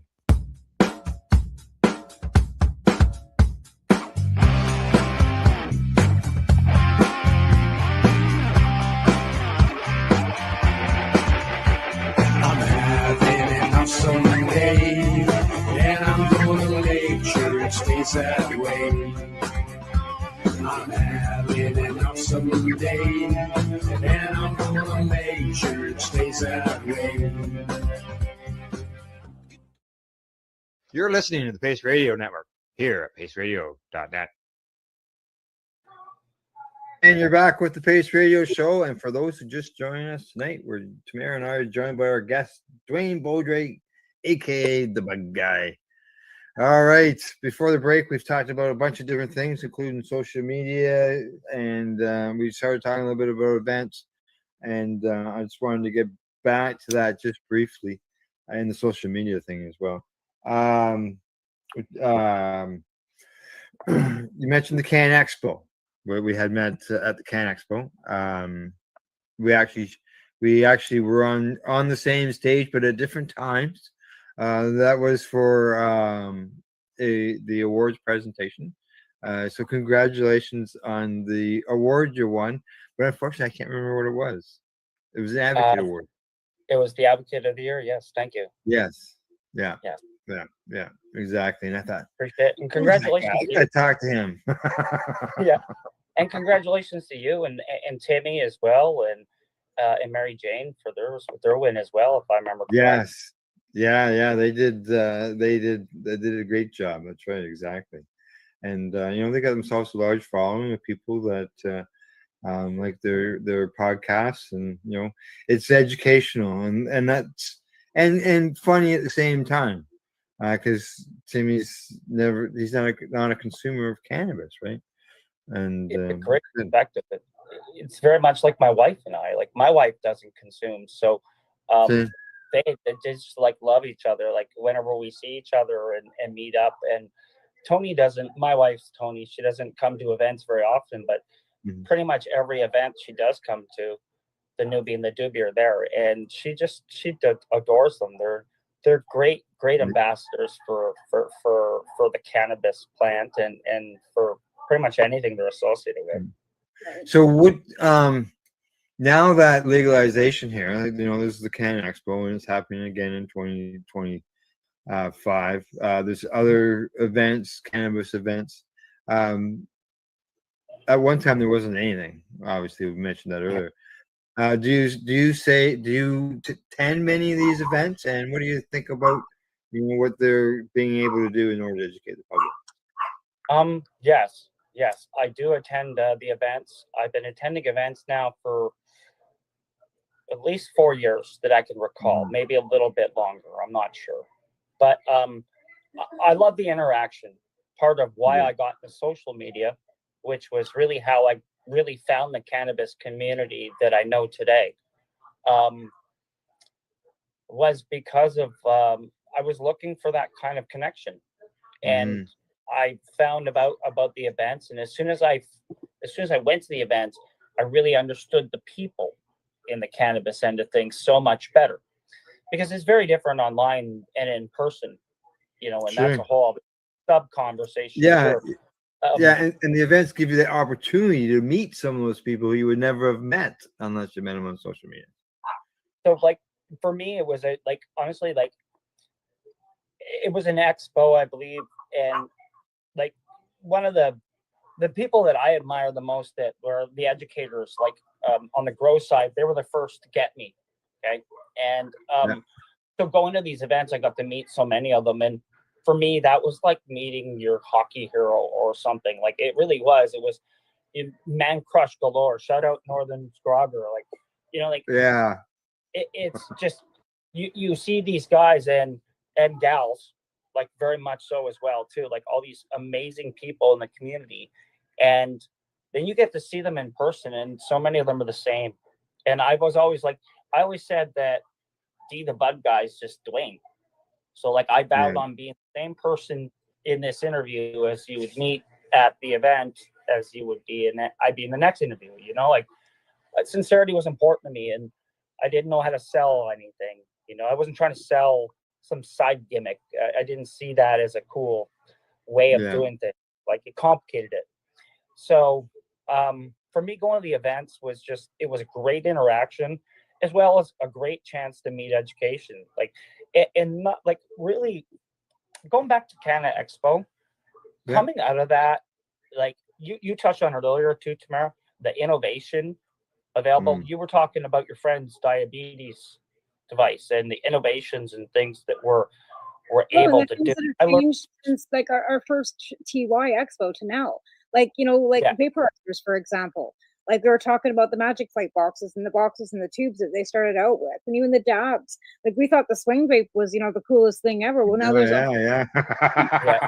and it was the jabbers, and you know, like so that is exactly it. It's evolved, and it's brought more people into this little industry and the community with the glass blowers and all the different, you know, joint rollers and all the different artsy people that have come in, the bakers and all the people showing their talent. And the talent is cannabis. And cannabis has brought all this talent together with all these events. And like Al was saying, before legalization, we had lots of more events than there is now. We had cannabis cups. We had like it was almost like every weekend from one end of the country to the other. You could literally plan your year from basically the middle of February with Mum Cup starting in Vancouver, all the way through 420, all the way through Global Marijuana March, all the way through pretty much till Halloween. And that was prior to legalization. And you could literally, and people did. They'd fly around the country, down to the States for Hemp Fest, down to Nimbin for Australia's, you know, party in August too. Like worldwide, people so this has been, you know, the new people that are coming up have actually honestly missed out on the actual real community that we had. It's kind of dwindled away a bit. Yeah, it's new. I find it's all new. Different. It's you know, that's what we wanted. We wanted more people to get involved. We were speaking up, right? More people got involved, the louder our voices got in order to force change, right? Like, I really enjoyed listening to some of the most powerful speeches, on the stages, as well as I think where I was going with the products, though, was like some of these things were very unique. It wasn't just about like they've looked at things from a new person's or a preferential standpoint. My examples of this, they had like terpene separation things that they were teaching about, like where you can you can take it to drink, or you can take it as an aroma, and it would give you the calmness. And like I felt that very educational. Like it was really vigorous. And do you remember the guys? They had the filters. They were giving out those papers, and what he would do, like cannabis smokers, like and smokers in particular, are terrible, right? Like just flick the ash and there it goes. And the premise of it is this tip is this wax filled tip that, you know, is a pleasure to smoke. And then when you get rid of it, you actually just put it in the dirt. And what happens is there's a seed in it. and the Oh, seed Yeah. grows into a flower that helps produce life for bees. oh, that's Yeah. awesome. That's So awesome. All right. Yeah. that's where I was going with it. Is like for me, because remember my introduction to the cannabis community was more so on a social basis, like social media. So Yeah. that comes with a different kind of vibe altogether. And I'm not trying to hate on anything. I'm just saying is it's not as people are very different when you meet them in person, right? Yeah, they are. Yeah. Versus the, That's how behind we the all kind of computer. connected too, when Facebook kind of got going. We didn't have the video though. Like that was even harder because people text and write a lot different than they are in person. Now at least you have the ability to Zoom, and it was what we used before. It was Skype, I guess, when we first got going. But Yeah. It's Skype. even Yeah. Janelle and I, when we first started doing our podcast, we didn't do video. We were just doing it Yeah. audio. No The audio, video. MSN Messenger chats. right? Yeah, Yeah, long yeah, yeah. IRC. right? Like, yeah, we're talking like Internet dial-up, relay. right? Merc. So I like, because even texting, like I find texting, it can be really abrasive, and then when you meet that person, you get a Wait. totally different vibe from them, right? That's why Yeah. it was so important for us to actually have the events and go to protests and stuff, like and gather our little our each community. Like I did the first Global Marijuana March in Lethbridge, Alberta in 2008, right? So you build that community in your own little cannabis community within your own community, and that community gets to meet Calgary. So then Calgary 420 would come to Lethbridge, and Lethbridge would go to Calgary, and then you know what I mean, and then Edmonton. So then we had Calgary 420, Edmonton 420, and Southern Alberta Cannabis Club, all going back and forth across Alberta, right? So we really, and in Ontario it was the same. There was little pockets of people all across Yeah, Ontario. originally there was only one.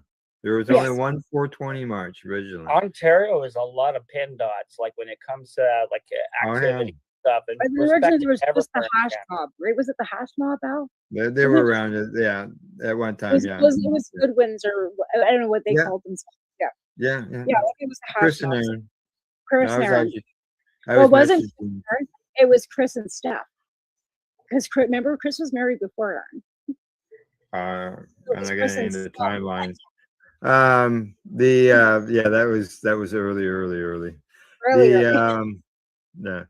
When it comes to social media, I happen to have your Instagram account right there, up there. I see you've got all kinds of videos on here, including the one here you've got from the Apple.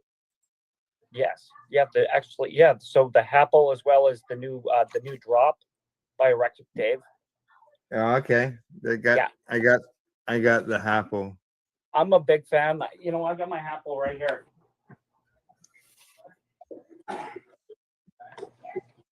Yes, there you go. Yeah. Changed my relation. I'll tell you, like I bought this. They don't like nobody same here. sent me this. Nobody asked me to post anything. But as this changed my relationship with hash altogether. Yeah. Because when like for me, I again, I'm a dirty smoker. Okay, so don't anybody who see my fingers can probably tell. But the reason I say that is I like my cigarettes differently. I like them away from my cannabis. I like my cannabis without it. You'll never find me like I was never the guy in high school added batch or any shit to make the point bigger. Like none of it. You know. So for me, this really just allows you to get every bit of flavor and just the best of it. It's also a good test. So if your buddy goes, here, this is good stuff, this will tell you because it won't burn, it'll fall apart, you know. Yeah. You tell a lot about it.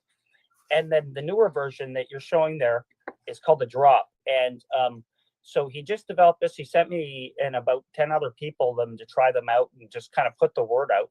And what's nice about this is it's a double system, and now it takes water. So having the water tightens it up. So you know, with the Apple, you will get a little bit more maybe air sometimes than you like, depending on how the stem's sitting.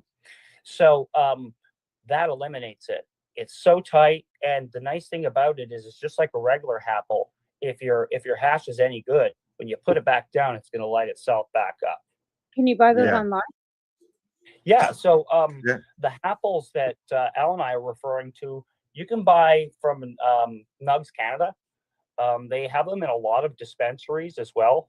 Or you can, I can gladly send you the link. It's a fellow that we know as his name is ERR Dave. So it goes like a rectic. I hope I'm saying that correct. He's Yeah. a very talented glassmaker from the Ottawa area, and we become friends, through this. And his new thing's called the Drop, and I think it's going to retail for $99 on his site. It's worth it. A apple's about $50 on the Yeah. site. That's decent. Yeah. Different than hot knives. Yeah, and here's the thing: is he blowing them hand blowing himself? He Yeah, hand he's blows making every them single one of them. They're worth, Yeah. then they're then they're worth double that. To be fair, he's Yeah, just putting Yeah. his own talent into that. That's amazing. Yeah. Yeah, I'll Uh, have to- he- Canadian Ontario boy. Yeah, Pardon me? yeah, exactly. I was speaking to him in Campbellford. He was at Spirit Leaf in Campbellford. He was there, and that's why I bought it when he was there. Yeah. I don't know. I was there for probably like 2 hours talking to him. Yeah. Um, He's a. Oh yeah, yeah. We had a I we had missed a a good chance to gab, meet them and face to normally face. I would see him in Toronto at events. For example, at the Karma Cup, he'd have a setup doing his glass blowing, right? So Mhm. I'd walk by and show people what he was doing and get a word or two out of him, not too many. Very good. And then Very supportive we will. guy. Good community. Yeah. Yeah, He's wicked. I love that. I'm glad you asked. You spoke. You know how to make a guy smile. Let's talk about his apple. yeah. Well, I tell you, like, I was so used to. I don't even think I saw these like some people talk about. Well, there's sort of like something, a newer version of something in the past, whether you want to say like bottle tokes, right? Yeah. It reminded But me. I wasn't doing hash as bottle tokes back then, You used to and smoke I an thought apple. That's what when I saw that on your Facebook page, Al, when you were smoking the hash from an apple, it reminded me when we were teenagers smoking out of an apple when we used to Yeah. yeah. So like, and I immediately thought that was super cool because that's now that drop with the water would be nice. Is nice. The only thing I wonder about is that I guess because it's got a smaller chamber. Yep. It would fill up faster. But then you don't have to inhale. Yeah. I Yeah. get it. So where does the hash hang? Like, does the hash just hang in there? Like, how do you put the hash in there? Yeah, so the top of it's like imagine an apple has like a little stem and at the top piece, right? Yeah. So what he does is it also continues on into the glass. Here, I'll show you. I know I saw the hash hanging there, but I wasn't sure how it hangs there. Like, how do you attach that? So you make it a hash worm. So Yeah, that's part of it. yeah. And then if you look onto the Oh, end, okay, I see. Yeah. it's got a little pot. Sorry, let me Go the other way. Yeah. No, I Yeah. see what you mean. Then you just stick it in between. Okay. Yeah, it's just Then a you like- little groove. It's just a little groove no, in there. You push, I just didn't see and that then- when you had it. I didn't Just like light I it didn't up. see that when you had it lit, right? Yeah. Because you had a picture, so it was hard to see. And- It's not very big either, then, hey? Like, it's not. No, it's not. But like so Al, the new one's got a flat bottom, a really nice flat bottom. It's because of the water, but also the additional oval shape. It's a lot. It has a good feeler. Like, it has a heavier Does feel it? to it. Yeah, and like I think the reason I bring that up is if you have a apple, it's beautiful to hold, but like I don't know how you feel, but I'm scared to death to put it down half the time because it just feels so. It doesn't have a thick gauge to the glass or anything. Like, Correct, it yeah. feels fragile, right? But Yeah. I don't want to. I you keep don't it want to in break the it. box. Then Keep it I in the probably box. would break it. When I take it somewhere, I keep it in the box. And in there it's centered nice and it's in this little cradle and the whole bit. So, but yeah, it's That's a good thing to tell people because if they're going to buy one, and don't realize that, then they might. Because I'm a klutz, I'd end up breaking it. Now the You only know. thing, and it's not the apple's fault, it's the hash. Sometimes I find that the hash just sort of wants to melt instead of simmer. To burn slowly, it just sort of melts. What the hell's that? And That's not hash then. and it doesn't simmer. That would be shatter that's all rolled up or oil mixed in too much. That's not even real then. It's like bubble hash. Yeah, Mm. the bubbles will do that. Yeah, Oh, the Yeah. bubbles will do They that. can't use salt. Yeah. Yeah. Yeah. For me, I recommend like if you want to use your apple, I find the best is like an Afghani traditional or an old school hash type of a thing where it's nice, Yeah. it's gum, it's still pliable.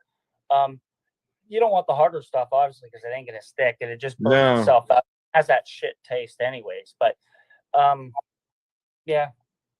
Yeah. You know, it's So- a nice thing to have. And I gotta make my own hash. I got almost a mason jar full of I seen Kef. your key. Yeah. And I just cleaned my Kef container, my joint tray. I saw, And That's that my was friend gave me this. I don't even like it. She just come in and gave it to me. It's got no labels on it. It's a nice block. Yeah. Right? Yeah. Yeah. I put that in my apple. How would you do that? You can't make it into a worm. It's hard. Do you melt it? Like I could make this into a worm. Yeah, no. You can make it into words. Too hard, eh? Yeah, it's more keef, like a pressed keef. Mm. Like more like a blonde hash, right? Where they just take a bunch of keef and just push it all together. And Those put are press. bowl toppers for me. Like you know what? That's how That's I what I smoke do. that. Like, yeah, like this is just like basically we add it to a joint or something too, right? Like, Yeah. Or if you have a hookah, those are great for hookahs. yeah. I don't even have my bongs out anymore. I kind of outgrew all that stuff. You know what I mean? Like I used I know to what have you all mean. that, just kind of outgrown all that stuff. I don't know. You gotta But clean it all. I got a 15-year-old in the house, right? Like when I was like before, yeah, it was different. My older kids lived with my parents, I didn't have to worry about it. But I've got a 15-year-old in the house, and he's already vaping with the vape pen. I don't need to bring out the bongs. So my Okay, daughter's It I- helps him sleep. I don't care. Like I buy it from the legal market for him, and I don't care because he needs it to sleep and he needs it to eat, and I don't care. That I know where it's coming from because it's tested and it's safe, and he's not looking for it from some dealer down at wherever the skate park with who knows what else is in it. So Yeah. You know what? Like the way I look at that is like I don't know how it was for you, but I'm willing to bet that you had the same thing I did. We all had that one parent or that one mom or whatever that was super cool. It's like, hey, no, you guys aren't going out fucking partying everywhere. you coming to see my basement? Everybody drinks in my basement. Yeah, that's me. Yeah. I told them that, but none of them want to Yeah, drink. They want brother. to smoke weed. So they would go upstairs to my kid's room and they bring their bong and do whatever, and that's where they go. But the Their thing is, problems all are their small moms, and micro from there, right? there's 3 of them, but all their moms smoke too, and all their moms know. So it's like they can either come here, go to any of those houses, and I know that when he's out, he's safe. So Yeah. And if my mom gets a call from your mom, you don't get to come over anymore. right. All right, you two. I was gonna play this before the last break, but I didn't. I'm gonna play it now though. And this is from the Global Marijuana March, our interview that we had. And then from there, I'll go into break, and we'll come back. And I got 3 things that I want to touch on when we come back, and that includes obviously growing cannabis. Yeah. Right. My favorite subject. Yes, subject we all enjoy. All right, so off we'll go to break. We'll continue our talk when we get back.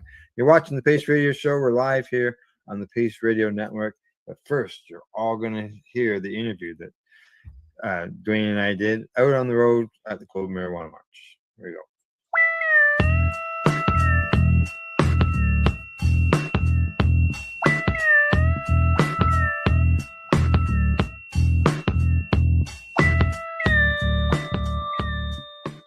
So what do you think?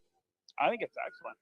I love, again, I was talking with Timmy earlier, and it's always like somebody starts something and everybody responds. And that's the beautiful thing about it is we're all here, and it's these events to give us a chance to kind of find each other.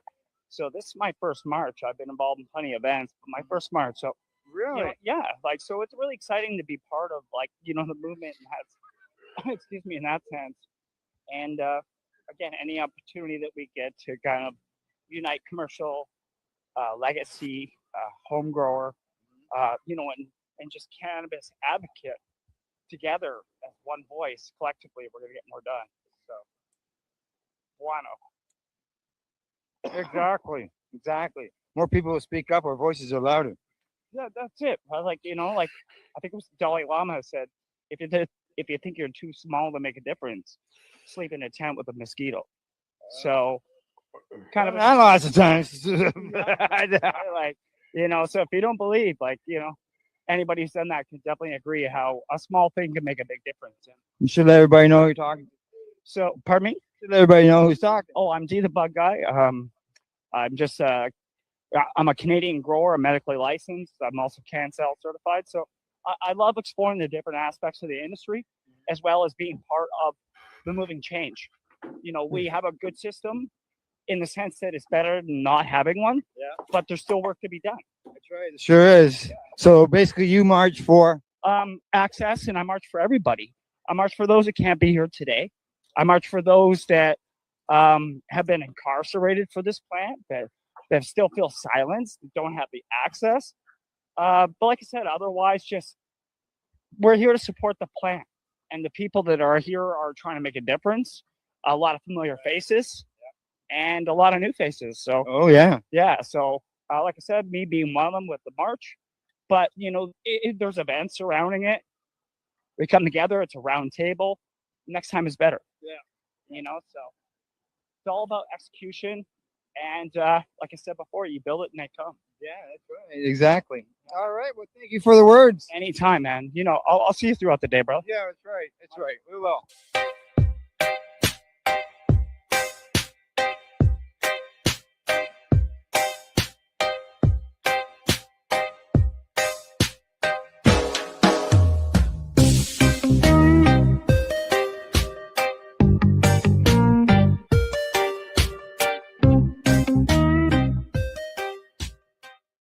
We are people advocating cannabis education here at paceradio.net. Limestone City Hydroponics is Kingston, Ontario's hydroponics shop. Take your growing to the next level and create the optimal environment with a tent kit, or maximize your yield with an ebb and flow flood table kit. Either way, Limestone City Hydroponics has more sizes and options to fit your needs. Are you looking for the power of the sun that adapts to your budget? Then look no further, as they have professional grow lighting. They have indoor grow systems that are easy and cost effective, with many options to fit your living space and lifestyle. Cultivate your growing potential. We have everything you need to succeed. And if you can't make it to the store, they offer local delivery to the greater Kingston area. Remember, when you're looking for experts to help you grow, then look no further than the locally owned Limestone City Hydroponics, 105 Sunderland Drive in Kingston, Ontario. Call them at 613-548-0420. Enjoy the buzz of legalization with Campbellford Lifestyle Shop. From lights to plant nutrients, books, consumption accessories, and more, we've got all your basics to grow or consume cannabis. Visit our info center or take a look at our piercing services and body jewelry, now available in-store through Campbellford Lifestyle Shop, 17 Bridge Street West, Campbellford. Are you looking to get your medical cannabis grow license? Limestone City Hydroponics can help patients through the process of obtaining their license to grow medical cannabis. What's that? You don't have a doctor. If you meet the medical criteria, Limestone City Hydroponics has a nurse practitioner who can assess and provide medical cannabis prescriptions. What are you waiting for? Contact Limestone City Hydroponics at limestonecityhydroponics.ca or call them at 613-548-0420. Pace Radio is the people advocating cannabis education radio network. You're listening to the Pace Radio Network here at paceradio.net. Pace Radio Show, and we are live with our guest, Dwayne Boudreaux, the bug guy. Camera. I went to go see if I could dig up this bag of seeds that I still haven't done. Those seeds have a story, eh? I don't, garden center last year, some guy just came in and gave them to me because I was hired as their cannabis expert. Now, Dwayne, you said a lot of important things during the interview, but I've got to think that the funniest thing that you said, you might have experienced it last weekend or recently, while camping, and that is having a mosquito in your tent. If you think it's something, if you're small, you can't make change or be heard. But yeah, the mosquito. So how was camping? Did you get any mosquitoes? Not too many. Like time of the year, and you're from the Yeah. area, so Yeah. the nice thing is they're not too bad that time of year. Barely camping. It was more of what called glamping. It was the only way I can get my wife into the outdoors. She had enough of it a long time ago and decided that we weren't doing anything that resembled roughing it. So Yeah. we compromised on a geodome, and I'll tell you, like A the moment we geodome. got yeah, like so if you're not familiar with it, it's a dome shaped like shelter. Yeah. And it has it has a wood stove in it. It had a beautiful observation view at the top, so you could see like celestial bodies. The moon was so bright when I was up there. It was amazing to see. And as a city guy, it's nice to get out and remove Yeah. myself from all that artificial light and get real memories and reconnect. And his end game on the it's an eco retreat is what it's called, and he's working towards getting fully off grid and whatnot, but that will take time. It's a bit of an investment for him, but he had a great setup. But I'm not gonna lie, like this thing had a hot tub, like was pretty bougie. I'm not used to these things, but this year's been good that way. Right, it sounds like a nice place. Yeah. Yeah. You'd I'll get my lung back. Now, growing of cannabis. Yes. As you mentioned, we all do it. Have done it. It's something that we spend a lot of time at doing. I consider ourselves Mother Nature, especially if if you're growing inside. You have to be Mother Nature, and you have to be with them quite often. As they say, if you love them, they will love you back. Yeah, very much. And you gotta make sure your environment's good, right? Yeah, like that's always the greatest challenge is trying to mimic Mother Nature. And when you think about it, it's so hard to do indoors. And I think part of that's because of the chaos, that the beauty of nature itself. It's a beautiful balance, and it's hard to find an environment where it's going to be ideally humid at certain points and not at other points, and hot at certain points and not other. But it's the sciences that got me in love with it. Like growing cannabis, like growing medicine is my medicine. It's a expression I started using when I became a grower. I probably heard somewhere, I don't know who, shout out to them. And for me, it's just getting through and having that connection. That's when I really started to understand the plant and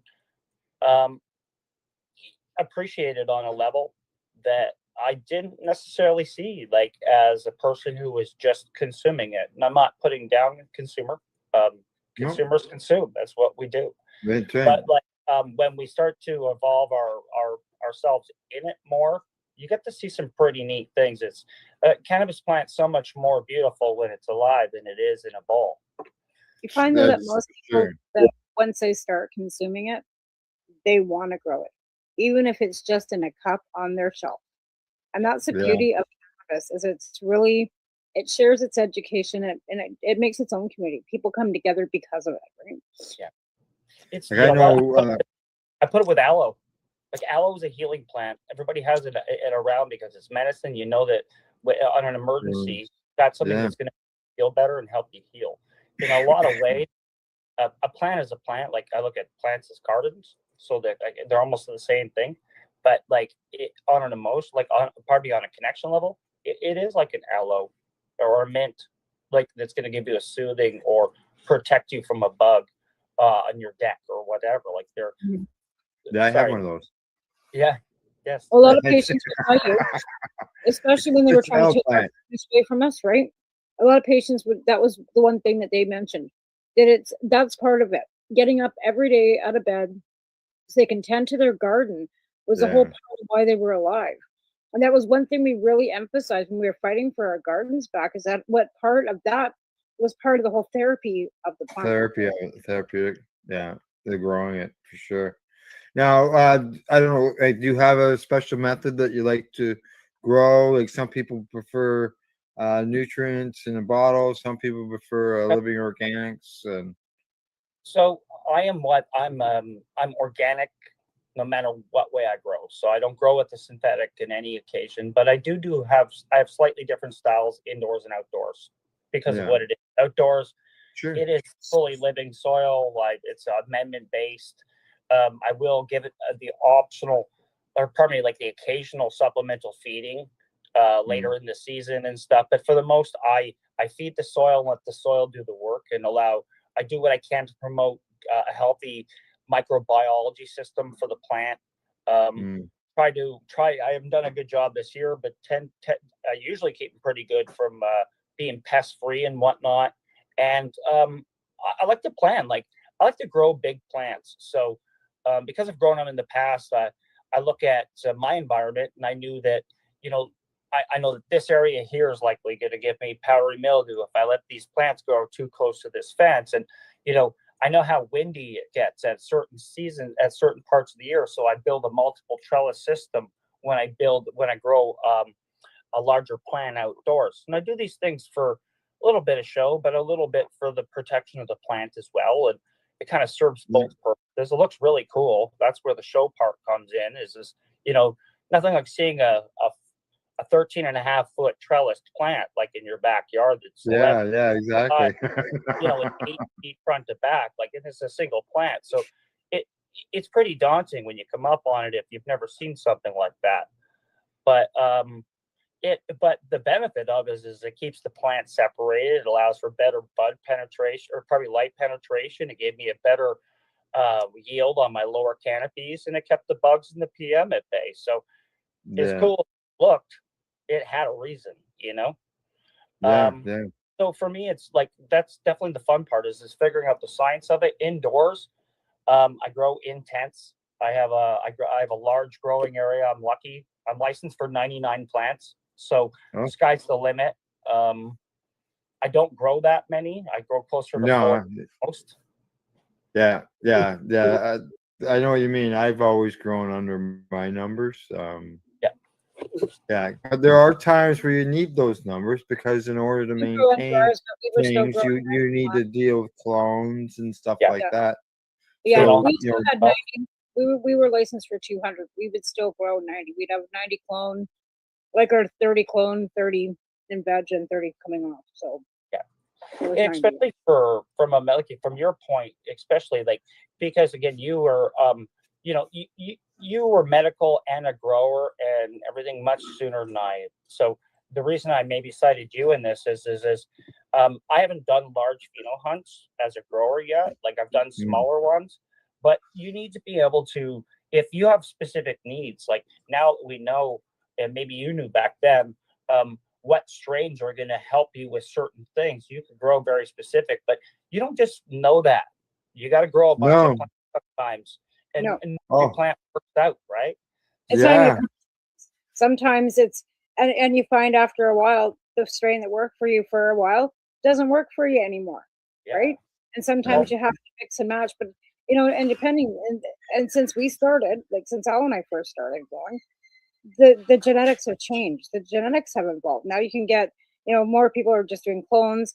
You don't have to worry about running into male because you got seeds. Like there's just so many different methods. Right? I'm actually still growing the same strain for 14 years now. Wow.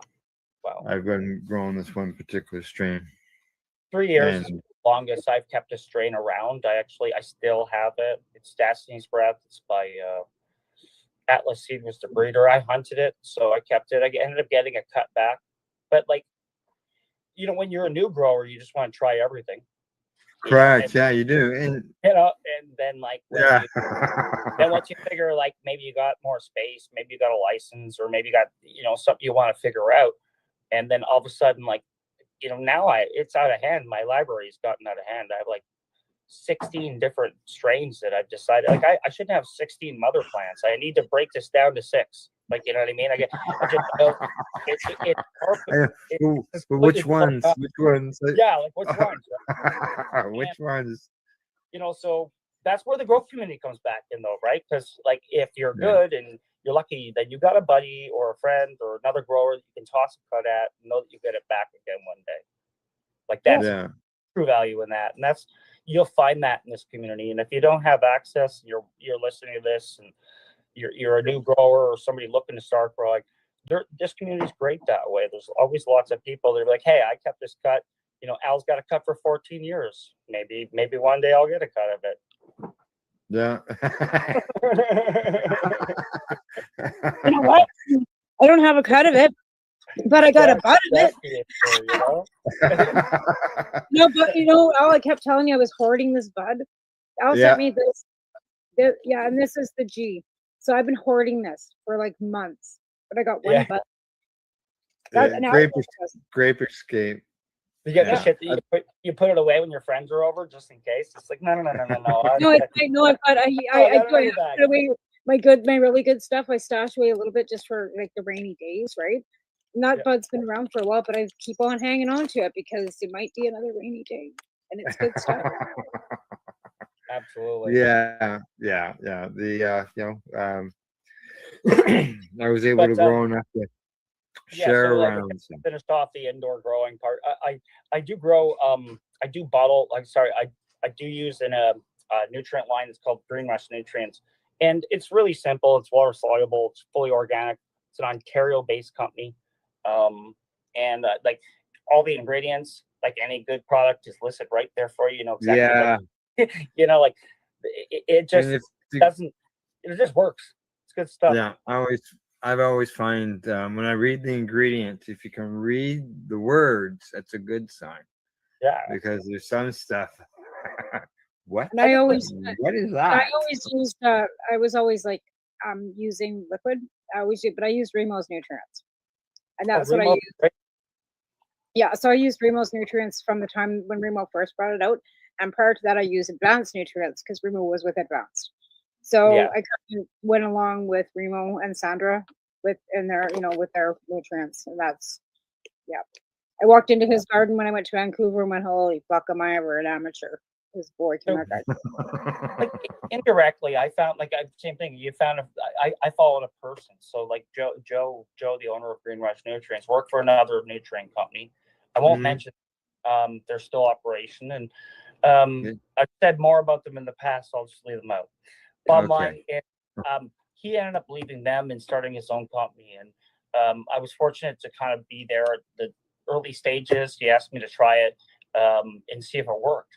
So we gave it a nickname. We called it Mystery Plant Food X before it was known as Green Rush Nutrients, and got a couple other people to try it too. And we did like this little test and see, and the plants look great. So ever since then, it's they've built this great business off of really just kind of helping growers. They do banners, they growers logos, and they sponsor cannabis cups.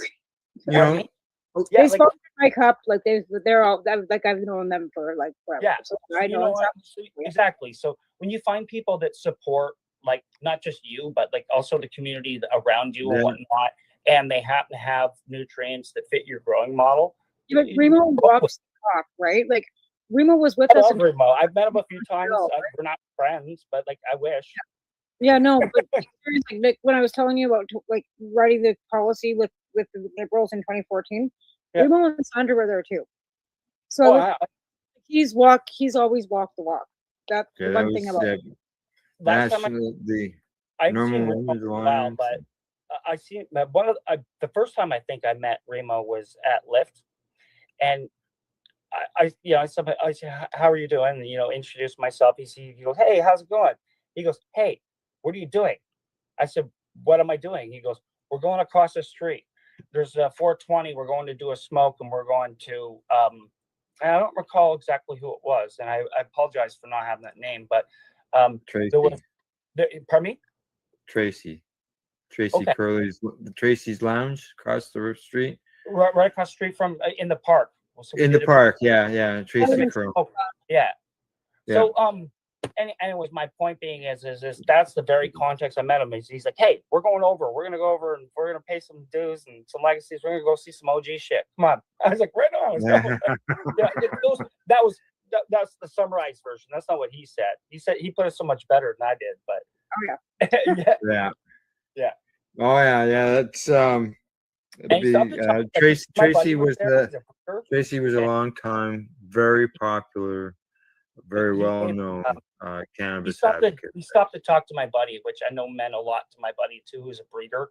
And they talked. They'd met before, and he was giving very nice critique on his bud and stuff like that. He found it very helpful. He's like, the nose that guy has is amazing, eh? Mm-hmm. Like he could be like, this is like, and like potential pre-1985. It's like it's like what the fuck? It's like a toucan of weed. It's truly amazing. And then he walks around with a suitcase. Yeah. Or a shoulder full. Yeah. Okay, now to sort of switch gears. Yep. Before we close up. I know that the date has come and gone, but I still think that it's something that's a worthy cause to be brought up and to let people know. I see that you've been involved in a fundraiser for a family member with cancer. Yes. So, yeah, unfortunately, I think cancer is one of the things that affects everybody. Unfortunately, it's gotten my family a little bit too much over the years. Lost my brother last year, and my aunt's a real warrior. She's done, is it 46 rounds, babe? I think 46 rounds of chemotherapy, and she's still going. Like, you know, she's not a young woman anymore, but she's always been a fighter. And so, when things like this happen, you do what you can. My family asked me, as D the Bud guy, to put a package together, and because she takes RSO, which I got from the community. Okay, so she's been using Rick Simpson oil as part of her treatment and whatnot. So cannabis being a part of it, they wanted to have a cannabis prize. So yeah, that's what you've seen. It was a Bob Marley style party in a sense, and we were able to do a lot to help her out. So thank you for bringing that up. Like, it means a lot, and to be able to actually, like, when you see cannabis helping people on that level, it's just like it changed my mom's opinion. Like, my mom, who's always looked at things as like cannabis, like my dad was not a good like person to her, as like he was a drug dealer back then. Like, cannabis was some of it. So she had all these things in her head about what cannabis was, and like, you know, it's always like you're being a goof if you're on it or whatever. You're being goofy teenager, or you didn't get this done because you were stoned or whatever. Like, these kind of things. So she's always looked at it very, very badly. And then it saves like her favorites, like her sister. And she'll tell anybody in the world now that like cannabis saved my sister. Like, it's amazing to see that. When you see that in your family, like, that, like when they believe too, that makes you feel like, wow, it feels so Seeing is validating. believing. Seeing is believing. It can switch someone like that on a dime. Yeah. That's right. Like I said, my mother worked with the RCMP for 30 years, was president of Crime Stoppers. Yeah. She's telling all her old lady friends to come get a hold of me about topicals. So yes, I've seen it. But now obviously care is still required, still going on. My understanding from your post, this is the treatment that she's taking is not covered by OHIP. And this is costs out of the pocket, and this was part of the fundraiser. So, like, I know the date has gone by, but is there still some type of fundraising? Yeah, I mean, there's an active GoFundMe. So it's on my Facebook page. I gladly repost it. I gladly send it to anybody if they'd like to help. So yeah, unfortunately, not everything's always covered. And as good as it is to have the coverages we have, this is one of those cases. So she has a monthly disbursement of $2,700 per month that she has to pay. So I mean, like, she's long past her years now. So that's a lot of money to anybody, especially predicament. But you know, like we've been able to we've been able to do quite well for her to get her some breathing room in this case, but it's unfortunate that it's always going to be the case until things Yeah. I change. don't understand how that's happening. How Yeah. are they Yeah. making her pay for that? Like, Yeah. You heard me talk at the beginning that I just did my treatment before the show tonight. It's not cheap.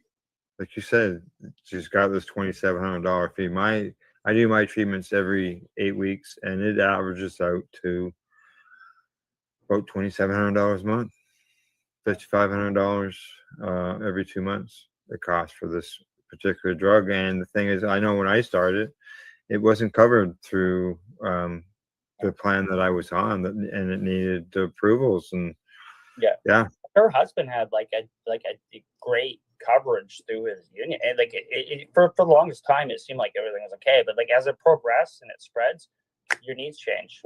yeah, yeah. So, yeah, and then that's there could be like these private caps insurance on your coverage, all types Yeah. of things. And Yeah. yet you're paying these insurance companies off these paychecks and your pensions and whatever else to cover you because it's prescriptions, right? The government doesn't like no government coverage at all for prescriptions. And then if you're in Ontario, he's likely gonna, tell Trudeau to stuff his pharma up his ass like the rest of them. So, All righty. What else I got on here? Okay, now send me the link for any of that GoFundMe thing, and then I will post it. I'm gonna have to, please. Yeah. Okay. To have, yeah. Oh, yeah. And the HAPA link? Yes, Oh, please. absolutely. Oh, you need to have a link. Okay. Yeah. I must have one of those because I know that I know nobody in British Columbia has one unless he's so I'd like to be the first. Yeah. I took it. We went away. I took it with me. It's just straight hash. Like there's no, like when I was younger, we rolled it with tobacco, right? I don't smoke That's what tobacco. like even as a smoker, it's just like I don't like it together. I'd like it separately. I'd like to appreciate each for what it is. So I prefer, like, I'll smoke it with cannabis in it, but I prefer not to smoke it with cannabis because you're not getting, like, it's all mixed together, right? So That was actually how I first started smoking was hash and tobacco in the 80s, right? Yeah. Because we couldn't even get cannabis, right? Hash So was it's like hash was you'd my have to first roll it with tobacco and a paper. Hey, don't get me wrong. I know that some people look at that glass and go, "Oh, I don't need that." Hey, I have knives too. Okay, Yeah, right. I have a hookah. I have a lot of things, Right. but I'll tell you, I haven't used my hookah since I got the apple. Oh. There you go. Yeah. Well, it's easy to carry around. Yeah, it's exactly. It's Yeah. it's a little quicker. Like the thing is what I enjoy about it, and part of the thing is like it's not going to brew in seconds. Like it takes a little bit of time, and I find like some of the better times that I have when I'm enjoying cannabis, whether it be medically or recreationally, is when there's a process involved. I think that's why I really like the dab is because you really got to slow right dab. There's a process. You got to be patient. You got to get to a certain degree. You want it to cool down a little bit. Like there's a process involved in doing that dab. Yeah.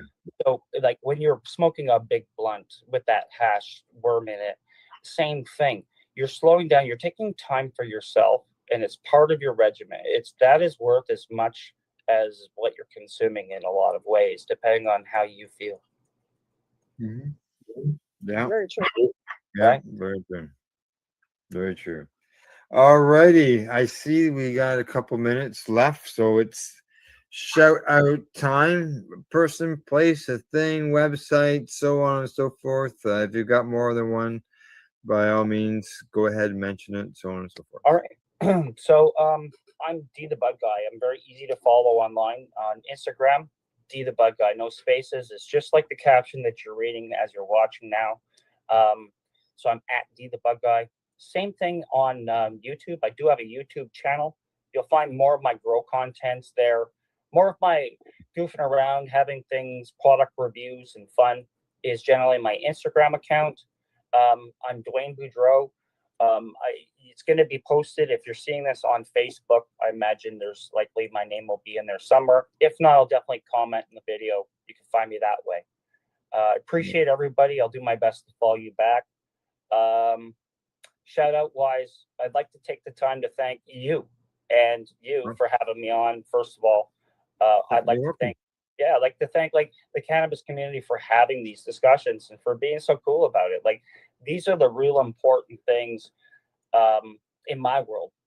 You know, I would like to appreciate anybody who ever took the time to invite me out, to educate me. You know, anybody who ever came to my place and blazed with me.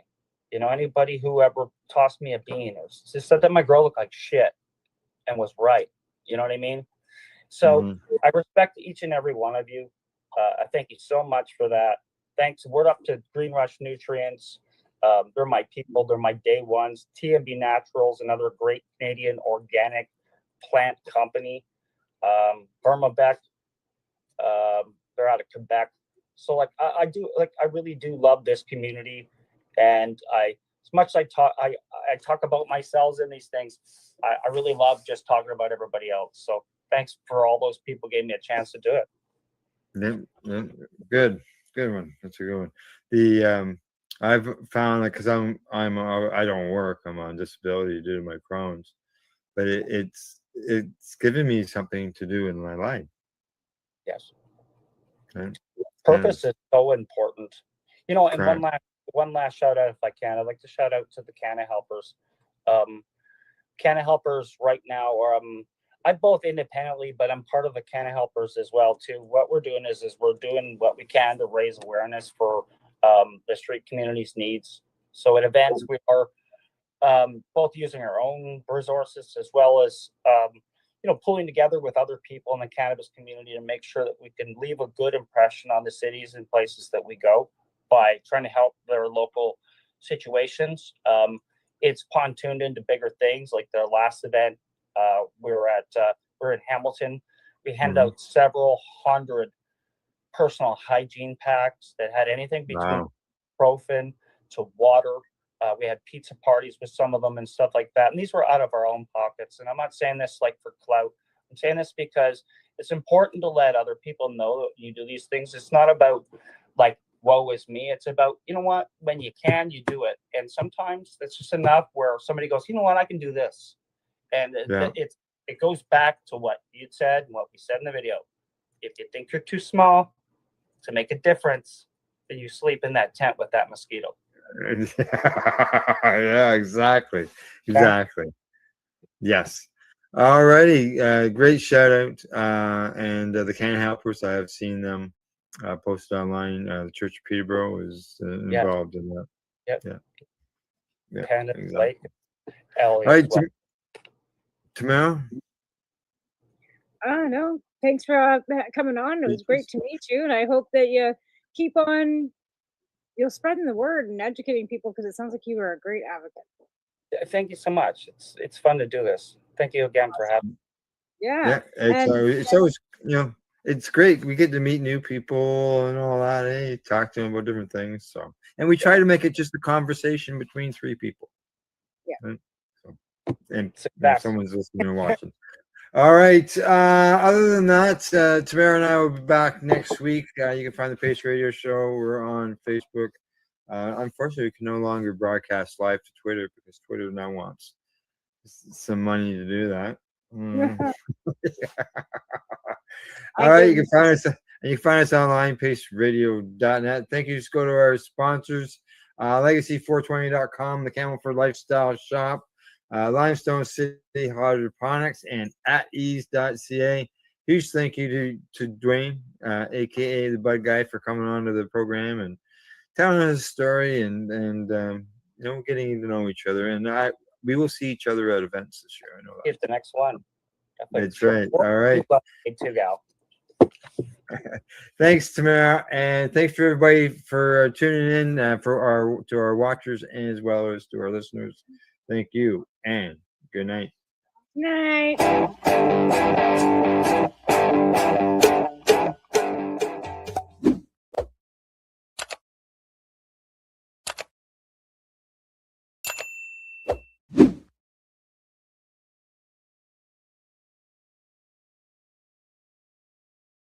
Let's share PACE everywhere. That way it can help create peace.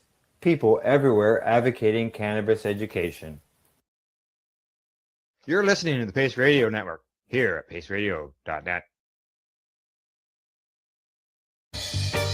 You're watching the 420 Pace, found at 420pace.ca.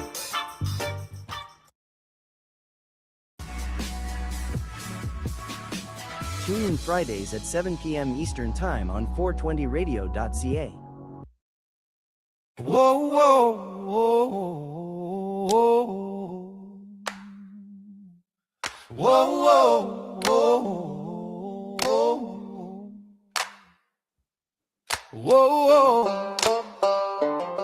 whoa, whoa, whoa.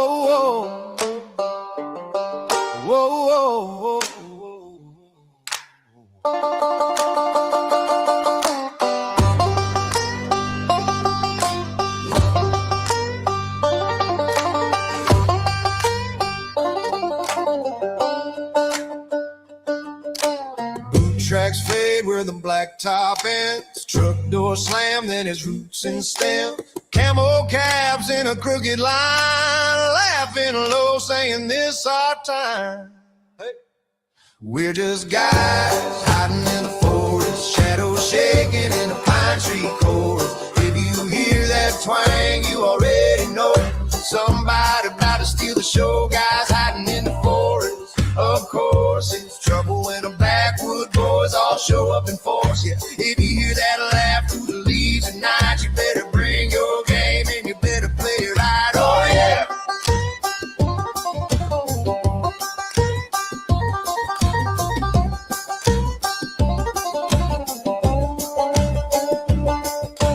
One string plucked from a falling log. Lego jump starts to stir the fog. Jaw harp snaps with a crooked grin. Spoons keep time on a dented tin. Clack, clack.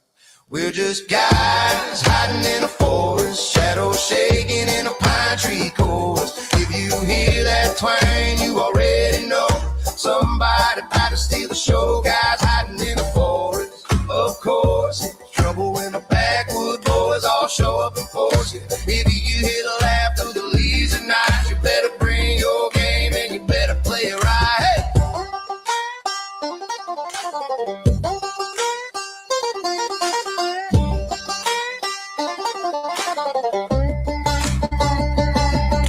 Circle up close where the fire burns low. Your turn, my turn, fast and slow. Wrong, no, right, green. That's a rule we wrote. Win or lose, we all go home. Horse in the throw.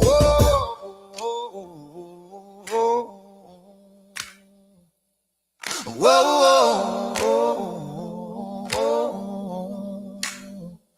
We're just guys hiding in the forest, shadows shaking in a pine tree chorus. If you hear that twang, you already know somebody about to steal the show. Guys hiding in the forest, of course. It's trouble when the backwood boys all show up in force. Yeah. If you hear a laugh through the leaves at night, you better bring your game and you better play it right. Hey.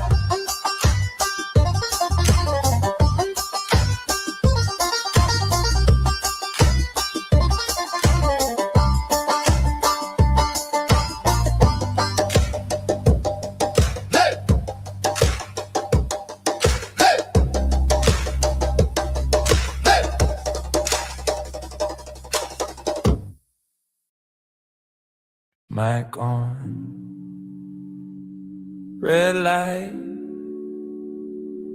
lean in, hit live. Pull up a chair to the table, 2 mugs, 2 minds, 1 cable, little green leaf on the label, big brave truths on the label. We got patients on the line from Brazil, from the Bronx, from the hills. Stand still, let them talk about pain, about pills, about how this plant help heal what it will. Protest, and turn that voice louder. Stories in smoke, information like powder, blowing cross borders every time we speak.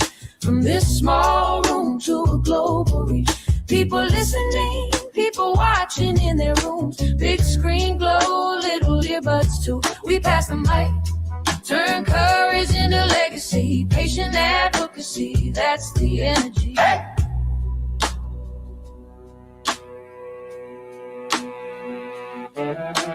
Glass jar on the desk, just a symbol. Camera on a ring light, simple. Host with the notes in a spiral.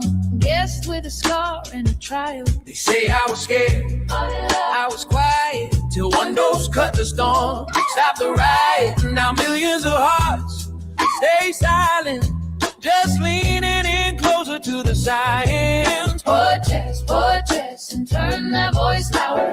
Stories in the smoke, information like powder. Blowing cross borders every time we speak. From this small room to a global reach. People listening, people watching in their rooms. Big screen glow, little earbuds too. We pass the mic, turn courage into legacy. Patient advocacy, that's the energy.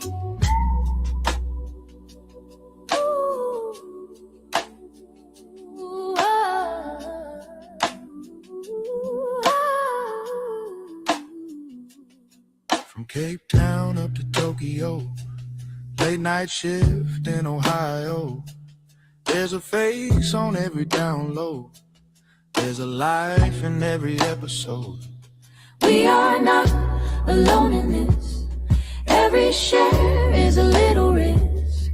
Every view is a little fist in the air for the ones we miss.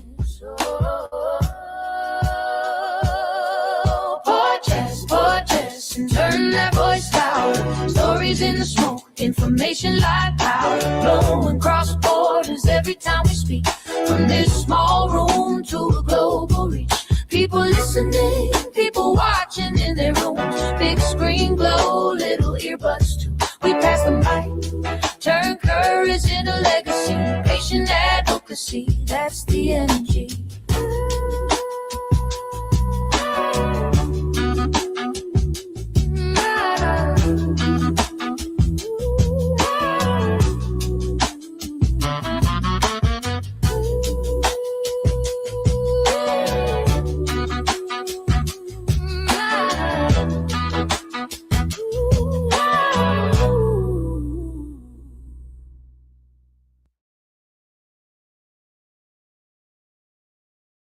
You're listening to the Pace Radio Network here at paceradio.net. The views expressed by the individuals during this broadcast are their own opinions, and they may not be the same as those of their group or other organizations they may be involved with. All medical advice during our broadcast is not a medical opinion and should be checked with your medical physician.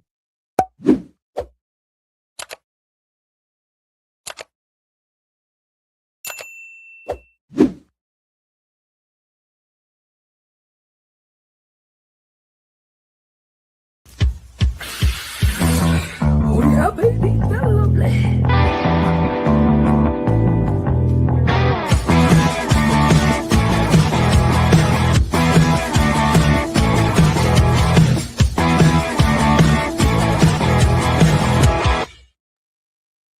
Good morning. It's February 26th, and welcome to Psychedelics and Cannabis Educational News. Good morning, we have Cindy, and it's almost like we want to say goodbye to February. Yeah, this is it. Yeah, 2 more days, and then it's March. March, exactly. Yeah. Boy, it's the 6th of the year already gone by. Craziness. It is. It is. So, how was your time away? It was good. I mean, I was up in your neck of the woods. I went up to Toronto. So enjoyed some cannabis stuff going on up there. Got to see a couple of the boardroom lounges. Matter of fact, I was in all of them. And I ended up going to the comedy club by the boardroom because they have down on St. Clair, their boardroom down there is also a comedy club. Yeah. Which was like, if you're in Toronto and you need a place to go have a puff, the boardroom is amazing. And if you are there during one of their comedy events, which I think are every Saturday night, the boardroom down on St. Clair hosts them. And what an amazing spot. the only issue that I had with the whole place is that there was no ventilation. So 50 of us hot boxed a room together. It was pretty epic. Yeah. Didn't need to light a joint. I just inhaled everybody else's. So Yeah, well, you know, there are places now that will fine or possibly jail you for excessive smoke. yes, thank God Toronto was not one of them, because we all would have been jailed. I think that was Massachusetts that has that going on. Yeah. So I mean, it was a good time. I got out to Niagara Falls for a day. You know, I got to see the falls in the winter, and you know, visit the Hard Rock Cafe in Niagara Falls. And you did this ride. You're telling me before we went live, you did this ride while you were there. Yeah, there's these new things that are take flight rides. You know, kind of sort of. When I was out in Vancouver, I almost did. They had fly over Italy and fly over Vancouver, and I was going to go to those and just didn't find the time. But I had the chance to do the fly over Niagara, and so you're in a chair, and like there's a row of chairs, and you sit down, and like it's you know on a machine, so it's almost like a ride. So the chairs get picked up and turned around, and then you're surrounded by screens. And I got a tour of Niagara. For this one. So they literally, it's almost like being on a roller coaster, and your seats are moving and doing crazy things. And you get to see the whole place, both in winter and in summer, what it would look like. And the virtual reality aspect of it comes with, you know, like they have water spray that comes out when you're near the falls, or if they're taking you over the flowers, you smell the flowers. And so it was very, very realistic. It was very cool. You know, and even though I knew I was on a chair and when I was holding on for dear life, because like it felt like you were on a ride, right? It's crazy. I highly recommend it. If you ever get a chance. Good.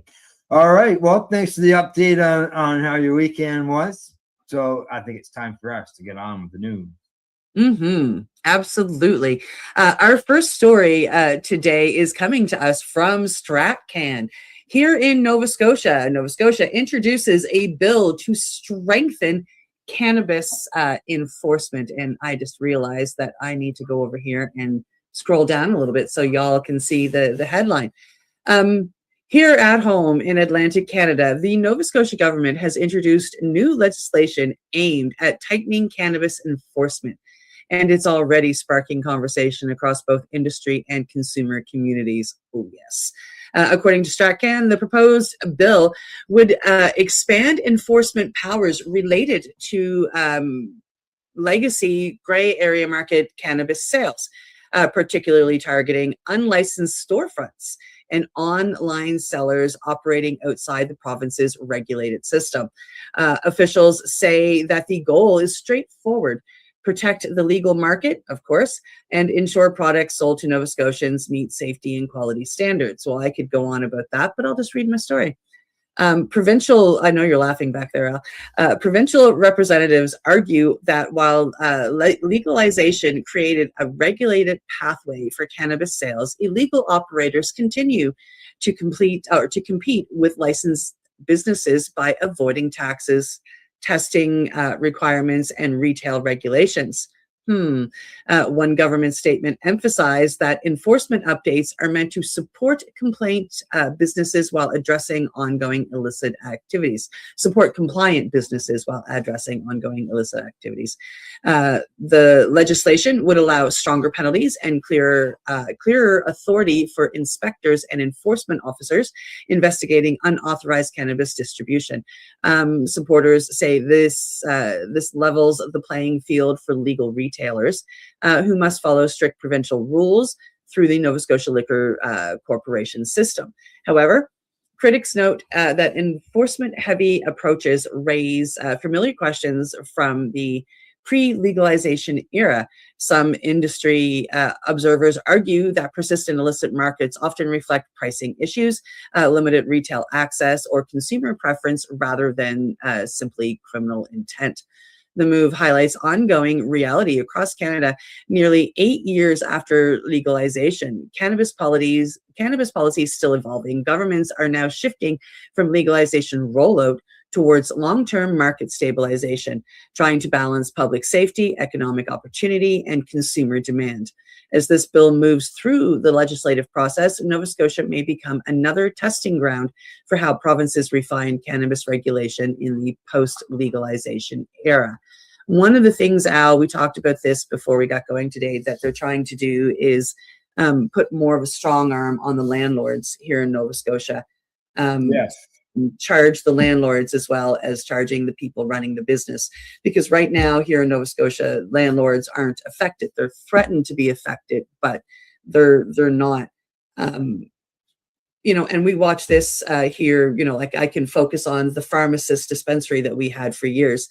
And the RCMP tried to strong arm the landlord of that building to kick them out. And the landlord said, I'm not responsible for the business, and they pay their rent. They're very respectful. They're very good, and I'm not kicking them out. Yeah, I know that Ontario has it because situations in Toronto over the years. BC has those types of laws, so I just assumed that was almost like straight across the country, but apparently it's not. Now I also see here in the report it mentions that when it comes to storefronts, a recent report shows that there are twice as many illegal stores versus legal stores. You know, why wouldn't the province up that? Yeah, the province here in Nova Scotia is weird. Like, we've always been behind the 8 ball with everybody when it comes to any of this stuff. Like, I mean, whether it's our storefronts, our cannabis is in our liquor stores. We have one store that's a standalone store, but it's surrounded by 3 booze stores.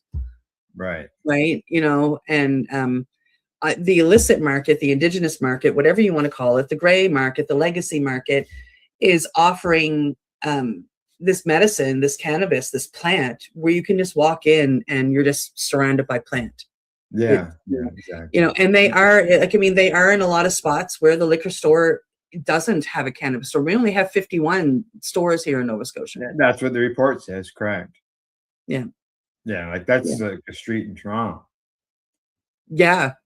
Yeah, seriously. My Airbnb, like 2 brand new stores opened in the 5 days I was there around me. There you go. Yeah. Yep. So, yeah, you know, that might help. You know, people are obviously voting with their feet and their money, going to the other stores. So, and these stores do pay taxes. Like, they are running legitimate businesses where they may not tell the government everything that they're selling, but they pay their taxes. They give money back to the communities. You know, and, you know, what I stopped myself from saying when I was reading there is, you know, they want to make sure Nova Scotians get good, reliable cannabis. Well, I was injured by the cannabis that you sold me at one point in time. So, and was for the all those years, you know, centuries going before legalization, I didn't see the hospitals lined up with a bunch of sick people. Nope. I never went for medical help for like cannabis issues until I got injured by bad cannabis that was approved by the government. Yeah. So, all righty. Time for us to move on to the next story. This one is coming to us from the International Cannabis Business Conference. Headline says German cannabis prescriptions increased 3,300% from 2024 to 2025. Now, Germany's emerging legal cannabis industry is booming, which is no secret. However, recent reporting by Investing News Network is shedding news insight and helping quantify just how historic the rate of growth is. It says here that Germany's medical cannabis market exploded in 2025 with prescriptions surging 3,300% from March 24 to December 2025, according to Bloomwell Group's Cannabis Barometer. Now, they reported Investing News Network in its original coverage. Now, that's according to Nicholas Kaparanes and Julian Wichman, co-founders of the Bloomwell Group. Now, that's a Frankfurt-based cannabis company that operates Germany's largest digital platform for medical cannabis. They say, as someone who has been involved in Germany's medical cannabis movement since its earliest days, it's incredibly encouraging to see how far we've come in short time, according to the spokesperson. Now, the exponential growth, or the huge growth in medicinal cannabis prescriptions in Germany during the specified time period is paralleled by dramatic growth in medical cannabis imports. Now, during the first quarter of 2024, Germany's medical cannabis industry imported just over 8 tons of products from other countries. And that jumped to nearly 57 tons in the third quarter of 2025, which is the most recent period reported by the Germany's Federal Institute for Drugs and Medical Devices. 3,300% jump in medical access. Like, it's just crazy. That's a huge number. Yeah. Yeah. And look at all the cannabis that they're importing. Yeah, tons and tons. Tons of it. Germany's medical cannabis market was valued at over 2 billion euro in 2025, serving 800,000 patients. And they're averaging, what did it say over here before I close the story? €5.20 per gram. €5 per gram, which is about $11 here. Ish. Yeah, $10. Yeah, for sure. That's about what it is here, is it not?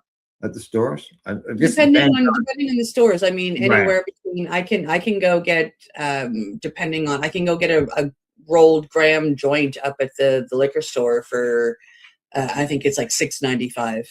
It's rolled in a cone. Right? Yeah. Okay, Germany's exploding. It's pretty awesome. Awesome, exactly. All right, time to move on. Yeah, on to our next story, coming to us from International Cannabis Business Conference. The story is Cannabis Shows Comparable Efficacy to Lorazepam. I think that's pretty cool. New clinical research is adding to the growing conversation around cannabis as a potential therapeutic alternative for anxiety treatment. A report highlighted by International Cannabis Business Conference describes a clinical trial in which cannabis demonstrated effects comparable to lorazepam, a commonly prescribed anti-anxiety medication belonging to the benzo family. Lorazepam is widely used for acute anxiety and panic disorders, but it also carries very known risks, including dependency, sedation, and major withdrawal challenges. Researchers conducting the study explored whether controlled cannabis formulations could provide similar symptom relief while potentially offering a different safety profile. According to the findings, participants receiving cannabis-based treatment experienced anxiety reduction outcome similar to those taking lorazepam during the trial period.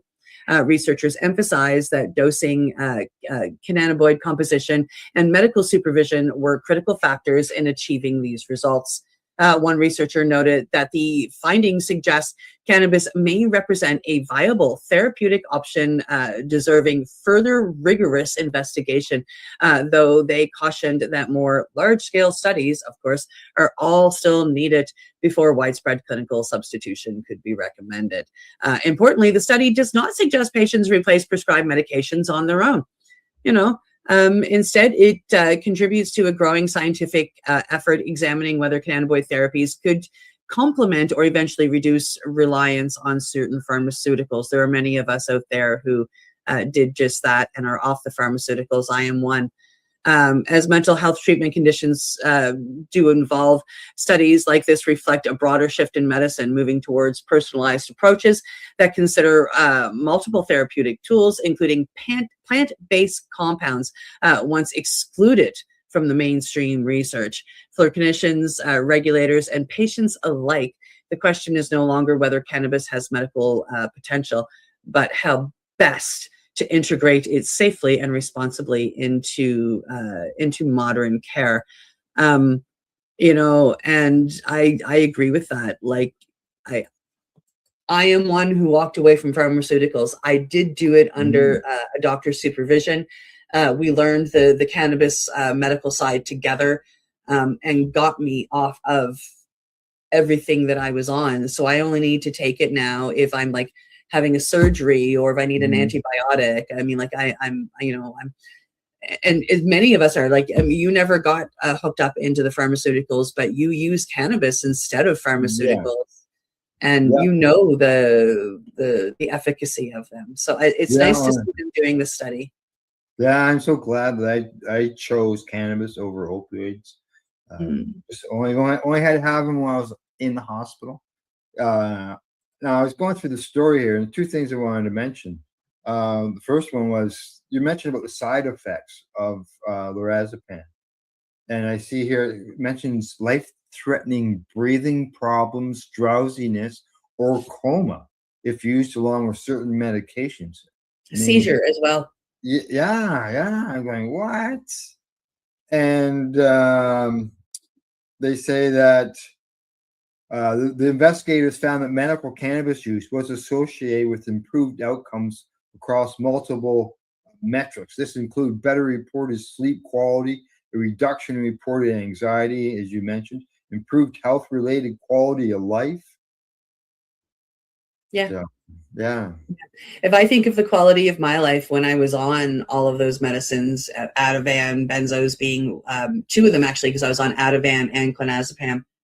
I mean, I didn't have a life. Like, you know, like in the 24-hour day, I would sleep at least 18 hours, if not more.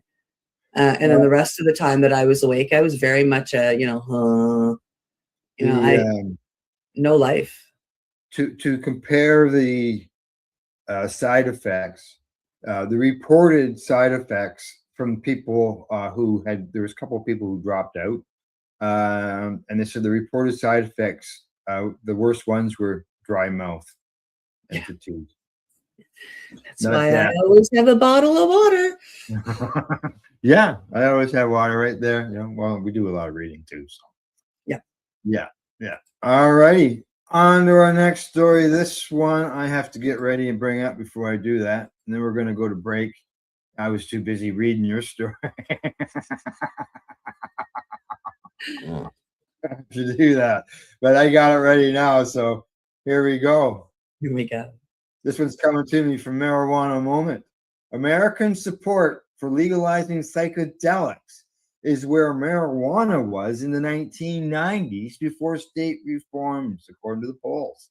Now, support for legalizing the use of psychedelics might relatively be low today, according to the new survey from RAND Corporation, but public opinion on the issue seems to be closely following in the footsteps of cannabis reform movement before the first states started enacting cannabis legalization. As more states and localities, as well as Congress, see momentum around psychedelic reform, the poll that was released on Thursday shows that Americans are currently feeling relatively tepid about the prospects of expanding access to hallucinogenic substances. However, there's reason to believe that could change dramatically in the years to come if cannabis-related polling is any indication. For now, just 23% of respondents said that psilocybin mushrooms should be legal, and even fewer, that's around 10%, expressed support for legalizing LSD or MDMA. By contrast, RAND's data reaffirms that there's a strong majority support, that's at 65%, for the legalization of cannabis. Of course, it's relatively early for the push for psychedelics reform, and a look at the public opinion trajectory for cannabis may offer a window into what's to come. Support for the legal use of psilocybin mushrooms is similar to what it was in the mid-1990s, just before the state medical cannabis laws started to implement, according to this poll, which the author's adding that it's unclear whether psilocybin will follow a similar trajectory in terms of public opinion or policy challenges or changes. The think tank said that there are some reasons that could explain the trend. For example, one could also better understand the current sentiment towards psychedelics in the context of how opinions have shifted around same-sex marriage. Support for legalizing psilocybin was high, 62%, among those who have used psychedelics. Similarly, 80% of the adults who have used cannabis are in favor of the plant's legalization. Now, only 42% of those who support the legal use of psilocybin say that adults should be able to use them for any reason, while 56% it says it should be allowed for medical purposes. Overall, just over 10% of respondents said psilocybin should be allowed for any use. And for LSD and MDMA, that percentage drops to under 10%. And support for the medical use of the three psychedelics is all under 30% for the general public. There you go, Cindy. Got a bit of an idea of how people are feeling about psychedelics and the use of them. There's some good news in there, and some news that the numbers are low. I thought it might have been a little bit higher, but as more information is coming out, I'm sure those numbers will grow. I hope so. Like, I'm a little shocked that some of them are under 10%. Yeah, but from I like that at least the people that are using it are supporting it. Correct. For the majority of them, because they understand that it's like the beautiful medicines. And and when they compared it to people who use cannabis, thinking of it as legalization, the numbers, it's like 15% difference. Yeah, it's not a dramatic 50% difference. Yeah, right. So that's good to see. But yeah, and I imagine they do another survey like that down the road in a few years, just like with the cannabis issue. You probably see the numbers will be going up. Yep. All right, what do you say? Time to take a break. Time to take a break. All right, you're watching Psychedelics and Cannabis Educational News. We will be back in about 3 minutes. You're listening to the Pace Radio Network here at paceradio.net. Camelford Lifestyle Shop, open Monday to Friday from 10 till 7 p.m. or by chance. Check out our flags, our t-shirts, plus our hats, and look of that supply of rolling papers, plus much more. We've got bongs and your favorite herbal vaporizers. Look at all the incense we have, as well as for those who collect knives, check out these knives in our collection. And while you're here, stop in to see Shay at the piercing room, where you can get poked by Shay. Daily deals, check them out. Camelford Lifestyle Shop, 17 Bridge Street West, Camelford, Ontario.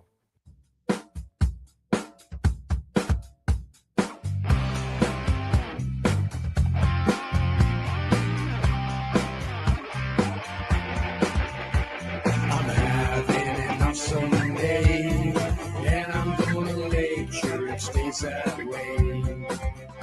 I'm having enough someday, and I'm gonna make sure it stays that way.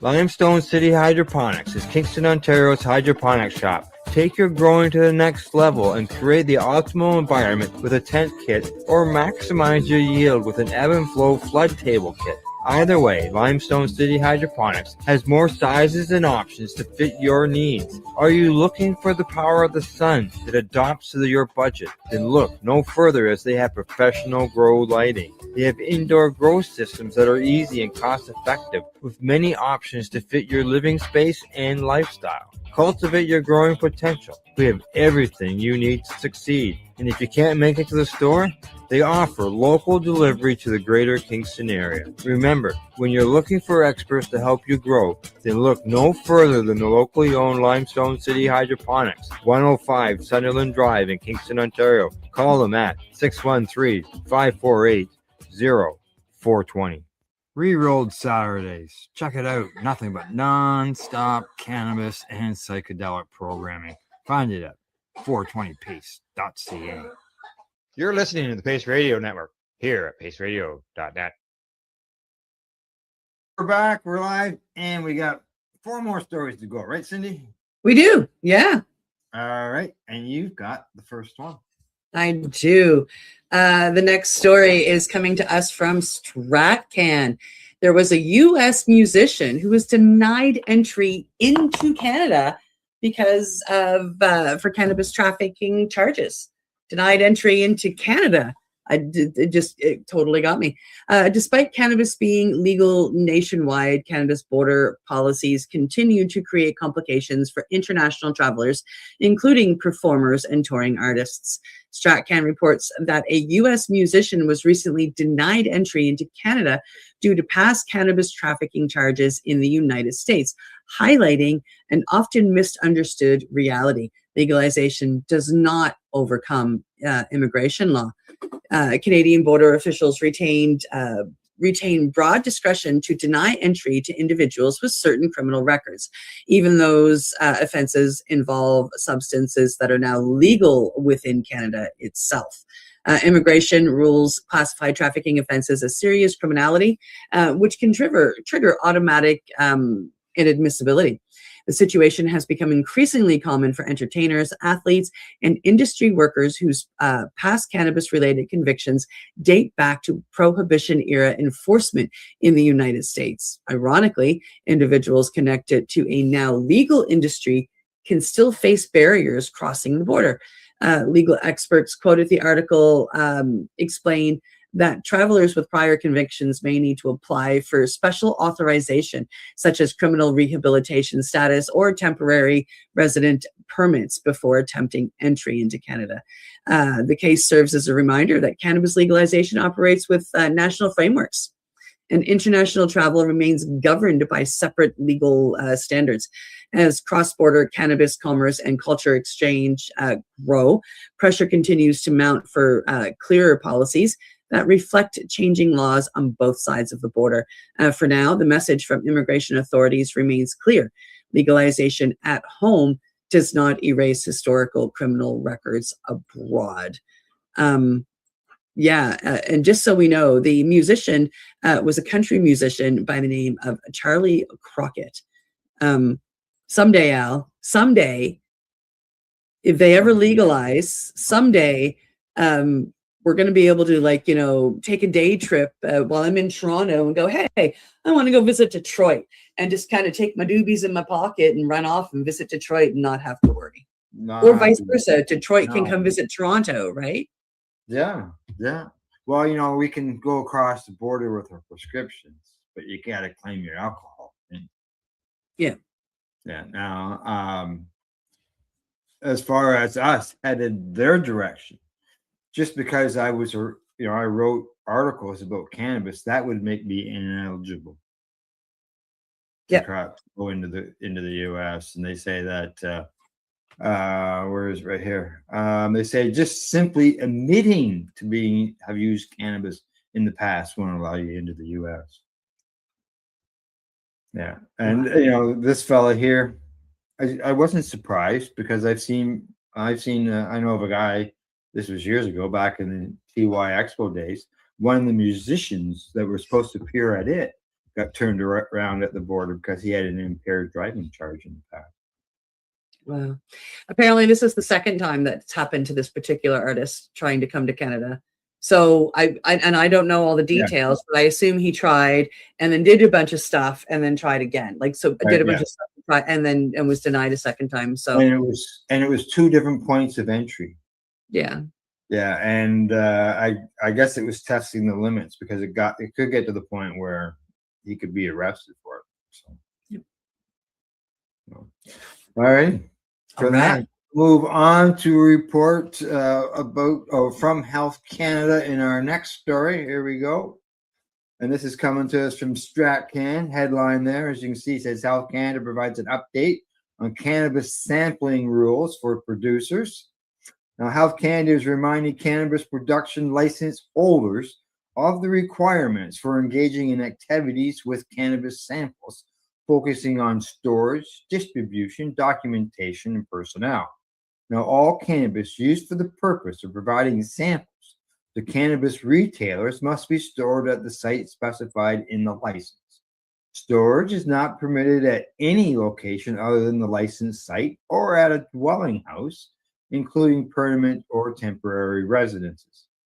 Cannabis in transit is allowed to be temporarily held at other locations, such as third-party logistics providers, example, couriers and post office boxes, warehouses, or in secured vehicles, such as a transport truck, as part of the documented distribution plan. Now, this period must be limited to what is necessary to reach the final destination. It can never be at a dwelling house or for an indefinite period of time. Now, license holders can only give away cannabis, including samples, to someone who is authorized to produce, sell, or distribute cannabis. For examples, given away at events, it is the license holder's responsibility to ensure that they are only provided to authorized individuals, not the general public. The license holders that they must, the federal cannabis regulators also reminds license holders that they must use appropriate security measures and access controls to limit risks of the products being diverted and ensure that the safekeeping of cannabis during distribution. This includes regular audits, access restrictions, and tracking procedures. License holders are required to maintain records and processes to demonstrate compliance, especially for giving cannabis samples. These records need to ensure traceability, including the recipient's name and address, enable a rapid and complete recall, and be available for audit in a timely manner. While federal regulations allow producers to provide samples to retailers, provinces ultimately have the final say on whether retailers can accept them. While several provinces, including Alberta, BC, Saskatchewan, and Ontario, have such activities, including at industry events, others don't have it. I don't know about you, Cindy, but it must be hard to track who the address and the person of every sample that you give out. Yeah, well, I think like in Ontario, they try to do that with, like if the person has can sell, that's what they want. Like, like when you go to like can't sell license. Yeah. So like you have to give your number. Mm-hmm. Right. So that's a way to track it without having to take all of that. So in Nova Scotia, I've been to 3 events. Now they were more privatized. So like I'm a veteran. So they were veteran events actually. And, it would show up and, there's a table full of samples there and we're invited to take them and try them. Mm-hmm. I don't know if that's legal. But that, I've had that happen here 3 times at veterans events. Yeah. I got my can sell and I got samples once, but I can't recall giving my number, but I don't know. Yeah. I know that while I was in Toronto, a mutual friend of ours went to a legal event. I never asked her what it was, but on a Friday night she went to a legal event and or was it a Saturday afternoon? And I saw her Saturday night and she had this bag full of samples, right? Infused joints and this and that, but she has her can sell, right? So I don't know how that's happening. I don't know where all the events are. I would have loved to have gone to that event while I was in Ontario because that sounded like it would have been a blast. As it mentioned in the article, it's supposed to be going to the people who are working in the industry, not the general public. And even though that people can have a can sell, doesn't mean that I'm working in the industry. Yeah. I got my can sell. So if I'm in Ontario and I go to an event, I have a number so I can get the samples. But I don't even live in Ontario. But as long as I have that can sell, so I can get my samples while I'm there. Yeah, I wish they would open that up to the public though. Like I've been at events where you can put a little bit, give a donation for a sample of some wine. It comes in just a little shot glass. Oh yeah. Yeah, you could go on wine tasting tours and why not a gummy? Why not gummies, anything like that, or a cannabis beverage instead of the wine. Yep. No reason why it couldn't be done. Yep. All righty. Right. I'm up. On to the next story. This one is coming to us from Ganjapreneur. It's a study which shows a single dose of DMT can reduce depression symptoms. New psychedelic research is drawing attention for its striking findings involving one of the most powerful natural occurring psychedelic compounds, DMT. According to Ganjapreneur, a recent study found that a single controlled dose of DMT was associated with significant reduction in symptom of depression among study participants. Researchers observed improvements occurring rapidly after treatment, adding to a growing body of evidence suggesting psychedelic therapies may work differently from traditional antidepressants. Unlike conventional medicines that often require daily dosing and weeks before noticeable effects, psychedelic assisted therapies are being investigated for their ability to produce meaningful psychological shifts after only one or a few supervised sessions. Researchers believe DMT may temporarily increase neural connectivity and cognitive flexibility, sometimes described as allowing the brain to reset entrenched patterns associated with depression. Participants in the study reported lasting mood improvements following guided therapeutic experiences. One researcher explained that psychedelic compounds appear to help patients access emotional processing in ways that standard treatments may not always reach. Though scientists stress that these outcomes occur in carefully controlled clinical environments with preparation and integration support. Experts caution that DMT remains a powerful substance and is not appropriate for unsupervised use. Still, studies like this continue fueling international interest in psychedelic medicine as researchers search for new approaches to treatment-resistant mental health conditions. As clinical trials expand worldwide, psychedelic science is increasingly moving from the margins towards mainstream psychiatric research, reshaping conversations about how depression may be treated in the future.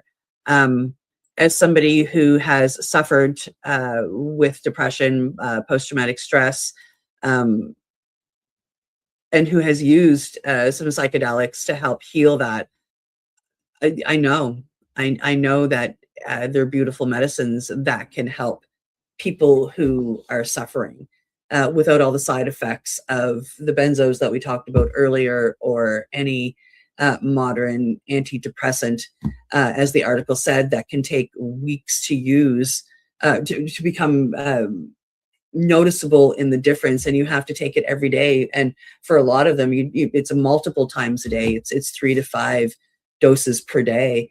And they don't always work. And then you're addicted. In the article, it mentions that, as you said, the rapid onset. So it works rather quickly, but that one dose can last 6 months or longer. Yeah, or longer. Like instead of taking something a couple times a day or once a day, like once every 6 months. Yep. Yeah. And some people need it once. They do their integration and they don't feel the need to come back and do the medicines. So some people walk in and do, Bufo or DMT or even a big dose of psilocybin once. And that gives them that neuroplasticity to reset their brain and move forward. And they never need to come back to it.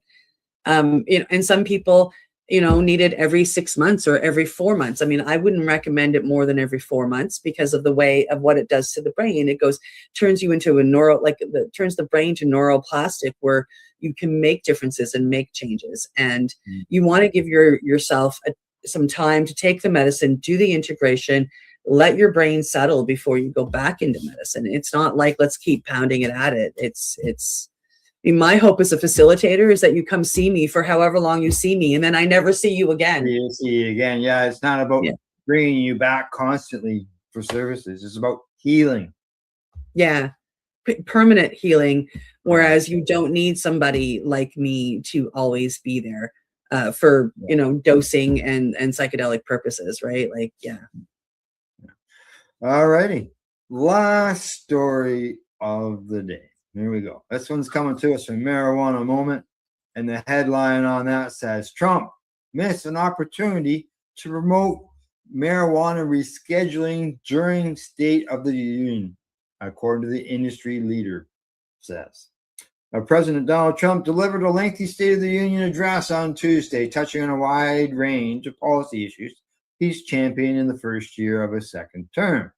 But to the disappointment of advocates and stakeholders, the president did not take the primetime opportunity to promote his work around cannabis rescheduling. Despite the bipartisan popularity of cannabis reform, he declined to mention a December executive order he issued directing Attorney General Pam Bondi to expeditiously complete the process of moving cannabis from Schedule 1 to Schedule 3 of the Controlled Substances Act.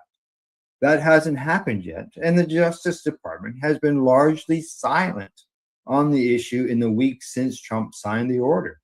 Some hoped that the president would use the high-profile speech before a joint session of Congress to retaliate his directive to finalize the rulemaking. But the issue was ignored altogether. Now, Adam Rosenberg, chairman of the National Cannabis Industry Association, said after the speech that the State of the Union represented a missed opportunity to highlight a major gap between federal policy and state law. Nearly every state has legalized cannabis in some form, yet federal laws continue to create uncertainty for legitimate operators. The industry has heard promises before, including support for rescheduling. What's missing is delivery, he says. He goes on to say that federal inaction continues to push state legal businesses with punitive tax treatment and banking barriers while the illicit market operates without consequences. That imbalance is unsustainable. Now, ahead of Tuesday's speech, Marijuana Moment asked the White House whether the president planned to bring up cannabis rescheduling, but a spokesperson simply pointed to a statement from Press Secretary Caroline Leavitt, that generally described Trump's intent to discuss the administration's many record-breaking accomplishments and his ambitious agenda to continue bringing the American dream back for working people.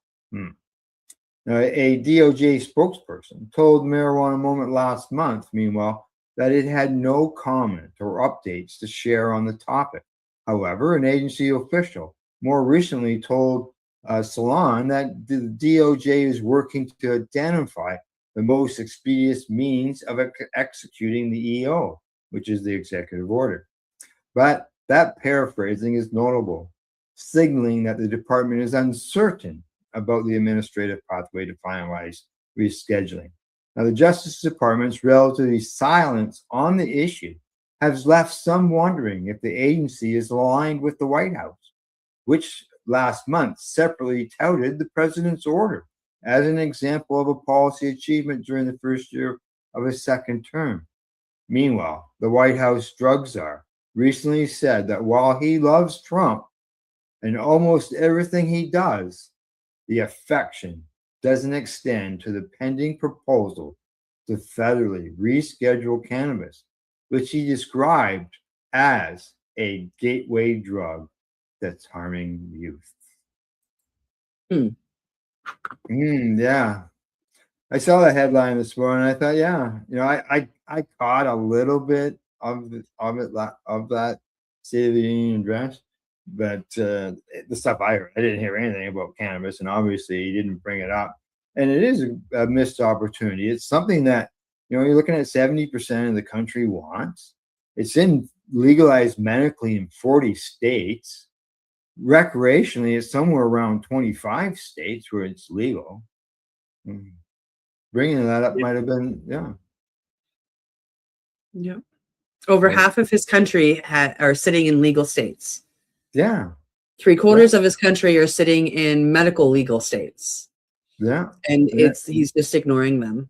And the industries, it has been supporting him, from the reports that I've read. Some of the businesses have been. But yeah, silence. Silence. Sometimes they say silence speaks volumes. Oh, it sure does. Yeah. And it's been over 2 months since he signed the executive order, and there's nothing happening. Yeah, and he's completely ignoring it himself. Yeah. So I don't know. All right. Well, that's it for news wise. Anything else before we say goodbye and we sign off? Oh, one more thing. Tomorrow night, the Nova Scotia Psychedelic Society, myself and another board member or two are putting on a social here in Halifax. The Nova Scotia Psychedelic Society, come on down. Let's talk psychedelics. If you're interested in building a psychedelic community, curious about psychedelics, come on down and join us. Bring a little snack. We have a little table where we have, it's kind of a potluck thing. I love to bring the 2-bite brownies myself. It's tomorrow night from 7 to 9 p.m. at 1084 Tower Road, and that is the Halifax Shambhala Center. So I really hope to see you there. It's usually a really good time, and tomorrow night will just be about sharing stories of our own journeys and what psychedelics mean to us, and maybe even educating a few people that show up with those stories. It's usually a very good time. We usually at least have a few newbies along with some people who are seasoned. So yeah, I invite you down to the Halifax Shambhala Center for the Nova Scotia Psychedelic Society's, psychedelic social and potluck. I really hope to see you there if you're in the area. Patience teaching patience. Patience teaching patience. Yeah, and that's been the basis of your network since you started it. Patients teaching patients, patients sharing their stories and helping each other. And it was all about cannabis when you started. And I feel very blessed that you've invited psychedelics into that. Yeah, and that's what it's all about. Patients helping patients and educating them and sharing the knowledge. Yeah, for sure. So, all right. Well, thanks for the kind words. And other than that, that's the news for today. We hope you found it educational and informative. We will be back Monday, 10 a.m. Eastern Time. And other than that, thanks to the viewers and thanks to Limestone City Hydroponics.ca. And yes, I got my order in. Thanks, Pierre. And also thanks to the Camelford Lifestyle Shop as well as at ease.ca. And as I always say, don't forget to educate, medicate, do not incarcerate. You're listening to the Pace Radio Network here at paceradio.net. The opinions of the individuals during this broadcast are their own and may not be the opinions of their group or other organizations they may be involved with. All medical advice during our broadcast is not a medical opinion and should be checked with your medical physician. Enjoy the buzz of legalization with Campbellford Lifestyle Shop. From lights to plant nutrients, books, consumption accessories, and more, we've got all your basics to grow or consume cannabis. Visit our info center or take a look at our piercing services and body jewelry, now available in-store through Campbellford Lifestyle Shop, 17 Bridge Street West, Campbellford. Limestone City Hydroponics is Kingston, Ontario's hydroponics shop. Take your growing to the next level and create the optimal environment with a tent kit or maximize your yield with an ebb and flow flood table kit. Either way, Limestone City Hydroponics has more sizes and options to fit your needs.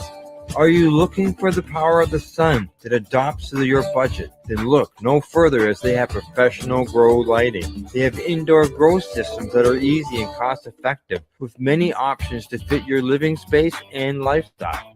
Cultivate your growing potential. We have everything you need to succeed. And if you can't make it to the store, they offer local delivery to the greater Kingston area. Remember, when you're looking for experts to help you grow, then look no further than the locally owned Limestone City Hydroponics, 105 Sunderland Drive in Kingston, Ontario. Call them at 613-548-0420.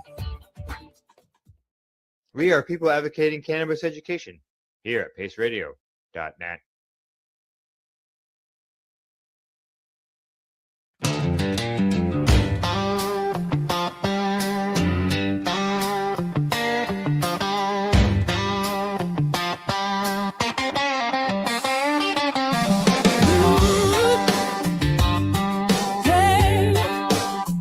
Ooh,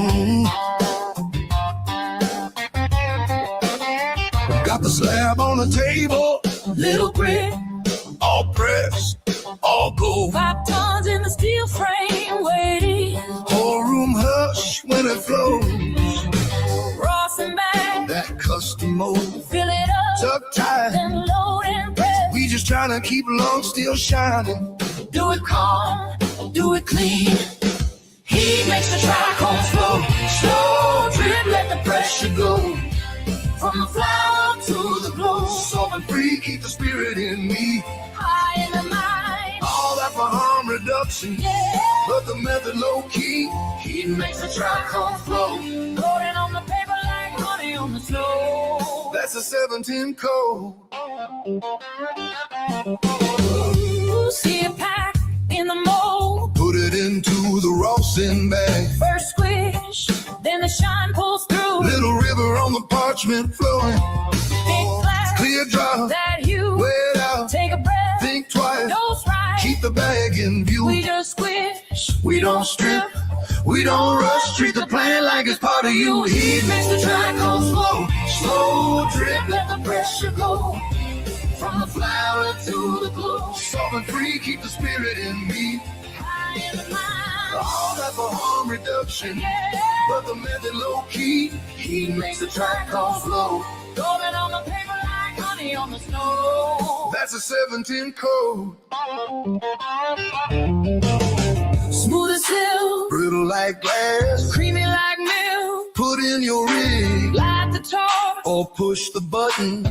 Get you medicated like nothing. Heat makes the trichomes flow. Slow drip, let the pressure go.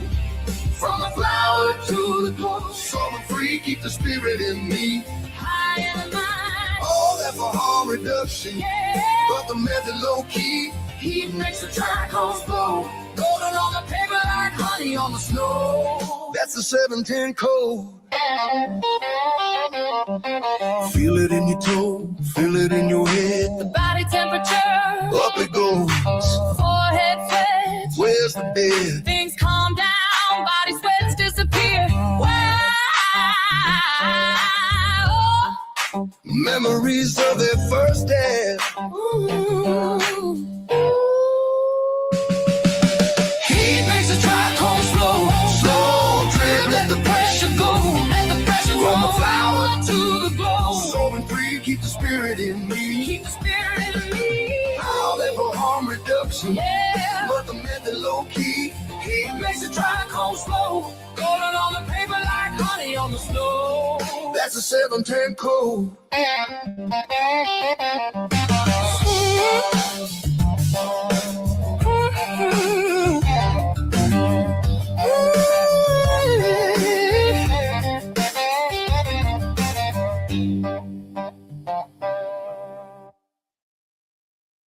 Rerolled Saturdays. Check it out. Nothing but non-stop cannabis and psychedelic programming. Find it at 420pace.ca.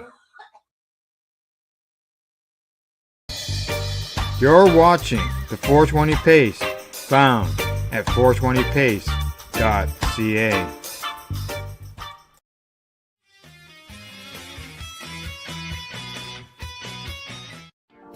You've been watching Rerolled Saturdays. Thank you to our guests, our hosts, and our viewers.